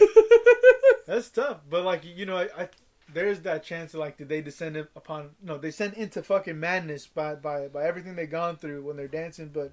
But you like that setup of opening the door. It's like, okay, this motherfucker gonna do one of these other kills, and it's all kind of like a trickling effect, dude. Because the minute that happens, doesn't the boy start to walk over? Toby, right? He starts to walk over. Yeah, no, because he takes his wife's body. Yeah, and then we see the great move, like where he was actually hiding. Yeah. Yeah. So and then we get a nice little crane shot of like because the camera passes by the knife. You don't see that he's picked it up yet, but you know. Yeah. And it's like Todd fucking just straight up accepts it. Dude just raises his neck and he knows he's there. I'm pretty sure as soon as he moved that grate, he knew he was there. That fool wasn't quiet about getting up out of the grate. Yeah, no, I think he was just ready to fucking die. Like, he lived for his vengeance. He got it. He will unknowingly let Joanna live, which is like one of the most probably one of the few hopeful fucking I guess story swings in this fucking thing. But at the same time, he slashes the motherfucker and he just starts letting this fucking blood drain on his. It's some Romeo and Juliet. It's just a fucking pile of bodies in the room, and it's like only there's 3 survivors, I guess. But I think Joanna's not coming back to Anthony. You know what I mean? Oh, Joanna's not coming back. She got scared away. What the fuck would she come back? She just saw 2 people get murdered. Yeah, I don't know what the fuck would go on. I don't know. Anthony's gonna come back with a carriage and be like, "What the fuck happened?" Come across Toby and shit. Shit. Where's my friend Todd? Toby might murder that fool. Son of a bitch. He did it too. But yeah, well, that's Sweeney Todd, dude. Yeah. Fucking spectacular. Just fucking this bleeding heart individual just pouring this shit onto his fucking wife kind of thing. What an interesting, like I said, interesting fucking visual. Only Tim Burton would do some gothic shit like that, Fucking hell, man. Little Tim Burton boys. Little TB. But yeah, do you have any, well, I have a little bit of a trivia here. I don't maybe we don't want to do closing thoughts just yet, but yeah. Sacha Baron Cohen sang the entire score of Fiddler on the Roof to audition for this role of Tim Burton. Tim Burton insisted that the film be bloody, and he felt that the stage versions lacked of bloodshed, and he felt it'd be cathartic as a movie watcher. So it's kind of cool how he changed it up, like this. We're making a movie. I know it's based on a musical. We're making a stage musical. We're making a movie. It's got to be a movie. It's got to be visually interesting. Oh shit! So we got to put the blood that wasn't in, because I guess they don't do blood on it because it'd be messy on stage, and you got to do dance numbers and shit. Damn, you know what that's I mean? true. Didn't even fucking think of that. So they just they just act out people getting their throat cut and whatnot. But yeah, that's pretty good shit. I already talked about how she was pregnant throughout the film. To prepare for the role, Johnny Depp had recorded demo tapes of himself in West Hollywood, working with a friend and music producer Bruce Wilkin to shape his own vocals without a voice coach. He also practiced singing the musical while filming Pirates of the Caribbean at World's End. Oh shit! It's to prepare for the role of Adolfo Perlini, Sacha Baron Cohen hired his personal barber as a consultant on shaving techniques, and took up to 16 hours to learn how to handle a razor. Damn, dude. Yeah, I don't know if that was a daily regimen or it's just he took 16 hours altogether, but that's still a lot of effort to put into a role, especially I don't know. I can understand being a little nervous because I think you had to use a straight razor for real. I don't know how you'd fake it, other than I don't know, having a beard be loose on somebody already, and just take a non-razor and just slide up on somebody. You know what I mean? Yeah. But yeah, that was all the trivia I had for it. I guess we're moving to some closing thoughts for Sweeney. It was good shit. Yeah. Best goddamn musical. Good spooky time Halloween shit. Yeah, it's a good Halloween musical to fucking pop on. definitely. I mean, Tim Burton, you could probably put on his whole fucking catalog. Ed Wood's not as Halloweeny, but Yeah. it could work. I think it's a good little film about making films. Yeah, for sure. Like that's why it's called I love the putting a bunch of trivia in the middle of our fucking conversation. Where now when we discuss the fucking movie, just closing thoughts. Like, yeah, like I said, walking away, there wasn't one particular song. I know there's a lot of lines. I know there's a lot of like good shit in there. It's just it was harder to say walk away from that than like a Grease where they're like I don't know, that Joanna reprise is dope. Which one? Joanna reprise. Yeah, the Joanna shit. He's basically giving up his daughter. Like he's like, if I never see you again, that's fine. I'll know you're free. Shit. It's like, yeah, that's good shit. It's good across shit. the board. That's really. I've been saying that a lot, but it's like shit, man. What else can you say on my end? Yeah, no, it's like it's an interesting world that this fool built. I like the use of everything they did. That was the practical sets and the wardrobes and putting a musical on top of that. I'm sure that's difficult, but like that fool, like I said, that goth shit is so in his wheelhouse, and like to do a musical, that's what I love doing. This specific picks of the episode where, hey, dude, like fucking the week before we watch some fucking TV show, then the week, the time before we watch some motherfucking movie, but every time it's something fucking different. And experiencing this, I wouldn't have done this on my own. I wouldn't have seeked this out, and I like this. I like bringing different game to this shit, being like, hey, bro, like there be some masters of the craft in different areas. Yeah, you gotta put somebody on with some new shit. That's what we're all about at the Game Sharks. Yeah, you know how it go. Yeah. From there, you move on to the next pick. Hey, then if we're gonna wrap up Sweeney Todd, you had nothing else. Man, I've been saying it the whole thing, but it's good. Watch that shit, it's good. Shit, like I said, I don't know if there was any secondary shit, but both times I watched it, both Todd fucking viewings, great fucking pacing, great fucking use of lighting. Like again, like I love the breath of fresh air with the colors and kind of having that still sprinkled out throughout the film, dude. But it's good. It's a good fucking musical. The most interesting musical I ever come across. You know what I mean? Give that shit a watch. Yeah. I give that shit a watch out of 10. Give that shit a watch out of 10. Hey, on some real shit, right before we close it off, why did that go win Oscars? What it do? I think it got, well, you know how, like, I don't know, I think Oscars has, like, some Golden Globe shit where they, like, different categories, comedy or musical. So it's like, I don't know. I didn't look up much accolade shit. I think it got a couple nods here and there for, like, music and, like, effects and editing. All the consolation shit they give to movies. They don't want to win the big shit. Sure. I don't think it got any, like, big, like, director nods. So it didn't get some love. It just got a little bit of nod. Got a little bit of, it got some acknowledgement. Shit. Hey, fuck it. That was Sweeney Todd. That's just a nice fucking film. Let's talk about the video game pick of the episode, man. F.E.A.R. Yeah. I want you to let the people know what's Gucci with this. Hey, F.E.A.R is a fucking 2005 game. Came originally out of the PC by Monolith Productions. They also did Condemned. It was eventually ported over a year later by Day One Studios onto the 360 and the PS3. Day One is notable for handling games like Mech Assault 1 and 2, the F.E.A.R Files port as well, and F.E.A.R 3, the full game, which we'll talk a little bit about. But F.E.A.R 1, ooh-wee, this game. Ooh-wee, Bob. I think I played a little bit of this game back in the day. I think I'm in love with this game. What year, Made a little dude? Max Payne game. Forward, I was just talking. 2005, you little yearbook. I didn't know you played 2005. That's released on PC in 2005. On PC in 2005 and 2,006 a year later. You played it in PC? I didn't play it on the PC. Oh.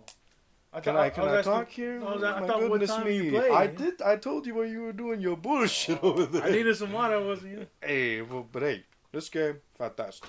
Max Payne fan like myself, dude, great fucking game. Fantastic on all fronts. I think it stands the test of time. It's just good all around, dude. The combat is fucking frenetic. It's the most visceral combat I've ever played in a game.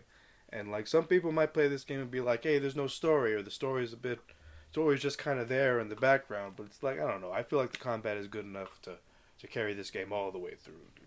Played that shit all the way through.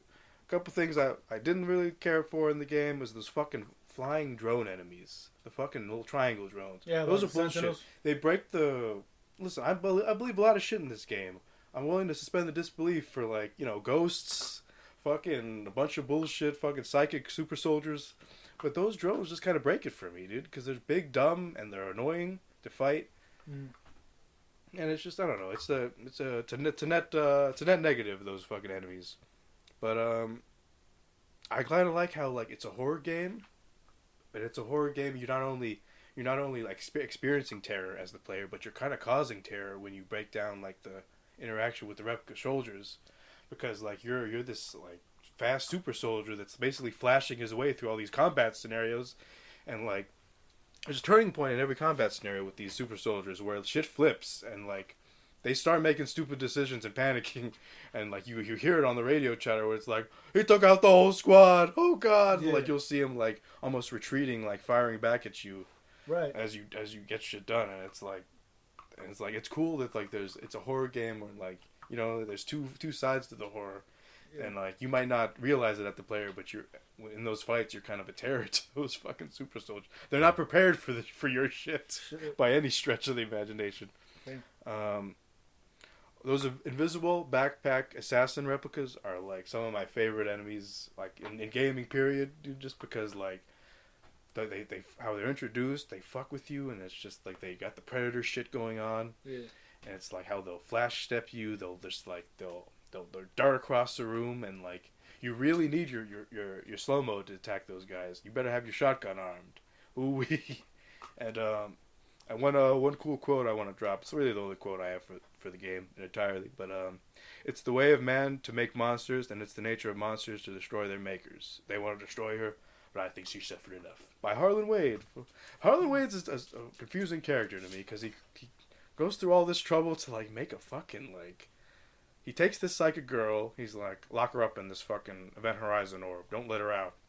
Impregnate her twice with all this evil energy and shit. Yeah. And it's like he does all this terrible shit, and like now you want to repent for it, dude. I mean, it's just weird to me how that fool like change your heart. Yeah, I don't know. I don't know how you can do shit that dark and horrible and then have a change of heart. You know what I mean? I don't know. Yeah. I don't know if it's like Doomsday's approach. He gets his in any case. He get his. But I don't know. I didn't want to just go through the story too much on this because the stories. You know what I mean? You go through various locations and you get into combat scenarios, and and the rhythm of it is like you go through a couple combat scenarios, and then you get this very isolated. You're in like this dark, quiet place alone, and you're fucked with. You get these visions. You get this tiny girl named Alma just like, kind of like stalking you and shit.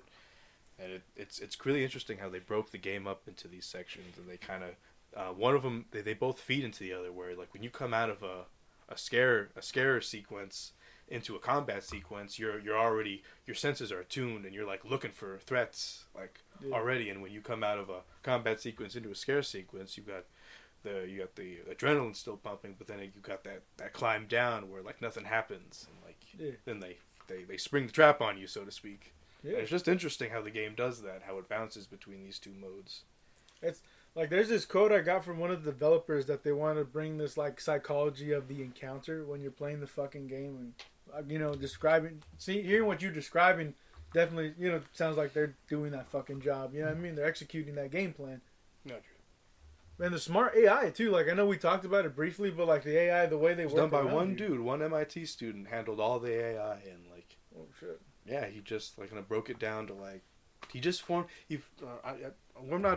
We're not really big technical boys as far as the like breaking down AI, how it works and shit. But it's just the basis of it is just like he taught the AI to like plan ahead and shit. And there's shit he incorporated in this AI that's used in modern AI a lot, and that's really fucking interesting. That like I don't know, like instead of just like a soldier with canned animations who's just programmed to shoot, bang the player. Yeah. It's cool how you've got soldiers that like have like a mind of their own, or at least have the appearance of a mind of their own, where they'll dive through a window to like escape an explosion. They'll fucking scissor or what is it, roundhouse kick you too, mother, if you get close enough. They have a better sense of. They got boxing skills. They'll box you. You get close enough too.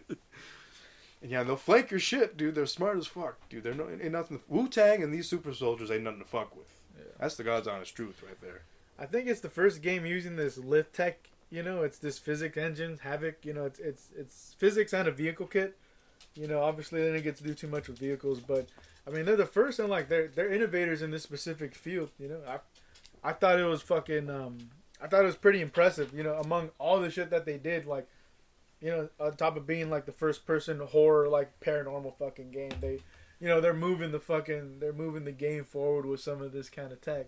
Right, and it's like there's nothing like gunfights in this game, specifically because of all the physics objects, everything that reacts to explosions, to gunfire. There'll be occasions where there's swinging fluorescent lights going off because of the grenade. It's just there's mise en scène to the aftermath of a gunfight, just because there's dust in the air. You got swinging lights. You've got fucking bodies strewn through the floor. And it's just it's good shit, man. There's nothing like it in the game except maybe Max Payne 3, and even Max Payne 3 doesn't go as far as like fucking dust cloud post gunfight and shit. Yeah. Fuck, man. I know this is a day one port, right? Because it went from PC to 360. So we talked the bullet time. It's a great port, by the way. I don't know. You played it on the 360 recently too, but for being a 360 game, it runs well. There's some noticeable slowdown in some areas. Of course, but like I expected it to be like, oh, let me play this blocky 720 ass game, and it was a dream to play. Like, of course, it's it's not 4K or 1080, 60 type shit. Which, man, I'm sad that we might not get a remaster or anything from this just because of how it's locked down. But it's one of those games that I think deserves it more than say a Dead Space. Like Dead Space holds up. Don't do anything with Dead Space. Put all the money then into F.E.A.R, please. Sure, you can still play Dead. No, fucking this game and this port, it's impressive, dude. Like I think those dudes did a fantastic job. I think the DLC, that's what raises questions. I know we're not gonna talk about it just yet, but like to kind of give that control to like someone else, and someone else has kind of developed that for you. I believe day one. I don't think it was day one. Day one and Timegate both. Kind of leaked up and like made that DLC, but it's like they were at that time. Monolith were out working on the second game, which I'll talk a little bit about. But it's they were kind of had their hands in another pie, so to speak. Yeah. Hey, you ever play a game that had the bullet slow mo, that kind of physics? Is it just the Matrix, like Enter the Matrix kind of shit? I got a lot of Matrix vibes from this for sure, just because they even have this, the dual machine guns that Neo has in that awkward shot where he's like fucking arms outstretched and shit. Damn it, fool! Lee ever told you to don't lock your elbows? Goddammit! It's a little Neo boy. That fool got fucking adamantium. They basically stole guns from the Matrix, so the influence is evident. Yeah, ain't nothing better than using the shotgun, going up on some fucking enemy and blasting his fucking head off, dude. Or blasting him in half. Yeah. You're fucking hell. There's no jibbing. That's another thing with gunfights. There's no game jibs like this. Maybe Gears of War, but Gears of War is a little more over the top, and this one's kind of honed in. Whereas, like, if you're right up on somebody with that shotgun and you aim for center mass, they're flying in half. And it's like, I remember one of the dopest physics interactions you have in this game is like, I remember I went full slow-mo. I had a full shotgun clip, and this dude was standing. It was two dudes standing, one in front of the other. I blasted one of them in half. The dude got to like see his buddy's torso fly over him, and I just fucking headshotted that dude. And like another cool thing you did is like you fucking shotgunned some dude's head off. I roundhouse kicked his slump over. His body was like slumped over, like on its knees. Roundhouse kicked his body into some chairs, and I'm like, this is some fucking this game's dope, dude. This is 10 out of 10 game right here.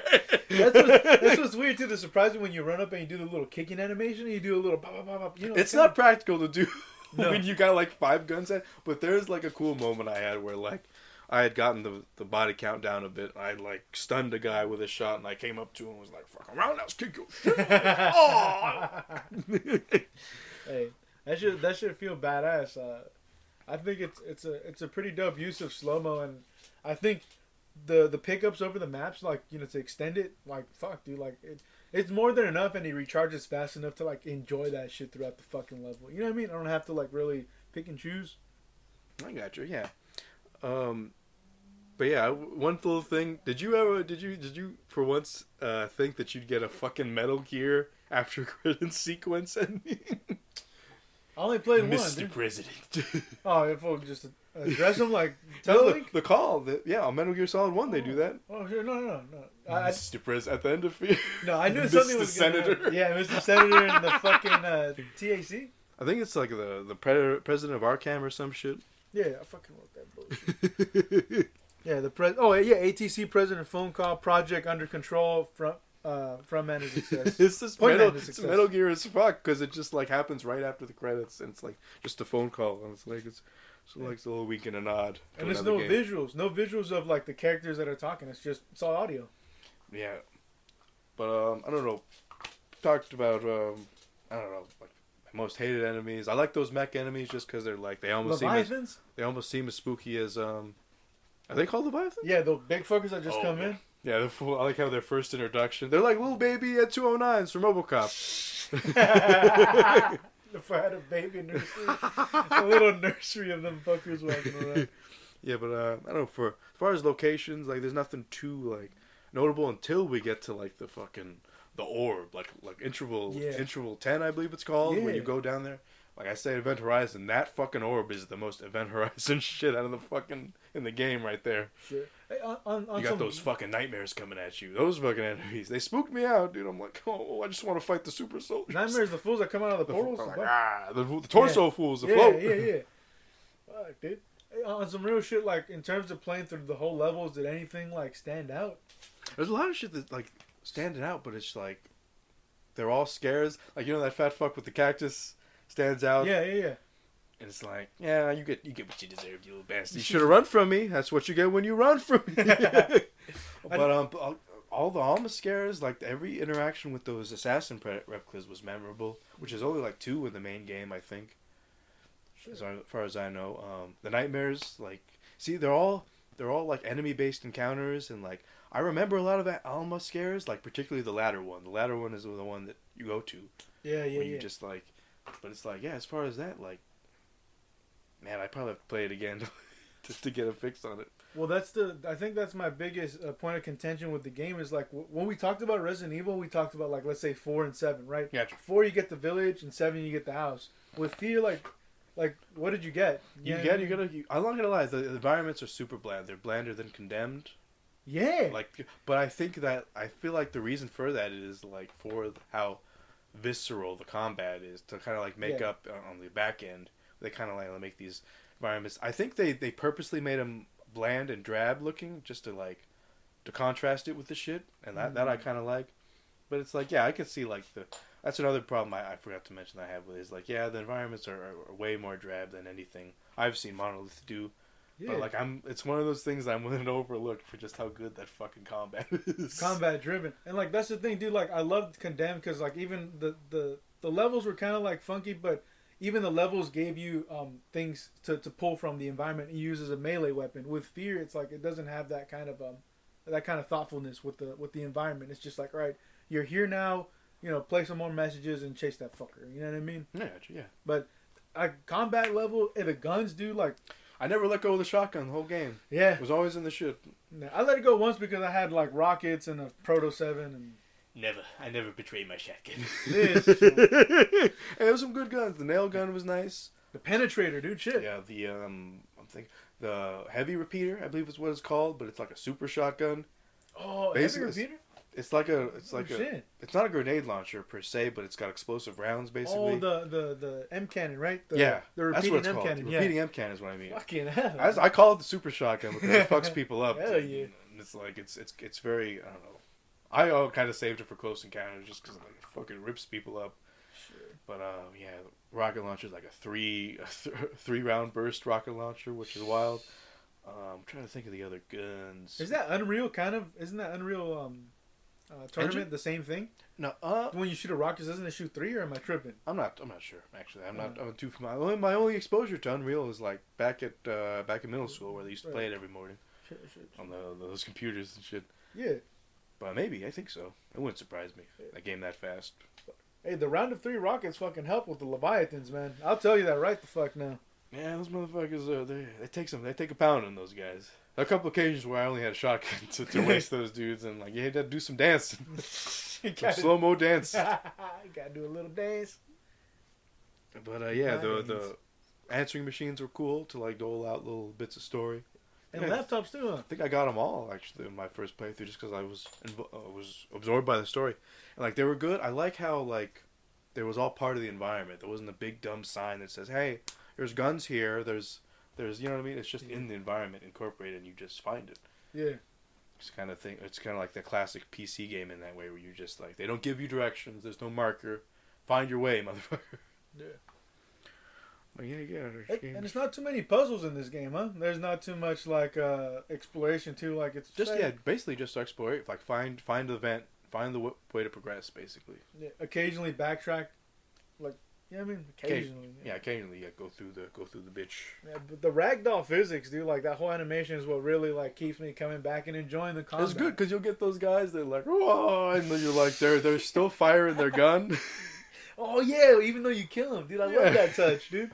I don't know if it was a glitch, but I shot somebody's arm off, and their arm had the gun still, and it just fired. I guess until it was out of bullets. Ah, damn. No, it was just a gun on the floor firing. That would have been fun as shit, dude. You didn't capture, you didn't record it. I don't have a capture card. You yerba. I don't know how to do your capture business. Shit, yeah. That shit. Is capturing labor intensive on your PC or no?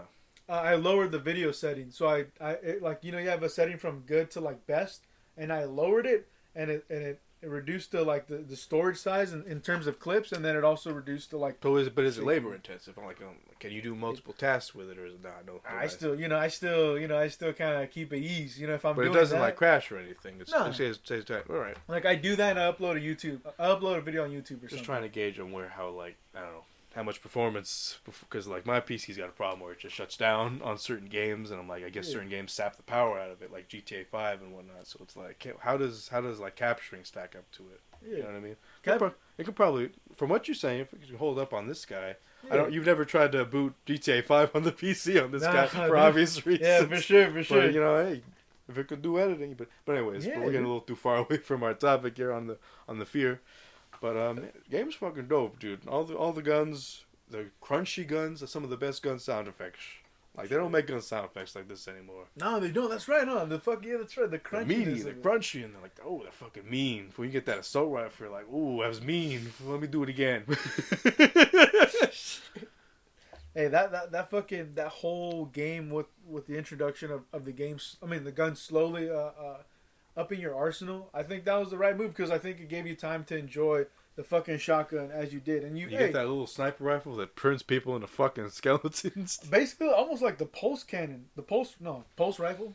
From almost Halo 3, yeah, a little bit. Something like that. But no, it fucking it eviscerates them motherfuckers straight up. It's just funny to walk through a post gunfight and like, oh my god, these fucking skeletons everywhere. Spooky times. God dang, yeah, the fucking skeleton boys over here. Gotta teabag the skeleton boys one time. So as far as story goes, like Harlan, it's basically like Frankenstein's story. Then you find out by the end of it that Point Man is the first child Alma Bear. And he's got no name. Paxton Fettel was the first. And we didn't talk much about Paxton Fettel. He's a good character in this first game. He gets a little overused in the franchise overall, but in this first game, he's really compelling because there's so much mystery to him, and like how they introduce the soldiers is really dope, and him breaking out. And it's like all it being a product of Alma's rage and shit, and it's dope shit. There's a little bit of it's a little bit Americanized, but there's some Japanese horror sprinkled in. Yeah, and like I think it's I can't give you the Japanese horror titles that it's. It's The Ring basically, right? The Ringu, and a bunch of those titles where it's like a Japanese, a long-haired, dead-looking Japanese lady. You know what I mean? Yeah. See, that's the thing. The Ring's the only exposure I got to maybe the Japanese horror. The Grudge. There's a bunch of movies like that. You know what I mean? But they were kind of brought over for like American remakes and stuff. Damn, dude. But this was Monolith, which is why I say it's a little bit Americanized and not quite on that crazy level Japanese gets. Yeah. But dope shit nonetheless, dude. It's dope shit. I think these boys done released the October 18th PC version in 2005, and then the 360 they released it on Halloween 2006. Oh shit, that must have been a dope ass man. If I can go back in time and play this game back then, I would have. That'd be crazy spending your Halloween night playing fucking F.E.A.R, man. But yeah, Paxton Fettel. right? Like we're chasing this fool down. You shoot him at the end, and like right in his head, and it's like, it's a moment I almost forgot just because like it's on like the outskirts of this very haunted house segment, and you're like, was that a dream type shit? And it's like, you know what I mean? Isn't he kind of asking for it? Isn't he kind of wanting his life to end at that moment? Yeah, it's unclear. Baxter Fell is a bit of a mystery. That guy, he's kind of I'm talking in mystery. This is kind of his character. Riddle me this, point man. But he's kind of a good. It's a good foil to a good reason to have a bunch of like nameless soldiers come at you. Yeah. Which apparently they're all him under those masks. By the way, it's all a bunch of Paxton Fetels. Because I thought he just mind controls all them boys, but like, how does his They're all clones of him. Oh yeah, and that's the other thing. These all they're all fucking clone soldiers, dude. And like, what the fuck? little clone boys. Bunch of Captain Americas walking around, basically. But yeah, I don't know if we have much to say on the game entire here before I just quickly move into like the franchise, because I played a little bit of. Oh shit! I played the expansions. I played a little bit of little bit of Fear 2 and 3. I'll tell you exactly why and how. But my closing thoughts on Fear 1. Fear 1's fucking fantastic. Play that shit. Damn. I love this game, dude. I know was very quick on the story, but it's just, I don't know, man. It's not. I don't view it as much as a story game. Like the horror elements are dope, and I'm like how they hit the balance in it was fantastic. But you know what I mean? I just think it needed like a plot breakdown. You know what I mean? What am I going to break down the motivations of the point man? Yeah, for sure. And like that's the biggest thing is it doesn't prioritize story. I think it prioritizes the combat, which, I mean, you see the product. It still turned out great, but there's still some things that kind of hold it back. But I definitely got some shit to definitely talk about with this. Sound off, my dude. Yeah, fucking like I said, we already talked about the great fucking combat. I love the flurry of the bullet kills. We talked about the guns, dude. I think dual pistola subs, those are sweet. That fool doesn't lock his elbows either. Now that I'm thinking about that. He don't lock them shits. I think we talked about all the great guns. We didn't talk about no landmines, time nades. Oh, landmines are dope. Yeah. Them shits. Nades are nice. Nades are pretty dope too. The jibbing on the shotgun's a little inconsistent because it's like they'll be across the map and like they'll explode, and I'm like, what happened? I wasn't that close. We talked about some of them fucking great fucking weapons. We talked about these clone soldiers. This quote from the developer, he says, to make combat as intensive as the tea house in Hard Boiled. Like, I guess that was the intent. You know, or the I beginning. pulled out another game where I was like pulling out a bunch of games, like the Fear games I had. Yeah. And, like I pulled out Stranglehold because I'm like, what? Because it's like, you know, it's an extra slow mo game. It's the John Woo shit. It's the John Woo shit, yeah. Damn, dude.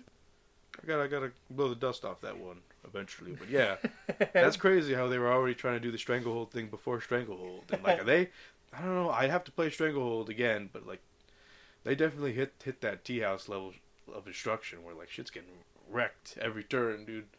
Yeah, that's just fucking wild, man. Like I think it's just riggedy wild. That's just crazy. I think what's also dope is when you're playing this game, you have like these like flashback hallucinations, and you get those like images just thrown at your face. So it's a little bit of a mind fuck as you kind of go. So Red Horizon shit going on down there too. Yeah, hell yeah, and yeah, we already talked about Fettel being this like telepathic military chain of command project. You know, I think. I thought he was a vampire for the longest time, but he's really not. He eats people, but he just kind of got blood on the nape of his mouth there, right under his chin.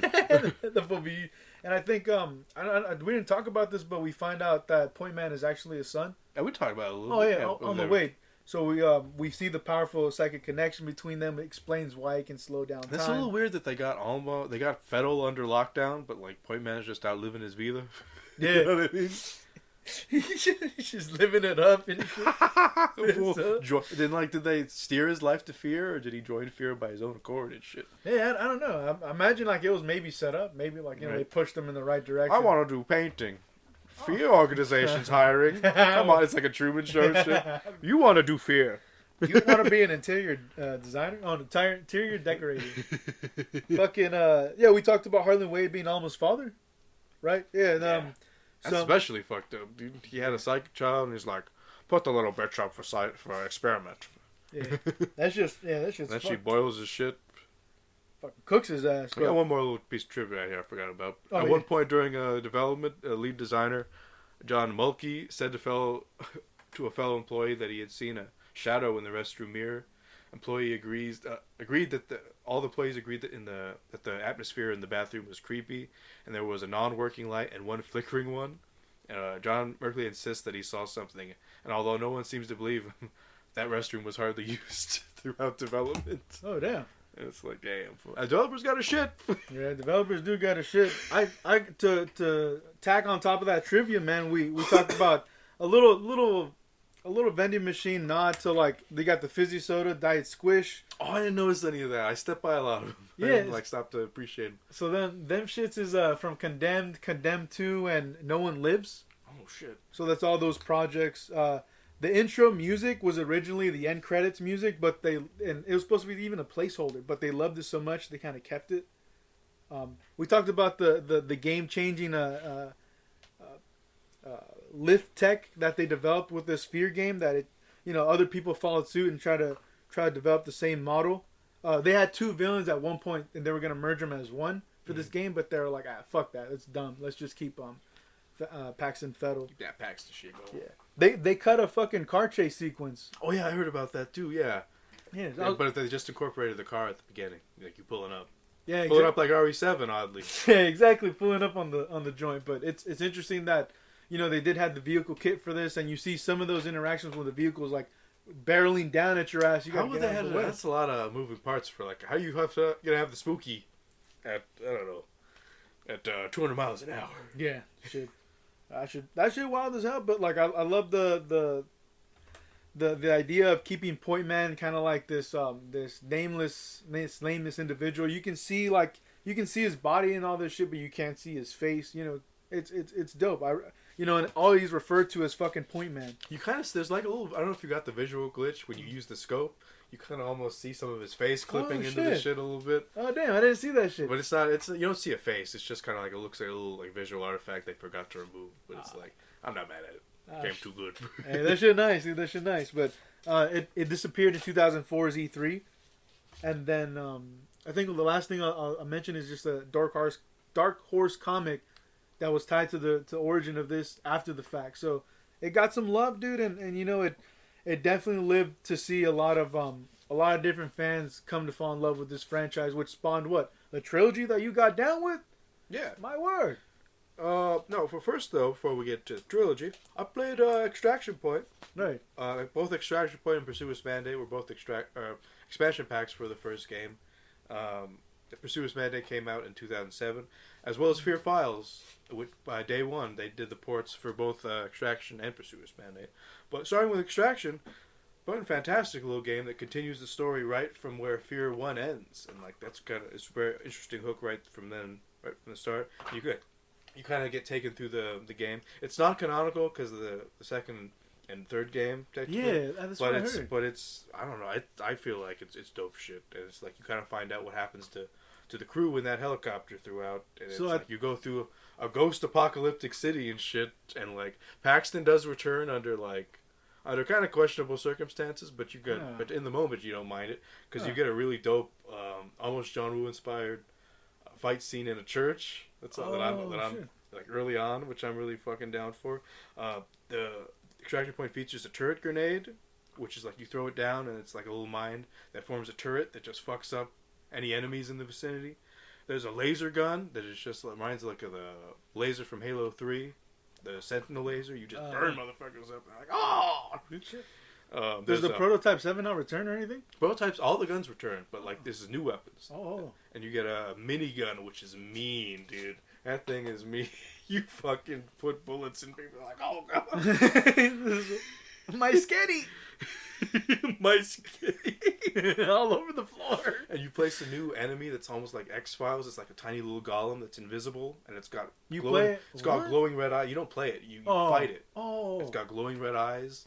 It's fucking creepy, dude. It's like these little golem creatures, and they're called shades, and they specifically come where there's blood, pools of blood. They kind of spawn there, and oh damn, dude. there's some spooky shit going on That's an interesting idea, dude. If you kill the pile of enemies and like that invites more enemies, that'd be an interesting like. I don't think they go that way. It's just kind of like environment based, but yeah, extraction points fucking dope. I would consider it's out of the 2 expansions, it's the must play. I think. Oh shit. And from there we got Pursuer's Mandate, which is it's kind of bullshit. People kind of think it's lacking and I guess out of the 3, it is kind of lacking, in terms of a fear game. But the premise is kind of bullshit because it's like it starts out second F.E.A.R team you never heard of was launched the same night as the events of the first game, and you kind of have like some squad based interactions in this one, and you're basically tasked with like retrieving a DNA sample that could change his hands throughout the shit. And I mean, I feel like this expansion gets a lot of guff, but I think it's better. It's better than a lot of people give it credit for. Oh shit. There's some bullet sponge kind of elite enemies who have some of your time powers, and that's kind of cool. But there are bullet sponges, and they come at you periodically. But some new weapons include a night scope assault rifle, a grenade launcher, and a lightning arc gun, which is just a fucking lightning gun you fire at somebody. Shit. And it can like lightning up other people in the vicinity. But yeah, that's pretty much Pursuer's Mandate. The extraction point, like I know we didn't talk about the ending real quick, but like the ending of F.E.A.R is like what we leave, we escape the scene with the helicopter, and the little girl. It was like, what's that noise? As like after the reactor exploded, you're in the helicopter, and they're like, what's that noise? And like Alma's adult form kind of creeps up from the helicopter, and it picks up right from there. And so she brings down the whole shit. So she lived despite all that shit. Yeah. Damn. And the extraction point. Extraction point's all about failure, dude. That's kind of the theme of the expansion. It's like you have so many wins, but they all kind of blow up in your face, kind of thing. I saw a gameplay of this one guy. I don't know which one, if it's extraction point or the other one, Project. But it's you're with a buddy, and it's just you and this other dude, and then he gets like thrown up into the fucking ceiling, and that's extraction point. Yeah. It's your boy Holiday from the main game, dude. Damn. But yeah, it was dope shit. From there, I played F.E.A.R 2 Project Origin. What's notable about this game? Still Monolith. Switched over to WB Games. Kind of known for more cinematic games. Oh shit. And did that work out for them? No, well, I'm about to tell you. But the story, before I get into how I felt about it, the story is basically you play as this dude Beckett, who it's on the same fucking night as F.E.A.R 1, dude. And it's like, it's kind of the trouble with these sequels. It's like, fuck, man, let me get a new story. But it's like on the same night F.E.A.R 1 happens, like this dude Beckett gets deployed to seek out the president of Armacam, and he gets imbued with these powers, these slow-mo powers, like at this hospital, and he becomes a target of Alma's from getting these slow-mo powers. Like Alma's kind of like seeking him out now because she's like, motherfucker, I recognize that signal. Wait, so Point Man's not even up in the bitch? No, it's new character. Point Man never come back? That's the first strike. Well, that's the first strike against this game. What the? And there's plenty of strikes to go. Let me tell you. Fuck this game. I'm gonna tell you why I fuck this game. I got 2 levels in, dude, and it's not a F.E.A.R game. It's not a F.E.A.R game. It's colorful. The movement's different. Let me give you the biggest difference between F.E.A.R 1 and 2 right now. Sum it up in a mechanic, and you'll know exactly. Your heart's gonna drop when you hear it, when you put it all together. Flashlights recharge in F.E.A.R 1. Your flashlight's infinite in F.E.A.R 2. That's at the heart of what's wrong with this game, because it's like it feels like an action horror game with a F.E.A.R flavoring more than it feels like a F.E.A.R game, and it's just like the combat lacks the same visceral weight as the first game. Like none of this shit I unload a clip of an assault rifle at a wall in F.E.A.R 1, you're gonna get dust for like 10 good seconds. Damn. It might even block your target in F.E.A.R 1. You'll be like, God damn, where you at? Where you at? Unload a clip into a fucking wall in F.E.A.R 2, you get nothing, dude. There's nothing. You get a little bit of feedback from the wall, but there's no dust. You throw a grenade, nothing fucking flies. There's no physics objects to interact with. It's just a fucking bland experience, dude. It's a bland, Unreal 360 era game. You know all those games you walk over, Singularity, fucking like, I don't know, fucking, you know what I mean? Those first person, like, bland ass 360 shooter games. That's what F.E.A.R 2 is to me, dude. Damn, so even the DLC is way better than 2 and 3? Let me get to that a little bit. I'm gonna talk about the series as a whole once I wrap this bitch up. But yeah, the color palette's wider, dude, and that kind of contributes to like oh, this isn't F.E.A.R. Like, it's too colorful to be F.E.A.R. That kind of, you got the visual stuff, you got the tactile feel of, like, this doesn't control like F.E.A.R. For one, they change up the controls, which is, like, it's not bad that they change the mapping, but it just feels different. You know what I mean? And it's like,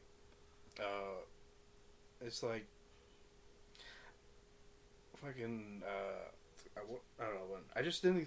This is the second time playing F.E.A.R. 2. It's like I bounced off it already a couple of years ago, and like, Shit, dude. I don't think I don't think there'll be a third chance for this game, dude. I think I'm done. Well, I'm done with this with F.E.A.R. 2 specifically. So you didn't roll credits on the shit? I didn't roll credits on the shit. I am spoiled on the story. And, like, the story is takes some ridiculous fucking turns. I don't know if you want to play it for yourself and get those turns yourself, but, like, I'll spoil it real quick.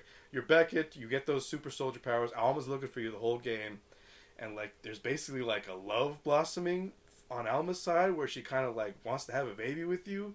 Yeah. And, like, there's this jealousy that builds up on your team. Like, your boy gets killed.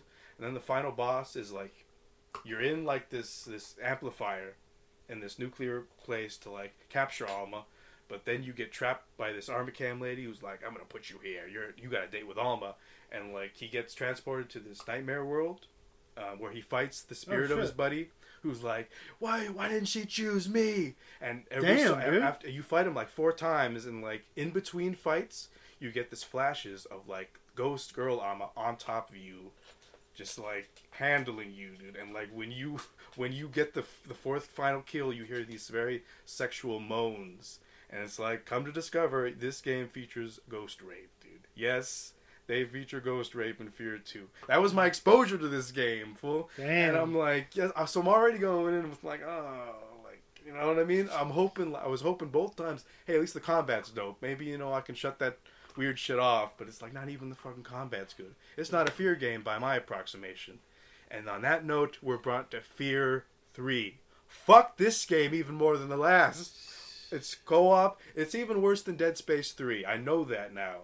I know that because where you are in an hour's time in Dead Space 3, you're at a cool fucking location. It's called the Lost Flotilla, where there's all these wrecked ships, and you're, like, tasked with exploring a bunch of them, and it's really fucking Dead Space. It's really fucking cool. You want to know where you are an hour into F.E.A.R. 3? Take a guess. Take a guess real hard. It's 2011. Some first-person shooter games came out. Think of the location. Think of a location that's antithetical to anything related to F.E.A.R., but it's the hot shit at the time. Think of, you know what I mean? A location that betrays F.E.A.R. in the worst possible New York? No. Japan? No. I'll get one more guess and I'll... San Francisco? No. A daylight level in the goddamn favelas at a Modern Warfare 2. You spent a fucking hour in daylight favelas from Modern Warfare 2 in a F.E.A.R. game. I say that shit again. Damn. God damn it, I fucking hate this game. Well, the first note I put about F.E.A.R. 2, F.E.A.R. 3, look how they massacred my boy. In F.E.A.R. 3, the plot is you're the point man. Point Man speaks now. Oh, Point Man back? Oh, he doesn't. Point Man's back. He looks like a fucking edgelord. Fucking. A bearded edgelord. Condemned too. Why are they doing this shit again, dude? This was day 1. This wasn't Monolith. Oh, this should be known. Okay. F.E.A.R. 3 was Monolith. Or F.E.A.R. 3 was day 1. So they got their own game, as much good as it did them. But you and Point Man, because Paxton Fettel's alive somehow, and he rescues you from a prison.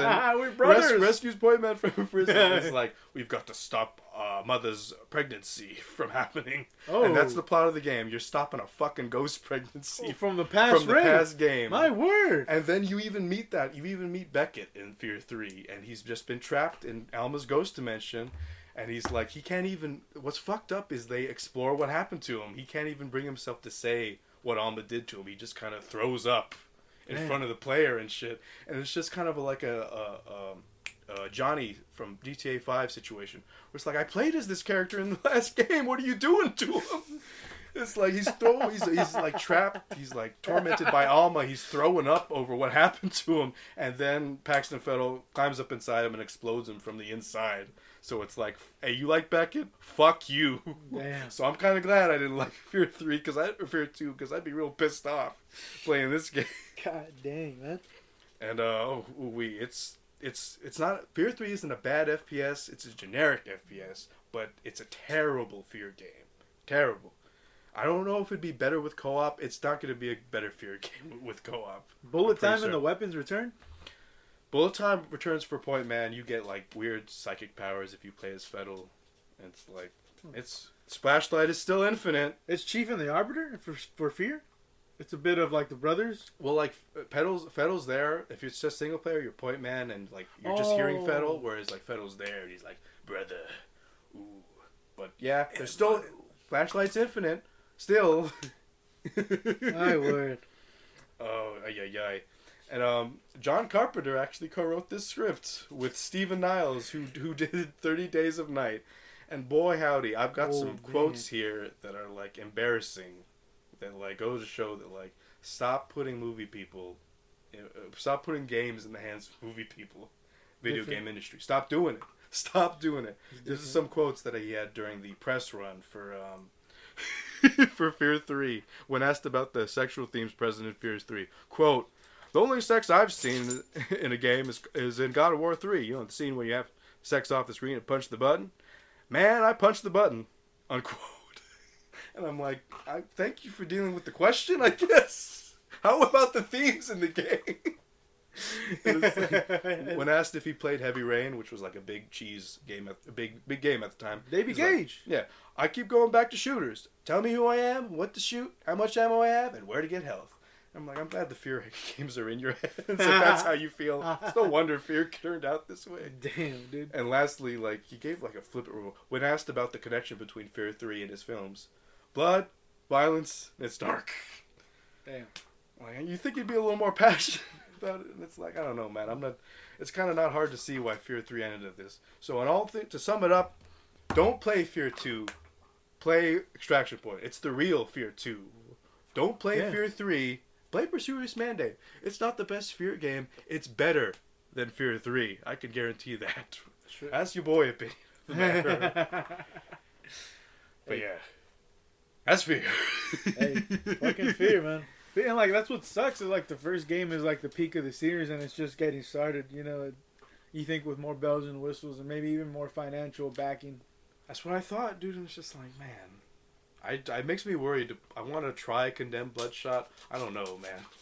Yeah. I don't know now. Yeah, I think what gets praised about that game was what the melee is less emphasized, but everything else is continued. So maybe like it's a little better in terms of story. But no, Condemned 2? Yeah, Condemned 2. But even then, dude, like Fear. The first time I played this game, I think was like Christmas 2007. I think I probably picked that shit up in one of them gifts, you know, because it's it's $20. It's been out, becomes a discount or a great deal kind of thing. And dude, like what sucks about playing the game, playing it again now, I couldn't pinpoint the part where I left off because like some of the shit's just the level was kind of bland. Like if I played like you get lost easy because the levels are so bland. Yeah, but at the same time, like I knew this game presented some kind of entertainment. The only problem is that 2007 was lost to like, dude, Halo 3 came out that year and online was like taking off. So Fear kind of like got lost in the shuffle and all that. But I think the port came out in 2006. 2006, but I'm telling you, like I didn't play until 2007. Oh, you didn't play it then? Okay. Yeah, you know what I mean. Like I didn't get all your time. Yeah. Man, I'm sad that the multiplayer for it just would have been deathmatch, but it's cool that it existed. Sure, that's dope as hell, dude. Like it seems like what I don't know what Counter-Strike could be, you know, if it was brought over, but it seems fun, dude. It seems like a fun little first-person shooter to have with a bunch of people at a time where, you know, Modern Warfare wasn't really dominating just yet, dude. It's 2006, dude. It's too early, but hey. I love the fucking gruesome and the brutality of this, man. And the paranormal. It's just... Fucking visceral FPS, dude. Most visceral FPS I've ever played. By far. Yeah, man. But yeah. I don't know if we want to wrap it up there, dude. Actually, let's wrap it up. What would you say? Something out of 10. Out of Fear? Yeah. I'd give that shit an 8. 8 out of 10. It's 9.5 for your boy, dude. 9.5? The combat's too good, man. The combat's too good. The only problem is, dude, like the fucking like... I love the story. They don't make games like this anymore. I'm hoping somebody like tries to make a spiritual successor to this game. Yeah. But it's like, you know, it would have happened by now. But who knows, dude? Hey, off that shit right there, the first F.E.A.R just feels like they had a goal. They knew what they wanted to be. They wanted to be hard-boiled-esque with an emphasis on action, and all that shit gets lost in 2 and 3. You lose that sense of direction. You don't have nothing else to kind of pull yourself together and aim towards. But even with the story, like we talked about it briefly, like I just wish it did have a little more. You know, it's story bones. Yeah, I didn't want to collect too much of the story through the phones. I want to play. Like, it's light on the cutscenes for sure. Yeah. Yeah, it's light, dude. Like and the same thing with the levels in terms from the first level to the last level. Some of that shit gets blurred. Yeah, It's a lot of it blurred. That's why I didn't go in by plot analysis, because like stuff stands out to me. It's just hard to for it to stand out in all the blur of like those office spaces and warehouse spaces. And that's where Dead Space does a better job when they're introducing you to these levels. Even these levels have a specific flavor, like a Metroid flavor to them. Yeah, exactly. And like that's what I love, shit like that. This, of course, it was different. They go to a sewer or like a water station or some shit. You know, they go to these offices. The Arkham, what is it called? The Arkham facility or whatever, the Project Origin facility. Yeah. Like, you know, obviously they travel from bit to bit, and it's like a bit of this like almost white collar kind of environments. But I don't know, like you do want a little more. Like I kind of wanted to go into a house. You know, I thought that'd be fun. Like Condemned. You know, like maybe a big. I don't know, whatever, dude. But this game was dope. I'm glad you got a chance to fucking play it. It's crazy that you played 2 and 3 off the. You know, you finished the DLC and then you played 2 and 3. You know, I had those DLC. Listen, there was a distinct lack of fear in my life when I finished the game. So I'm like, let me jump into the files. Still, then I'm like, I'm gonna play F.E.A.R 2 and 3 all the way through, and then no, I don't want to. No, thank you. I'm good. Shit, dude. I was like, hey, the first game is still fucking good, and that's all that matters. Sure. Yeah. Hey, that's what I got to say on F.E.A.R. You got any more thoughts?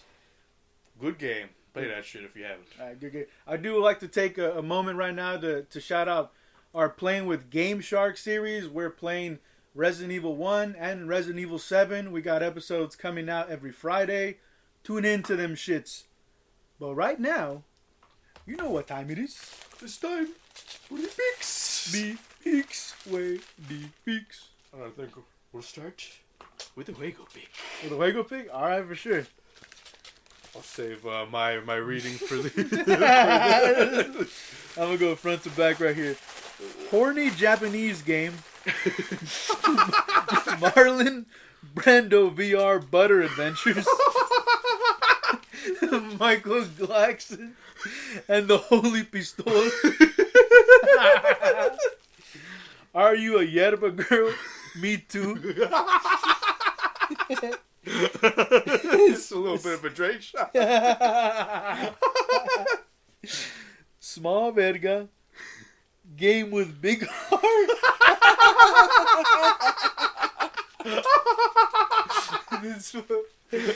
And the final touch is Chris Hansen's Poetry Slam. Oh, shit. I just wanted this little for the audience who picked this game. It's got some dope shit going down in it. Just got a remaster. Ricky's gonna have a difficult choice here, whether to play the OG version with all the product placement or the shiny new one with no product placement. And what game did I pick for you? This man done recommended Alan Wake. Yeah, including the DLC. The DLC? It's not on there, but I'm for the pick. I'm including there's 2 pieces of DLC. They're about an hour and a half a piece. The writer and the signal. The signal and the writer in that order. Oh shit! How do I get that shit on the 3? I have to buy it. I think you might have to buy it. $6. I think it's $7 a pop on the 360. Shit! If it still take my shits, I'll get that shit. But hey, it's a Xbox 360 exclusive. Yeah, back in the day, yeah. Oh damn! So the remaster came out on everything, or not everything, but the PlayStation. Shit! Back in the day, it was it? No. What year you said? No, yeah. What year is this? First 2010, one? I believe. Oh shit! 2010. I ain't taking no prisoner. I take no prisoner. Hey, dude, I'm excited to play this game. I heard a lot about it. A lot of X-Files. One of my favorite developers, Remedy Games. Remedy fucking doing that weird Control. shit. Right. There's some Davey Lynch vibes in this as well. Right. That's what I hear. David Lynch plus fucking X-Files. Hey, you got me sold. The only question I have is hey, do I play this shit or do I play the remaster? I don't. That's up to you, man. The only difference, like I said, there's Energizer batteries you use in this version, Uh-huh. and they're just, I believe they're branded to something like made up in the universe in the remaster. Oh, okay, for sure. You're gonna miss out on all the Verizon billboards if you play the remaster. Hey, I'm hyped for this shit, dude. But Alan Wake. Alan Wake, and it's true DLCs. Hey, let's fucking go, dude. Good shit, good shit. Shit. What are you gonna tell the people the pick of the movie pick of the Okay, before I go episode? on, you got Metroid, Lady, Sammy Goes to Space Camp, A Night at Jackson's, a BP 3D experience, the complete adult-free edition. We both had Michael Jackson bits on Hey, it. that was Michael Glackson, I'll have you know. It's a completely different person. Those pieces. Was this Marcel's what? Oh, Marcel Marvel's What If I saw color in my trees.